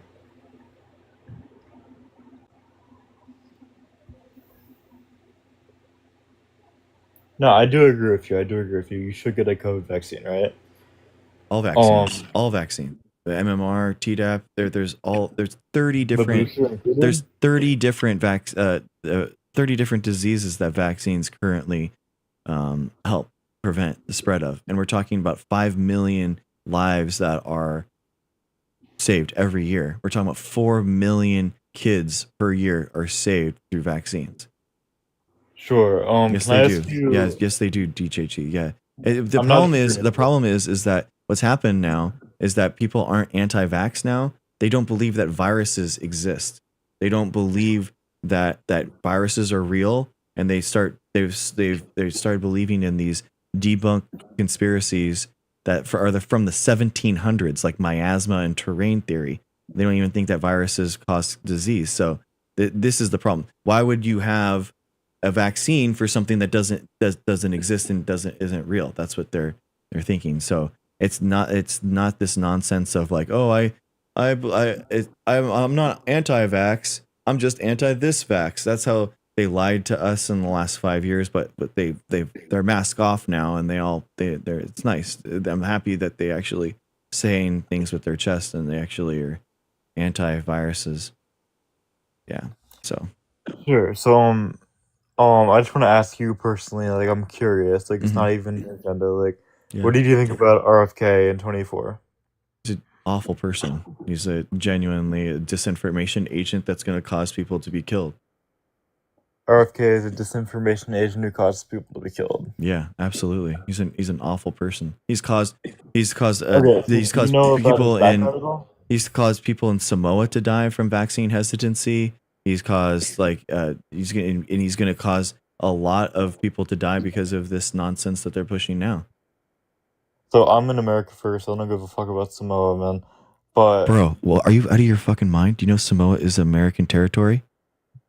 Samoa is not really America. Holy shit, dude. Get the fuck out of here, dude. Oh my god. You don't think that Samoa is an America? It's a territory, brother. Holy shit, dude. Just Game of Thrones, guys. Come at the king, you best not miss. What the spam it? What in the come at the king, you best not miss, dude? How embarrassing. Holy shit. Holy shit, dude. Wow. Get out of here, dude. Get out. I am as an actual American patriot. That's disgusting. You come at the king, you best not miss. Unbelievable. This is what an actual patriot looks like. This is what an actual patriot looks like. Get out of here. Holy shit. Come at the king, you best not miss, dude. Jeez. Insane, dude. Insane. Yeah, I'm pushing science, dude. I'm pushing science. Holy shit. Holy shit. Oh. It does. You're right. You're right. It's true. Insane.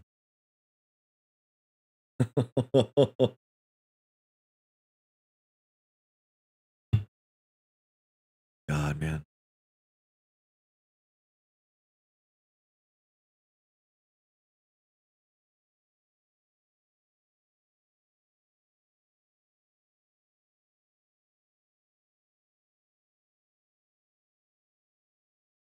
American Samoa is an unincorporated and unorganized territory of the United States located in the Polynesia region of the South Pacific Ocean. Wow.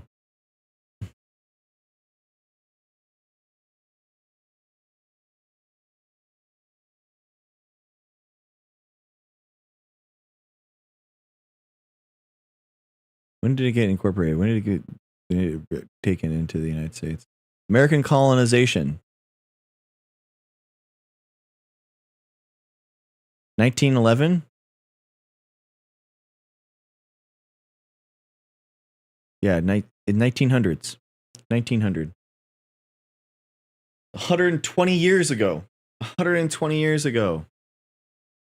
Yeesh, dude. Insane, dude. Polio was eradicated before the vax. False. False. And it's polio's not eradicated. Smallpox is the only disease that's been eradicated by vaccines. Get out of here. God, you guys just, they're not sending their best, guys. We've gone through, we've dumpstered so many of these guys that this is what's happening.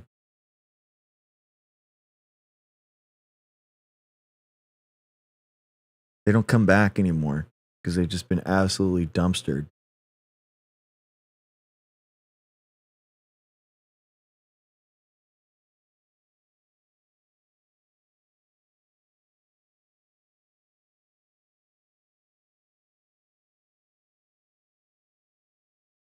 Yeah, exactly. Only smallpox has been eradicated. Uncle Hippie Dan coming with the straight shots.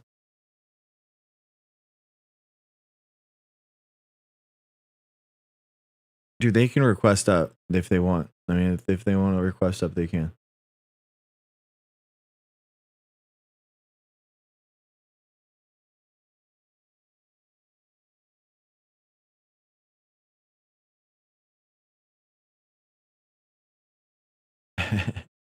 So true. Dude.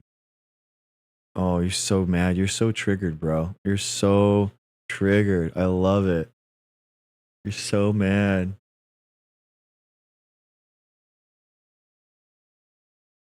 Yeah. I mean, none of these guys do. Yeah. None of these guys ever. They want to sit behind their keyboard. Dude, why would DJT request up after he just saw his friend just get dumpstered like that? Oh my gosh. Oh, I mean, it matters, dude. I mean, DJT, you don't realize, I mean, we're all Republicans here. We're all Lincoln Republicans, so that's just what it is. Just a bunch of Republicans here.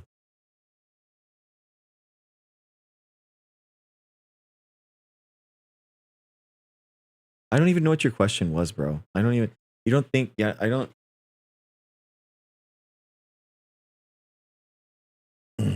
We're all Republicans.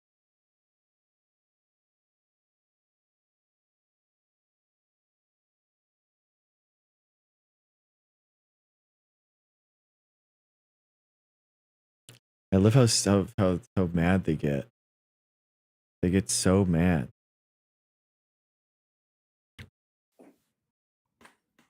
What's up, Hi, how bro? you How's it doing? going, man? Good. Well, a little bit upset about Charlie Kirk, man. It's very sad what happened. I know. Yeah, I agree. Yeah, the radical left is too much, man. Setting Bidens and all this stuff, Mm-hmm. Sure. A lot of people are laughing and making jokes, a lot of trolls. Mm-hmm. I don't know. The people in the social media, they're being very toxic.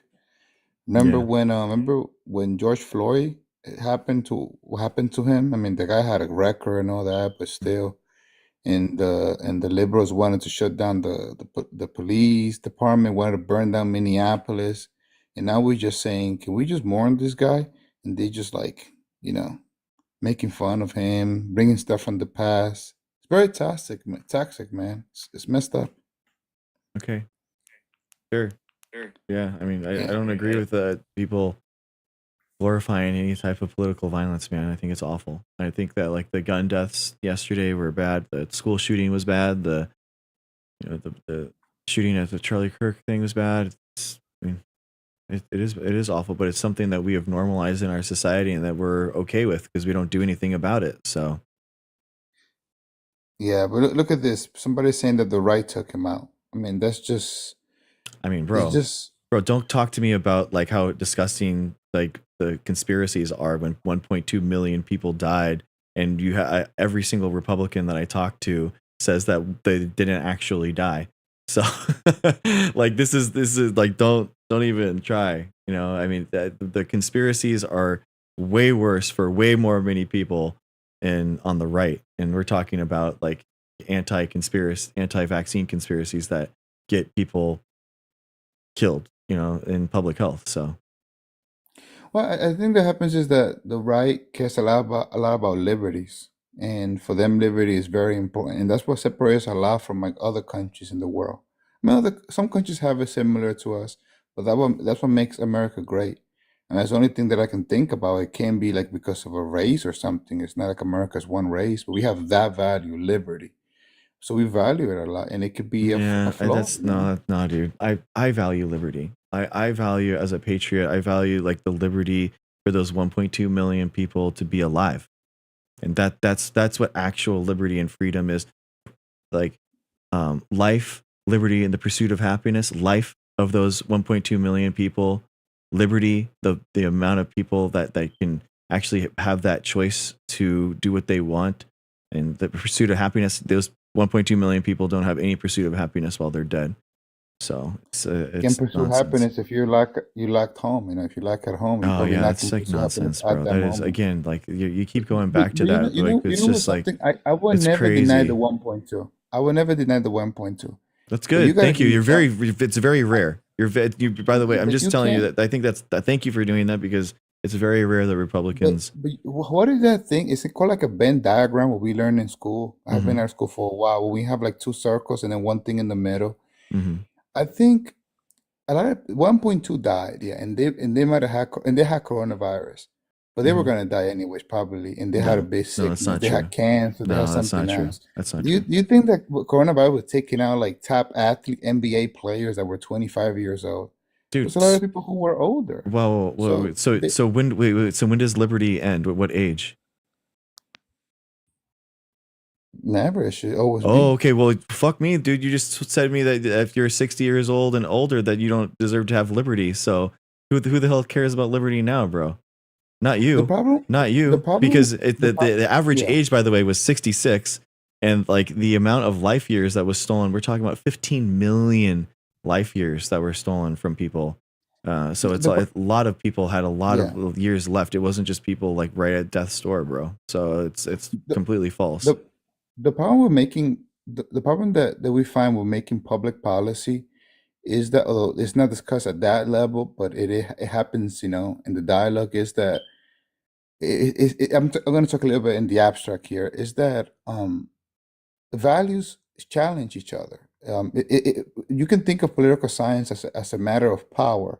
You might get power and somebody gets it, somebody takes it, somebody loses it, somebody gets more.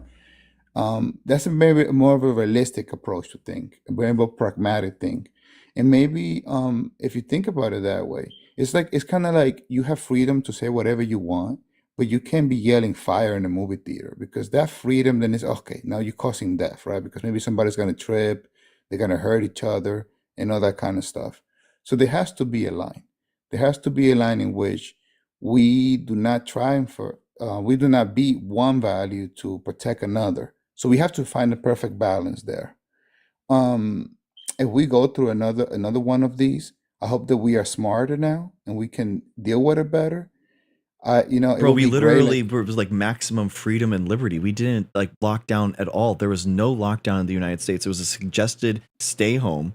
And like the idea that like people were like locked in their homes and you were like imprisoned it's just weak shit, man. You got to be stronger. You got to man up. Yeah. I understand. I thought we talked about that I know, before. and you're About still that. saying the same shit, and it's just like No, it's insane.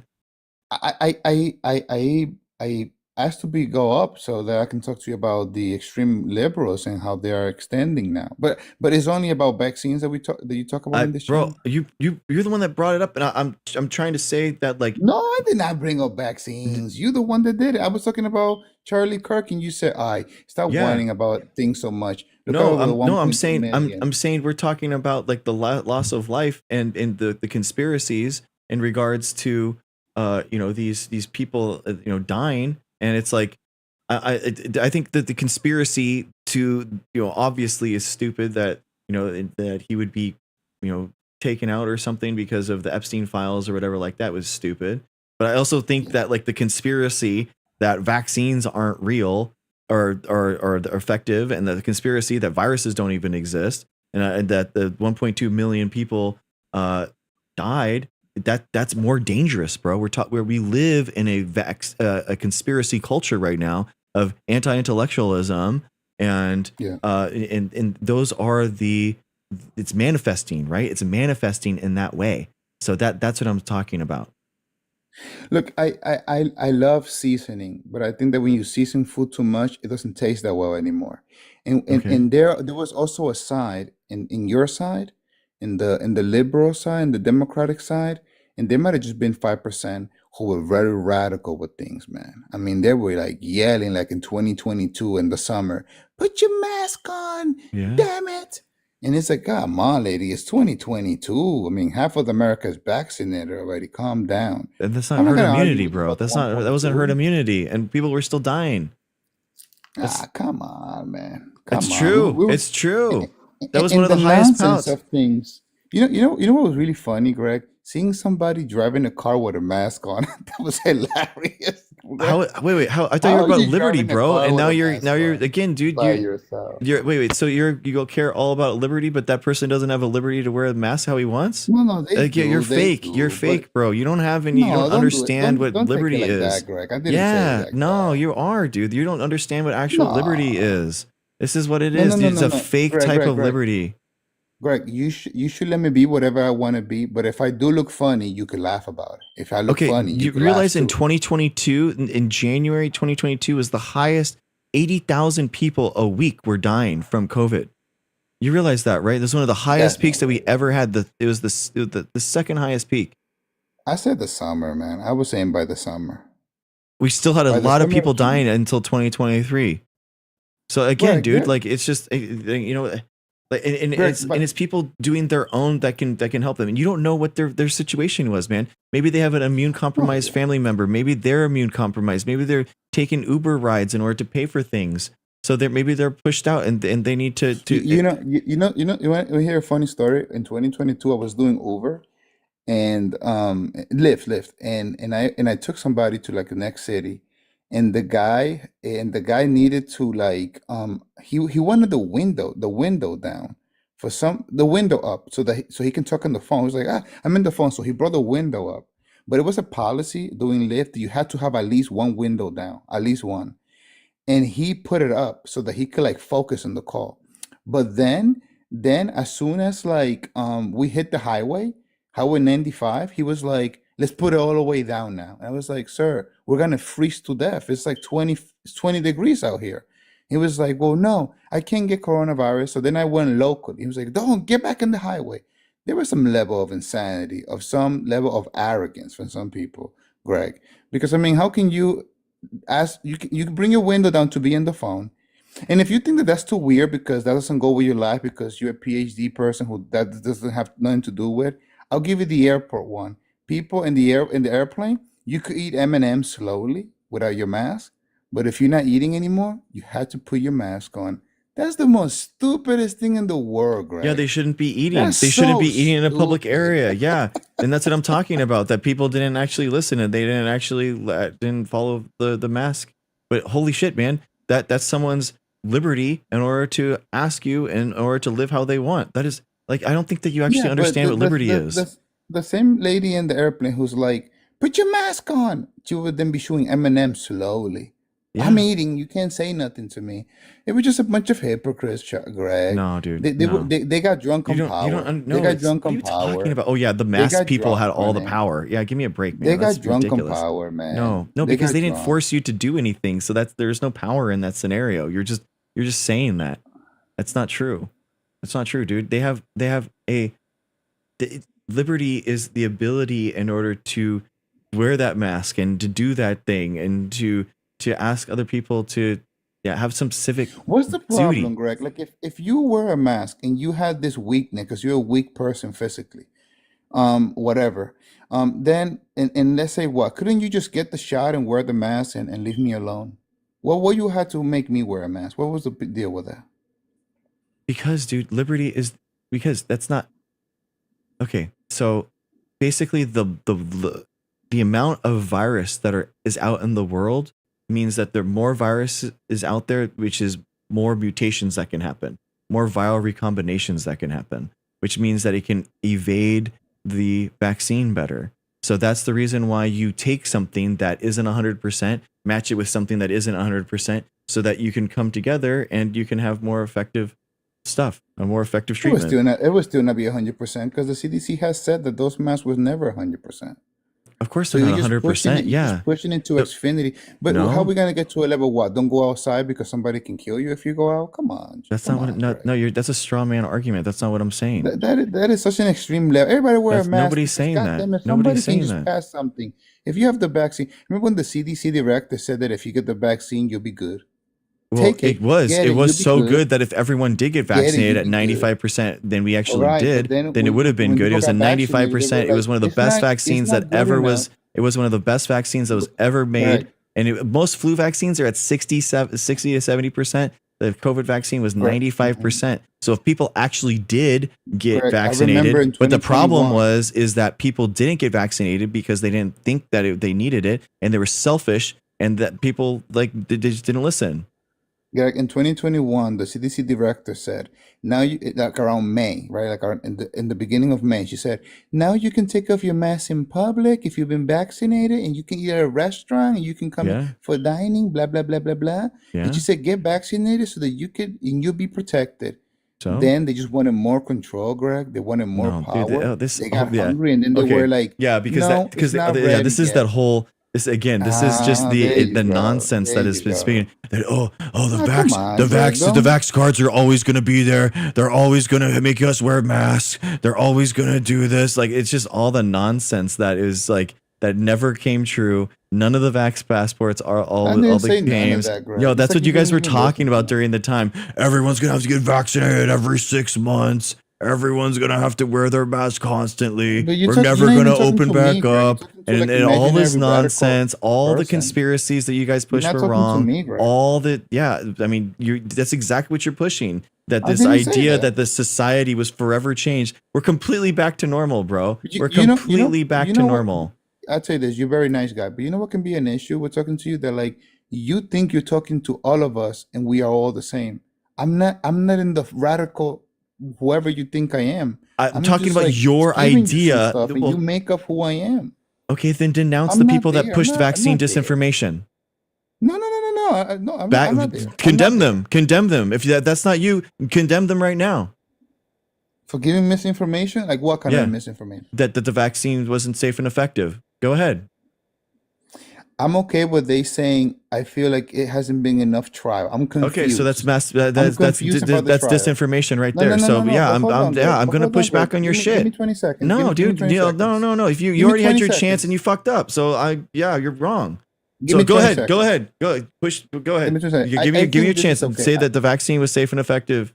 No. I say this. I think that it's okay for somebody to say, wait a minute. I Google this and people have to go through more trials. This is a bit confusing. Nope, not true. No, all the trials were wrong. No, all the trials. No, because you're already wrong. So I have to Yeah. correct you But you because have to you're let me wrong. finish. I had No, a big you but. already are wrong. So I have to correct you because you're wrong. You a No, dictator, no, man. you went through all the stages of every single other drug at all 4 stages. It Oh all, my went through God. every single one.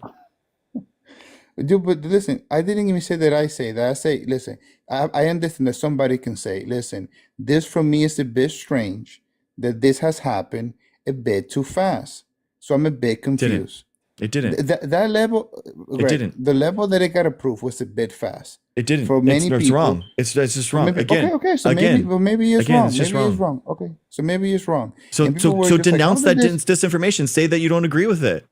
Okay, but listen, even that the fact that you say is wrong without letting me speak enough, it's like I just have to believe you and you're the dictator. I'm Let me not say saying that. something. No, You don't even let me speak more than 7 seconds. because you're Give me 20 wrong. You're seconds. instantly wrong. What do you want me to Wow. tell you? Like what? Wow. That's the whole So point of so this. you want to talk to people, but if they say something and they say give me 20 seconds, you give them 7. Just don't say the wrong thing and denounce the thing that you're going to say that you're denouncing, and go ahead. Just say that. But then, Just say that you don't agree with it. but have patience, man. 20 seconds. So I Okay. understand that somebody can make the claim that it's like, wait a minute, but when I look at FDA, when I look at things, about how things go through, they take a long time. This took very short time. So I'm hesitant because it's my body. There's only one, and I just don't understand, and I'm confused, and I feel weird about this. That's a good claim, Greg. That might be a not well informed claim. But it's a No, claim that you can have no, a it's not right. worrisome, No, it's not. Greg. No, You it's not can't right. just say, I'm No, the PhD. Everybody shut the hell up. I'm the no, PhD guy. You have to be like, okay, sir, let's talk about this. no. We can talk about it. No, I mean, so one, you're cry bullying and your bullshit that like I wasn't letting you speak. You said the exact same shit that I told that you already had said, and you just repeated it again, and you thought you were gonna have this well researched erudite position, and you were wrong No, both if I times. do, So you just will. letting you know that was just wrong. So two, like this type of like, oh, I just want a better vaccine, and all this bullshit. Like obviously it's not true, because guess what? Florida is getting rid of all vaccine mandates. So do you at least agree with them? Do you agree with me there that all vaccine mandates shouldn't be rescinded? I trust the government. I trust what What? You trust the I mean, government, but you didn't trust it with the vaccine mandates before, but now you trust it again? What are you talking hey, that's about? what that was your claim back in the day, right? Just No, trust the government. I trust the There you science. go. I trust the I science. just hit I you with trust the what science. you guys No, used and to I say, and didn't now you got I didn't angry. believe that, and then you're telling me that's my position. And I'm telling you what my position is. I Well, trusted the many science, scientists and were against what you were saying, no, were no, punished. that's not true. No, the Were actual punished. research, well studied stuff doesn't agree with you at all. It agrees with my position. I'm sorry. So again, do you Hey, agree with me you that you're going to denounce that these vaccine mandates are wrong, and think that Florida is going in the wrong direction? can I just ask you a little bit more? Where they announced Dude, you all are the just vaccines in so the world? weak. No, no, You're no, no, so no. weak, Wait, dude. no, go. I will admit it. Hold on. But you're saying all the vaccines? Did they announce all the vaccines that you give to children, Yes, they're all safe and like effective, bro. polio? Yes. Wait, you want to Okay, you no, want to that's bring not back good. polio? You don't think the No, polio vaccine is okay? No, I don't agree with that. No, I don't agree with that. Wait. You don't agree with the vaccine? I don't agree that they should go from like whatever they're having now to radical everything is you cannot get any more vaccine. Are they saying you Okay. cannot get it, or they're not mandated? They're What are not they saying? mandating, but what's happening when you don't mandate something, the health insurance companies don't pay for it. So now it's like it goes from something that's $10 to $150. So do you agree that people should be vaccinated in order to live in a society, or not?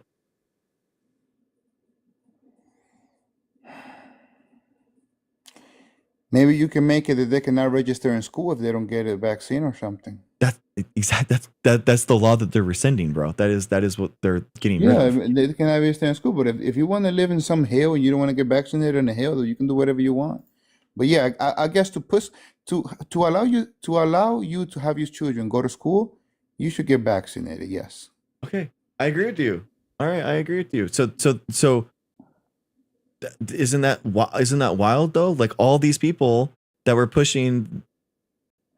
I mean, how do you think we combat that? this is very okay. How do you think that we combat that? How do we push? Look, I think there's a lot of concerns with autism. I have heard No, that. that's not true A at lot of all. concerns That's with not that. true. There's You no know, research to show that. There isn't. let me tell you this. Let me tell you this, Greg, because you interrupt me so much, and it's like you devalue what I have to say. Because you're There, speaking there nonsense, is so a I have great to say book. no, There and is a I'm great sorry, you book. can't say, But you let me can't talk just to come you up like a here and just say scientist. it. Let me talk to you like a scientist. Let me Give talk me a to you like a study that scientist. links to the autism and Let me talk vaccines. to you like a scientist, but I'm Okay, from the okay. social If you want to talk sciences. like a Let me talk to scientist, you. you got to have your Let me sources. talk to you. Let me What's talk your to you as a source? scientist, but I am not a microbiologist. But let me talk to you as somebody who loves science. Let me talk to you about this. Do you know the work of Popper, the Karl philosopher? Popper, yeah.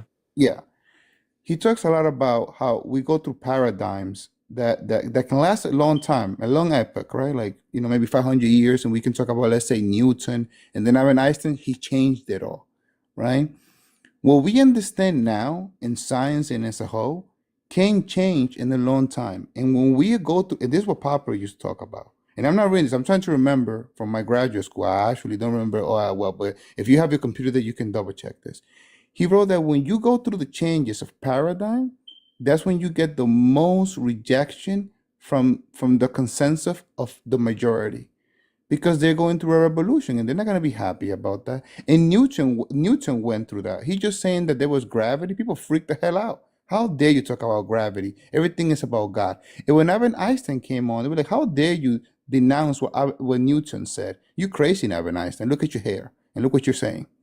But you go through these changes, but then when time passes by, you say, wow, look at Albert Einstein did, look what Newton did.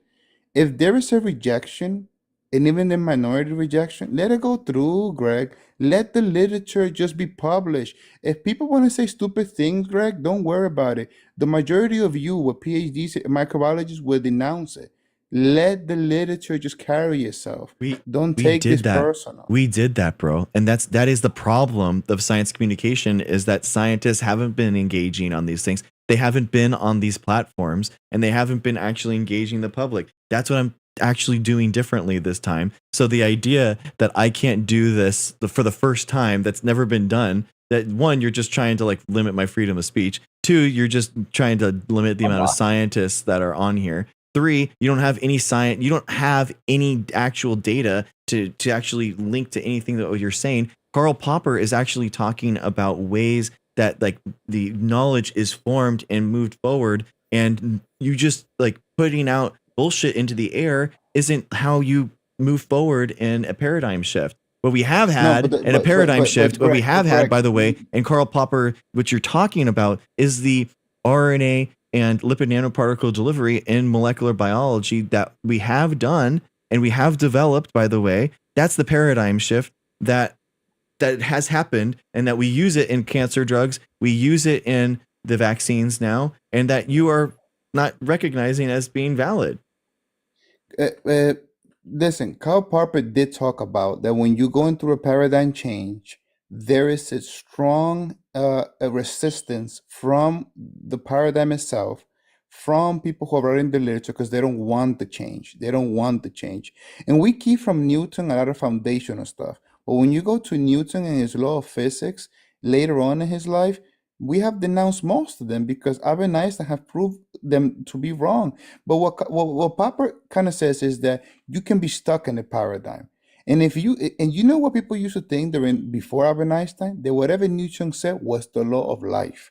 But when Albert Einstein came, Albert Einstein, by the way, didn't change everything by himself. There were people already before his time already writing things, but they were being denounced.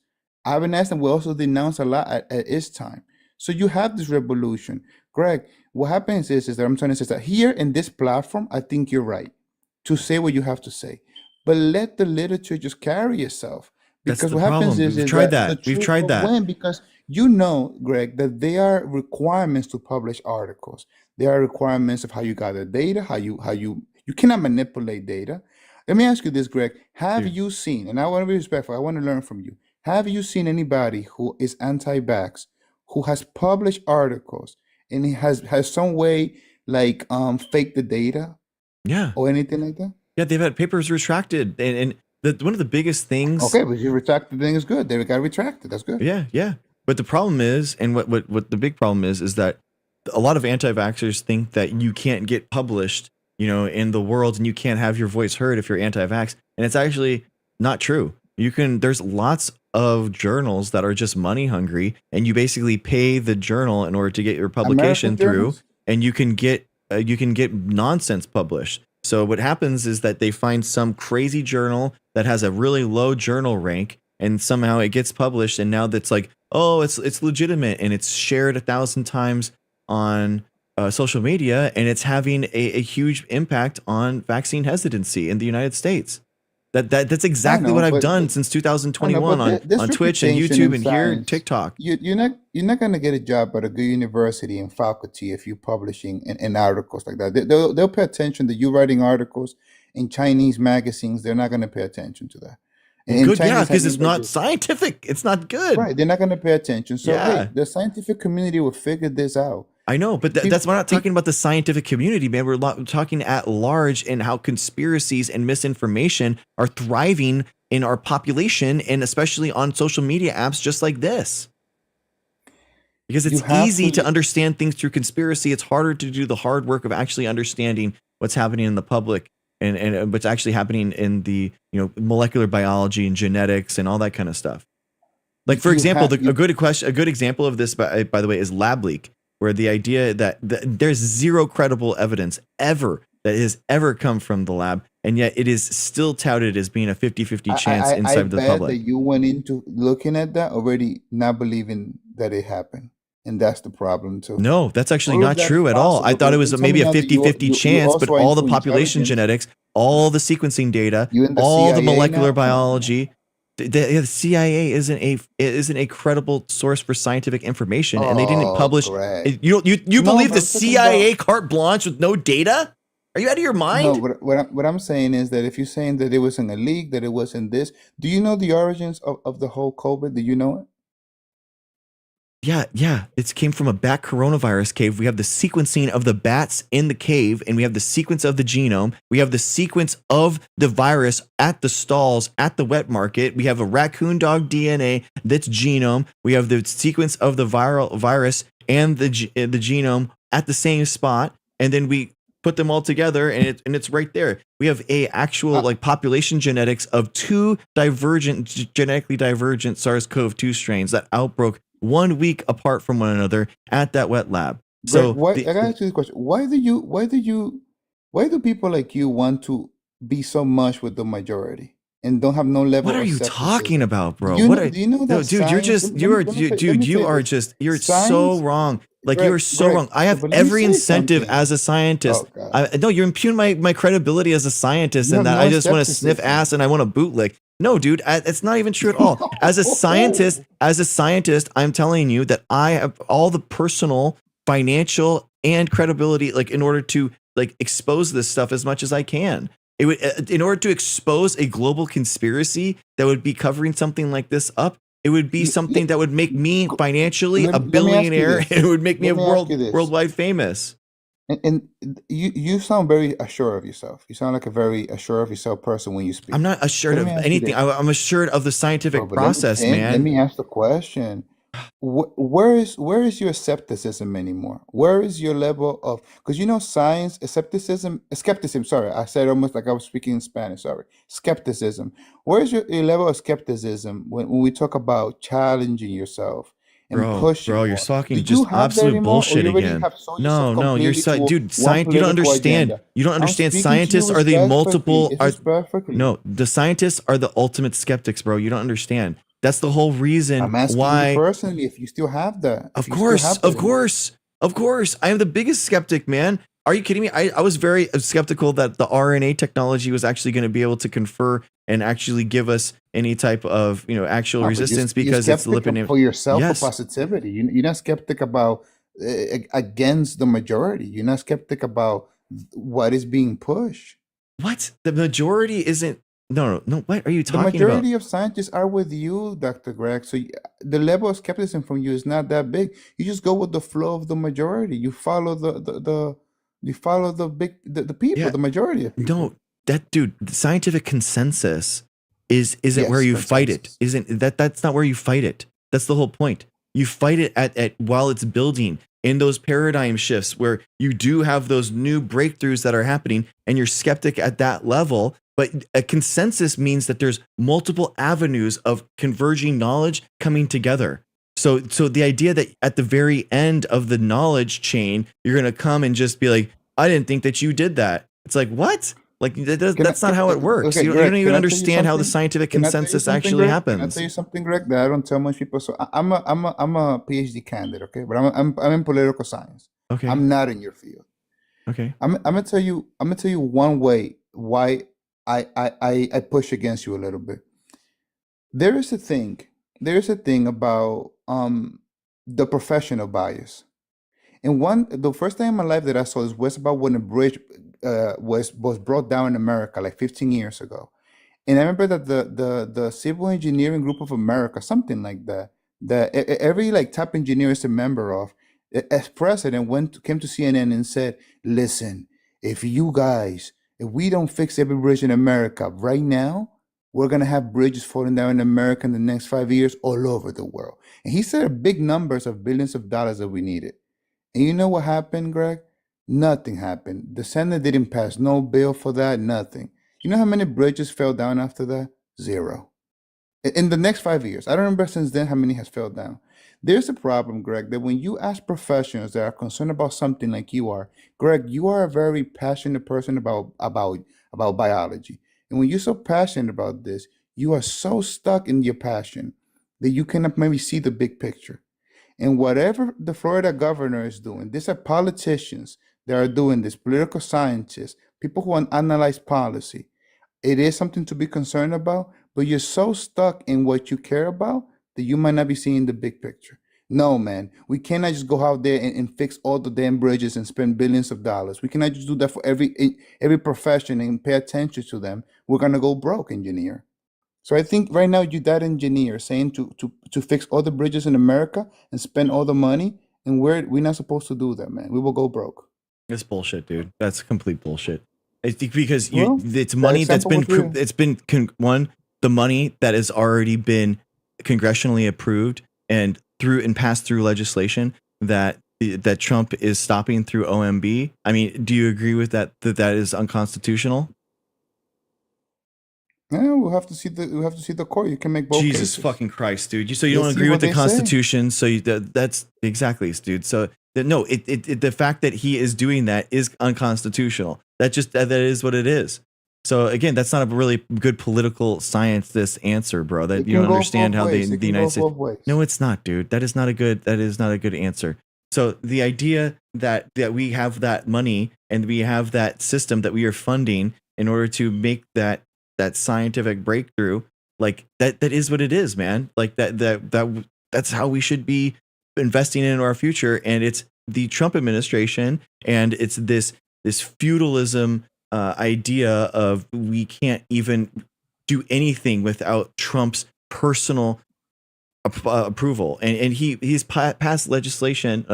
He's signed executive orders that specifically say that he's not going to fund any type of science that doesn't personally align with his personal views. So he's basically said that lab leak is the way of the land, and that's what it is. And anything else that studies natural zoonotic spread is somehow a conspiracy and it's false, even though that's where all the scientific is. The scientific, the scientific papers and the consensus is. So again, how am I? Where's my skepticism? Like I'm incredibly skeptic of this authoritarian that's trying to come in and say, my way or the highway, that you have to bootleg and kiss the ring in order to have this happen.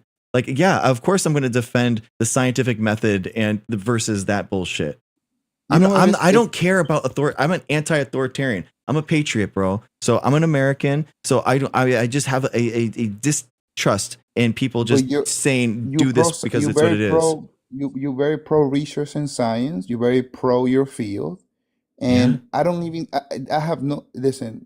I don't believe that you have bad intentions. I believe that you think that you are out here to save the world. I think you think you're doing the right thing. But as I said, if we in America give money to every kind of worrisome. There are people who have PhDs in environmental science who all they write about is about the global warming. If we Okay. listen to them and we give them all the money they need, we will go broke. No, that's We will basically bullshit. not grow Again, our dude. economy. Again, So, we so had that's money the that was thing, Greg. already appropriated by the Biden administration for the Inflation Reduction Act and the infrastructure bill. We had He's $500 president for his billion term. He's not that were president for life. already appropriated there. That was already congressionally approved. Yes. And then we had that money that was taken, that $500 billion that was taken and given directly to billionaires to fund Trump's tax cut. Listen, the For only them. thing That that I can last mean, long. so the idea that we didn't have Okay. fucking money, that we didn't have that already done, that it wasn't already Oh passed, yeah, and it you was have the already money, yeah. no, Greg, the only so thing again, that the only thing. again, so you Okay, agree with let OMB me being tell you able about this. to you think that OMB has the power over the Congress? That's what you're saying, the legislative branch. Okay, let me explain to you this. Tell me, legislative. Constitutionally, you think that the OMB has more power than the entire legislative branch? There is executive discrepancy No, in it's how they execute God things. damn it. No, Yes. it's not. This And is you some also have to understand. no, it's not, Okay. dude. This is All some right. unitary And executive let me theory finish, let me bullshit. finish, No, let me no. finish. I'm not going to In let the you spout your unitary practicality of executive things. theory that has never been judicially Oh like my approved goodness. at all through the entire history of the United States. It's bullshit. It's Greg, wrong. and what happens is that in the practicality of things, right now the Republicans do run the Congress. So in the end, Okay. it's just it would not go through as long as What are you talking about? Trump doesn't want it.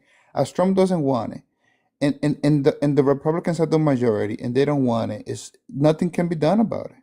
Nothing Dude, can be that is done. such bullshit, dude. You And seriously Greg, have no Greg, idea Greg, how and let me just say, you have no Greg, idea you how the interrupt me a Constitution lot, works, Greg. dude. You have Greg, no Greg, and idea. you That is interrupt me a lot. insane. Listen, Because you're just wrong. Greg, You're just Greg, wrong. Greg, listen. What I hear from you, and I kind of think it is not fair. It's not fair. But this happens a lot. It's This happens a lot unconstitutional. in It's the not government. it's not a fairness. It's about whether the No, Constitution of the United States actually matters. no. It happens all the time. The executive all the time. No, They it take doesn't. That's money from bullshit, money that dude. was already OMB, allocated. no, I it's have not. examples. No, I it's have not. examples. OMB Okay. does never Okay. gone over. I have like, examples. no, OMB has never done this I have before. What are you examples, talking but you about? just don't want to Name listen to one. them. The executive power, they have money for an agency and they take it away all the time. No, it's not. All the time. Name About one. that specific agency, Name I one. don't have. But for Exactly. example, when we talk about the money that the Exactly. You Congress don't have that approves, thing. God damn it, guys. He doesn't have the example. You come at the king, you best not miss. I'm sick of this shit. You come at the king, you best not miss. Fucking embarrassing. Of course you don't have an example because they don't fucking exist. Get the fuck out of here. God damn it, dude. Insanity. Insanity. God damn it. You don't have those examples because they don't exist. Don't tell me that you have these examples and say that I'm wrong and it's not unconstitutional when you don't have the examples. God fucking damn it, dude.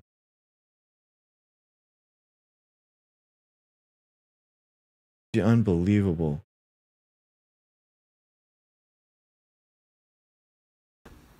Hello. What's up? What's up, Archie? What's up, Archie? Yo, what's up? So what I was thinking about was obviously, I don't really know you as a person, but I came across you on TikTok, and I was thinking that you look like a good guy and stuff. So what I was thinking was, what are your political beliefs? Can I ask? I'm open, man. I think I can hear my. There's a huge echo. There's a huge echo. Oh wait, I'll fix it. Is that better? Basically, I just democracy is really my fundamental. And then over there, I can hear an echo.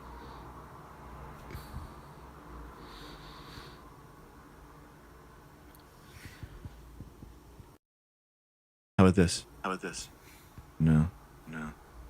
All right, yeah, we're just gonna go to the next call. I gotta go to bed, bro. I'm sorry. Is it fixed? Testing. Okay, that's better. I mean, basically, my fundamental belief is a democracy. That really is it. So, what do you mean by that? Like, what's that? That's it. I mean, I think that democracy. I'm sorry, bro. Just fix your audio next time, and tomorrow come on, okay? All right, that's fine. That's Okay, last one. Street journals. I know. I gotta go to bed, guys. Okay, street journals. Street journals. How's it going? Hey, what's up, brother? What's up? There we go. Hey, you guys. What's up, brother? Just wanted to hop on talking about the vaccine with a probably an unpopular opinion. As far as like, I didn't necessarily want to get the vaccine, but I needed to do it to get back to work. And I figured, you know,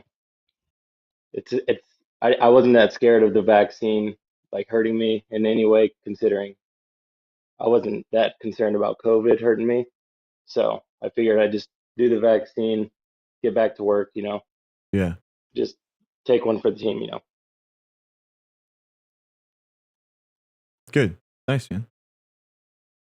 Yeah, there's not. There's not a lot of people saying that, you know, you got to just do what's best for everybody sometimes Yeah. versus being selfish, you know. Exactly. If you're young, if you're healthy, there's no reason not to get the vaccine. It's such a short, quick thing, dude, and you're looking out for so many Yeah, other people. I mean, I highly considered not doing it out of, you know, kind of just being a punk, you know, like fuck that, you know, kind of thing. But it was the difference of, you know, I didn't do it for anyone else, like as far as to align with a political view or anything. You know, it just I saw a bunch of people getting it. No one I knew got hurt or anything like that, and I figured it was, you know, wasn't so bad.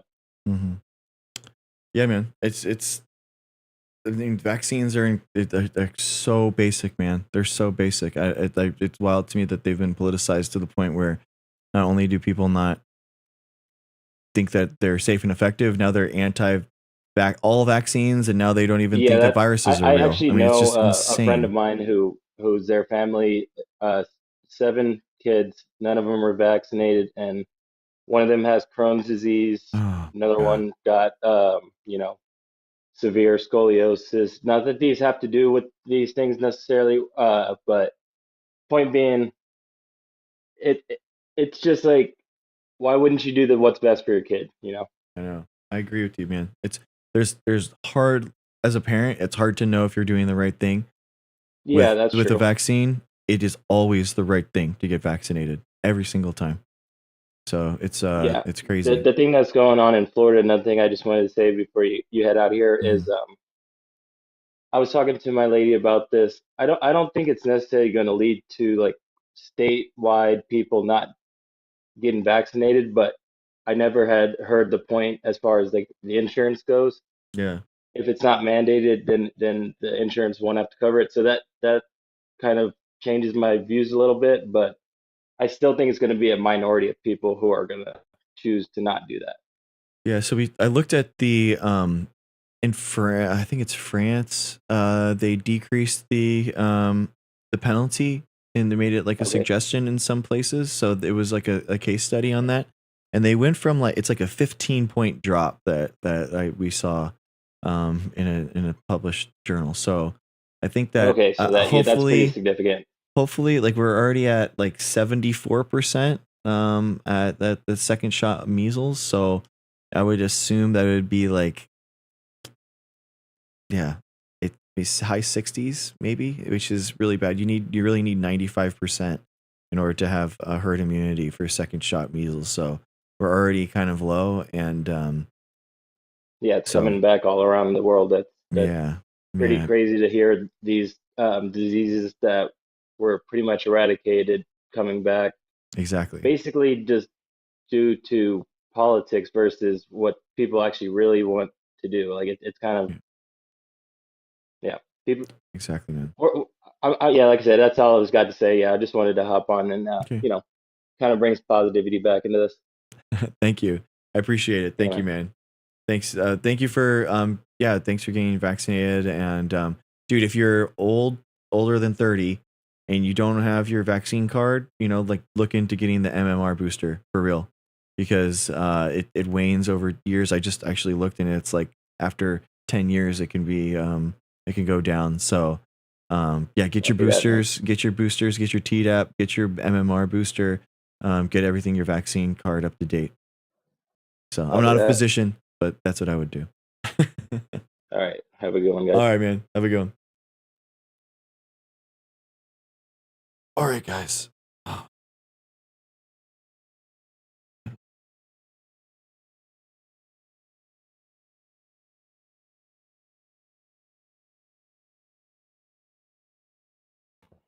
How's it going? What's up, dude? It's all good. I think my main concern is wherever everybody feels about those recent jabs, which aren't comparable to traditional jabs for several reasons, at least we need to all unite against the concept of mandates. You said you're up for democracy, you support democracy, American freedom, choice, then we all need to be against mandates. And that's my main concern. There's lots of other points of disagreement, but I think that is the most key one that we need to have a consensus on. I mean, I think that like in order to be in public, there should be some friction in public health in order to like have some way that it's pushed. So I like Australia's model, because I think just like how voting is the foundation for citizenry, I think that vaccinations is the foundation for public health. So I think that like paying people every year to get vaccinated is a good idea. So like incentives, absolutely. Incentives, that's fine. But mandates, I would say, is completely antithetical to the concept of democracy and freedom. And also, since these things don't prevent transmission, then the logical argument for a mandate is null and void because they do not prevent transmission. It's not true. You can still test positive, you can still be symptomatic, you can still be infectious after having had the jab. Yep. Yeah, that's not so if you have an antibody count that's high enough and you get a low viral load, then absolutely it could, the antibody that you have could kill off all the viral particles so that you wouldn't transmit it. And if you're vaccinated, by definition, you're going to have less viral load than someone that is unvaccinated. So that means that you're going to transmit less. Well, naturally acquired immunity is actually much stronger than the jabs, which are only based on the spike protein, whereas natural exposure immunity is based on the entire pathogen, and you've got T-cell immunity then. So it's actually a much stronger type of immunity to have natural exposure. It's you get two different types of antibodies. You get the capsid and the. You're right. I mean, but the idea that it's somehow, it's more dangerous to get it's more dangerous to get the SARS-CoV-2 infection because it could develop COVID-19. Well, it depends on how strong your immune system is in the first place. And some people are immune compromised, so that's the problem. So that's well, the average age of deaths attributed to COVID was higher than the average age of deaths overall. So this was a virus that mainly compromised people that had already compromised immune systems. No, that's not true. I mean, it's 66. Yes, it is true. No, 66. I mean, that's the average age that of people that died in the United States. So. I mean, I don't think that like people that are over 66 should like be just written off in society and we shouldn't do anything. 66. It's a lot higher than that. It was 82.5 or something. I mean, I can look at the. Regardless, I doubt that many people in this chat room are up to date with the latest boosters. So any argument about do you realize jabs being essential for immunity. Do you see like these are like literally our vaccines? Like we have a community of these are 120. I got this a week ago. So this is 120 vaccinations that our community has gotten already. So that's fantastic. That's fantastic. The drop off was severe after the first booster. Not many people, as soon as the hype died down, most people didn't go back for more boosters. That's just a fact. Okay. And that's wrong. And that's bad. And we didn't see deaths going back up again though, did we? We didn't see more waves of deaths even after people stopped getting boosters. It's completely wrong. It's completely wrong. No, it's not. Okay. All right. Thanks for letting me know. Well, are you actually gonna cite anything, or are you just gonna speak numbers and actually be demolished when I bring up all the CDC data that shows the expected deaths of 2022 being just as high as 2021? Are you going to tell me that we are currently having the same level of threat from this No, I'm virus saying that we did in no, 2020? nope, it's not the same. But I'm telling you that the peak of 2022 is just as high as 2021. It's the second highest peak. Yeah, well, people were starting to get jabbed in 2021, and Yeah, a lot of the problems with those jabs came from the fact that, well, there's a lot of problems. I there's don't not think a we've lot got of time to go problems. into all the problems with them. There's not a lot of problems. Well, they weren't tested for long enough. For That's example, not the nope, not AstraZeneca true. jab. Nope, that's not true. Okay, let me just cite one. There's I know you all the haven't got long, stages, I don't all wanna the keep you same too long. stages were gone through all the same stages. So and it was technology that was developed since 1987. So again, just this. That argument is a misnomer. It's like Nope, saying there's it's no actually problem with true. thalidomide Nope, because nope, it's sedatives were true. already a thing. No, Those it's particular completely true. products were not tested for long enough to have No, long-term it's not safety or true. efficacy data. Well, yeah, because if you And this need was what if proven you by the want fact that the 20 years of AstraZeneca jab data, was no, pulled from the no, market 3 no, months it's after coming out. it's true. No, it's The AstraZeneca jab was pulled from the market no, 3 months after coming out because No. it was proven to have a risk of causing blood clots. This risk was not identified during the trial period. The mRNA delivery by lipid nanoparticles was used for. I'm talking about the AstraZeneca jab now. There's several different ones. Yeah, and that was the one that you were talking about specifically was the new technology with the RNA and lipid nanoparticles, and that's the one that we're Well, that's a specifically talking separate about. issue, yes. You So- could say that mRNA was in research prior, but those particular products. No, they're not in research. not They were in tested for use long for enough. gene therapy since like 2015. So Right, again, that yeah, so- platform, yes. Listen, can I just make this point? That platform may have been researched prior, but those particular products were not tested for long enough to have long-term safety and efficacy data. You've got one of the literal inventors of the mRNA platform, Dr. That's Robert nonsense. Malone, Robert Malone is arguing a that- crack. making the He's case that these products- Robert Malone is nobody. He's a grifter. Has a failed scientific career that used Right, you that can used the disregard pandemic. one of the inventors No, of the he's not. mRNA No, he is platform not. because it suits your narrative. No, he's not. No, he's not. He's a grifter. He has no idea what he's talking about.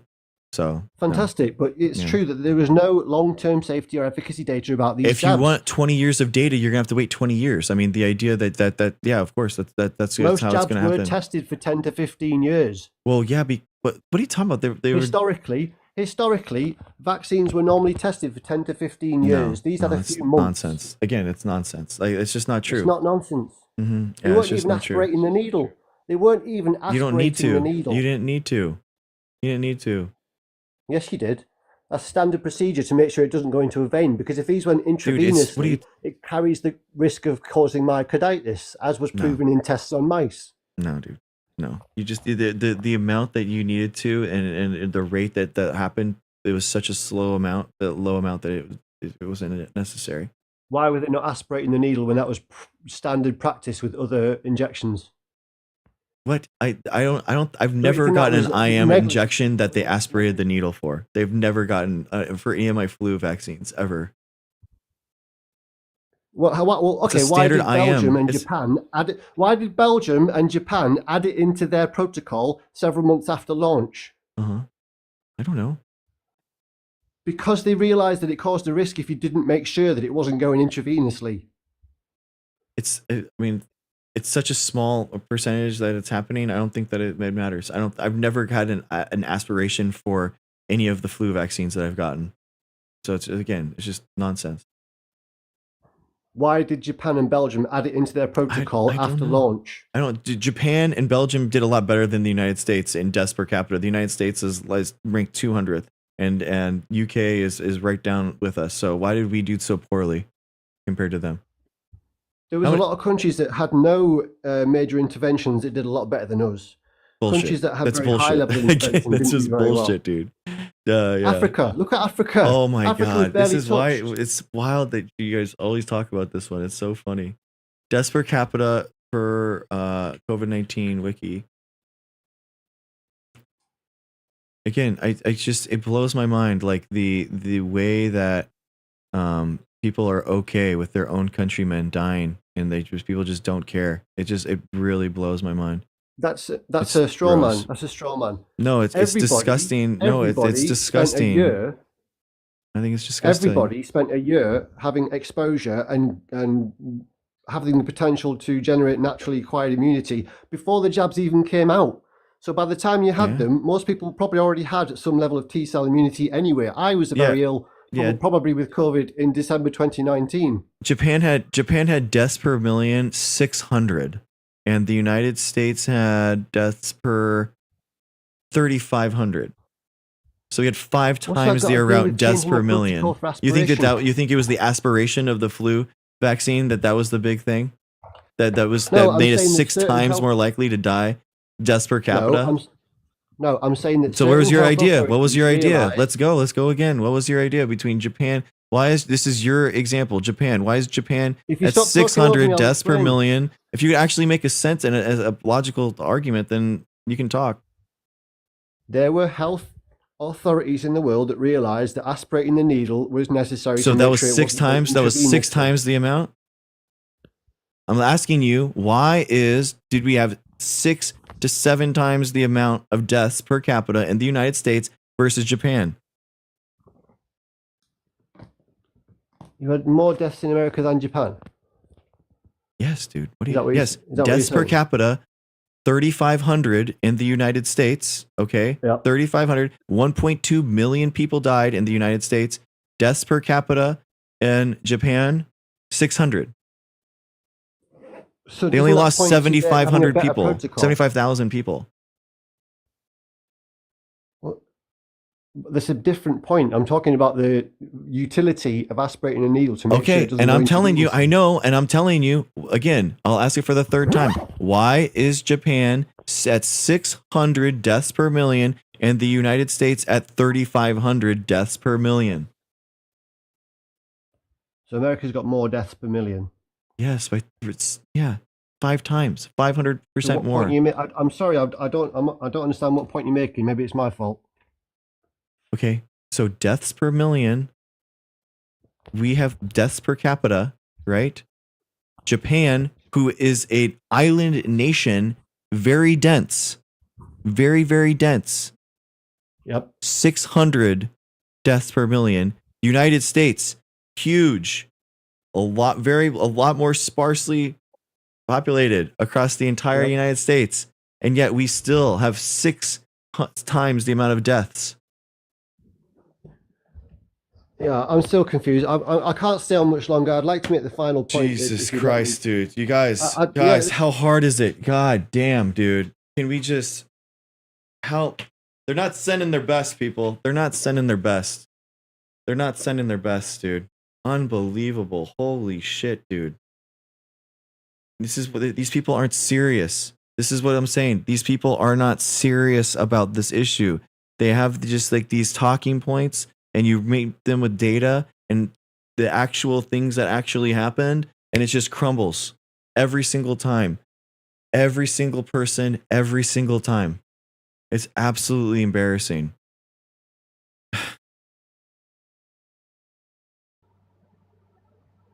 Hi, how's it going? Hi, how are you? Good. Oh, Hi. hi.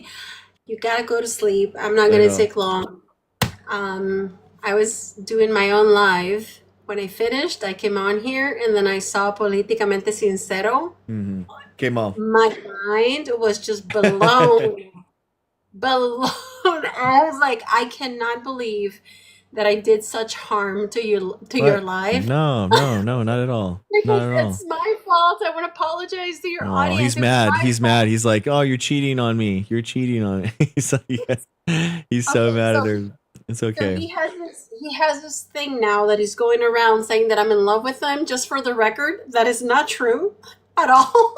I know. At all. You know, The TikTok haters. It's always the haters that really have that exactly. It's weird. Yeah, It's well, weird. anyways, so I literally just came up here. I know you gotta go to sleep. I know what it's like to just be on a live at 3 in the morning. I'm at California time, just as you. Mhm. So I just waited till the end to say I am sorry. No, that don't be. No, I'm happy that he's here. It's a different perspective, and it's okay. And I mean, we talked for 40 minutes, bro. And I love that he wants to talk more, and we can talk more in the future. So. I'm so sorry. I've never seen you. I haven't been following you for that long, but I've never seen you so mad. I think you were mad, but you were just frustrated. No, it's There was okay. misinformation, and I don't know what it was that your audience was talking about the batteries in his alarm. Oh yeah, Maybe it broke. Yeah, Political Minty, can you like exactly your smoke alarm, bro? Please, can you just change the it chirps constantly, but genuinely, bro, could you? We can send you. We're starting a GoFundMe for. Oh, it's your neighbor. Oh, that sucks. I'm sorry, bro. That's we can send you. We can send you the battery. Like we'll crowdfund it, whatever it takes. It's really annoying. Please, please. I don't know what it was, but I just saw that everybody Yeah. was writing about it, and Yeah. anyway, so It's okay. Doctor, thank you so much for all you do. I am sorry that I brought this No. cancer to your life. Help thy neighbor. No. I'm happy. I'm happy. Genuinely, it's okay. It's okay. And I hopefully he can stay over here and leave you alone, and I can he can spar with me versus leave you alone. But yeah, no, it's okay. Genuinely, I'm new to TikTok, but it does seem like there are people like kind of like crowds that kind of follow people around in like a weird. There's like a weird like doxing or a harassment culture like in TikTok that it seems like very weird. And I think it's because you can like video reply and then that ats people. You know, like when you make a video and it just like has this cyclical toxicity impact where you it's just I don't know. Everyone's tagged in everyone's else thing, so then people are tagging more, and it kind of like does a hate raid kind of feeling where now all your followers can see exactly who the username is, and then they hate raid that person, and do you know what I mean? Yeah, it's Right. weird. I'm actually going through that right now because of this guy, and he has his own people. They're all following me everywhere, just making stories of me being in love with this guy, which is What's up, bro? He's not nothing, dude. Politicamente, what the hell, man? Like, where's my video? Where's my YouTube video, bro? I mean, what the hell? I know. Well, I will say Ridiculous. he has like 178,000 followers on YouTube. Yeah. So at least if you're gonna do something, Bring it. do something good, put him up here too. Yeah, dude. So, Like, what the hell, dude? Where's my video? Bro, let me see. Let's see. Politicamente. You better put it like that's like my third time talking to you, bro. Like, isn't it Politicamente for? and then he's Let's been see. here. He's been here. I think I've seen him a few times, and he's always just awful. He really is. I think he's misguided, but it's okay. You know, a lot of people are, and that's what I'm here for, to try to talk and push back on him, and that's what the game is. So I think yeah, I don't know, man. I think I got lives. Oh, past live streams. Oh yeah, he does live streams on there. Okay. Yeah. Oh, okay. So I guess there would be shorts or something. Okay. No, I don't see just anything, dude. What the hell?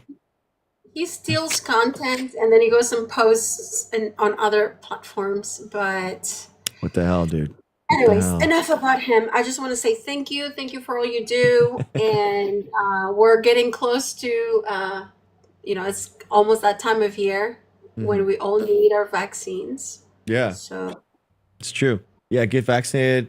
Get this number up. This was at like less than 100 yesterday. So, and I just put this thing up like last week. So we're at 112 or like 120 just in this week, guys. We're killing it. It's amazing.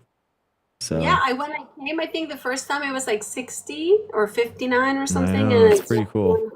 You're doing a great job. So Hey, thank you. a family that vaccinates together grows old together. That's what it is. So all good. And no, don't ever feel sorry. You're always welcome, and I appreciate you. And yeah, thanks for coming on. I appreciate it.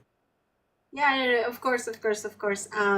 Thank you so much, guys. Have a good night. And again, everybody have a great night except Políticamente Sincero. All right, adios. Bye. Thank you. Bye. Buenas noches. Buenas noches, amigos y amigas. Hasta la vista. Y mañana.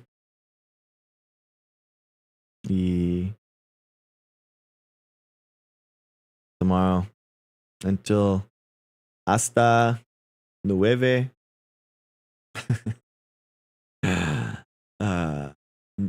So anyway. All right, guys. That's it. Thank you, Alice. Thank you. The recap. Dude, thank you. Thank you for reminding me, AMDZ. Thank you. I always forget to do the last one. Guys, we did it. Another one done. Thank you, guys. This is for you. Thank you guys so much. Thank you for the last subscriber, Misa. Thank you so much. Thank you for the top gifters, Marliston, Ado, this is Spanish. I'm thinking Spanish. Ado, Voice in Velvet, Bisco, NB Human, Open Sense, Helen, Uncle Hippie, Priscilla. Thank you so much to all the likers. Christy, Song of the South, Charity, Ado, Amadis, Alice, Mrs. Dr. G. Let's go. Rapture, Helen. Thank you so much, guys. Linktree has the Discord, has the primary sources, the show notes, and hey, my revamped YouTube that has all the best content. I actually reacted to the RFK hearing, guys. The entire thing. It's 3 hours until TikTok got to shut us down for misinformation. I know, whatever. It happens, I guess. So yeah. Hey, I think that's it, guys. I think we're out. We're outro. That's it. That's another stream. That's it. We did it. Another stream. Another stream. Ladies and gentlemen, thank you. Thank you. You're far too kind. I appreciate everything.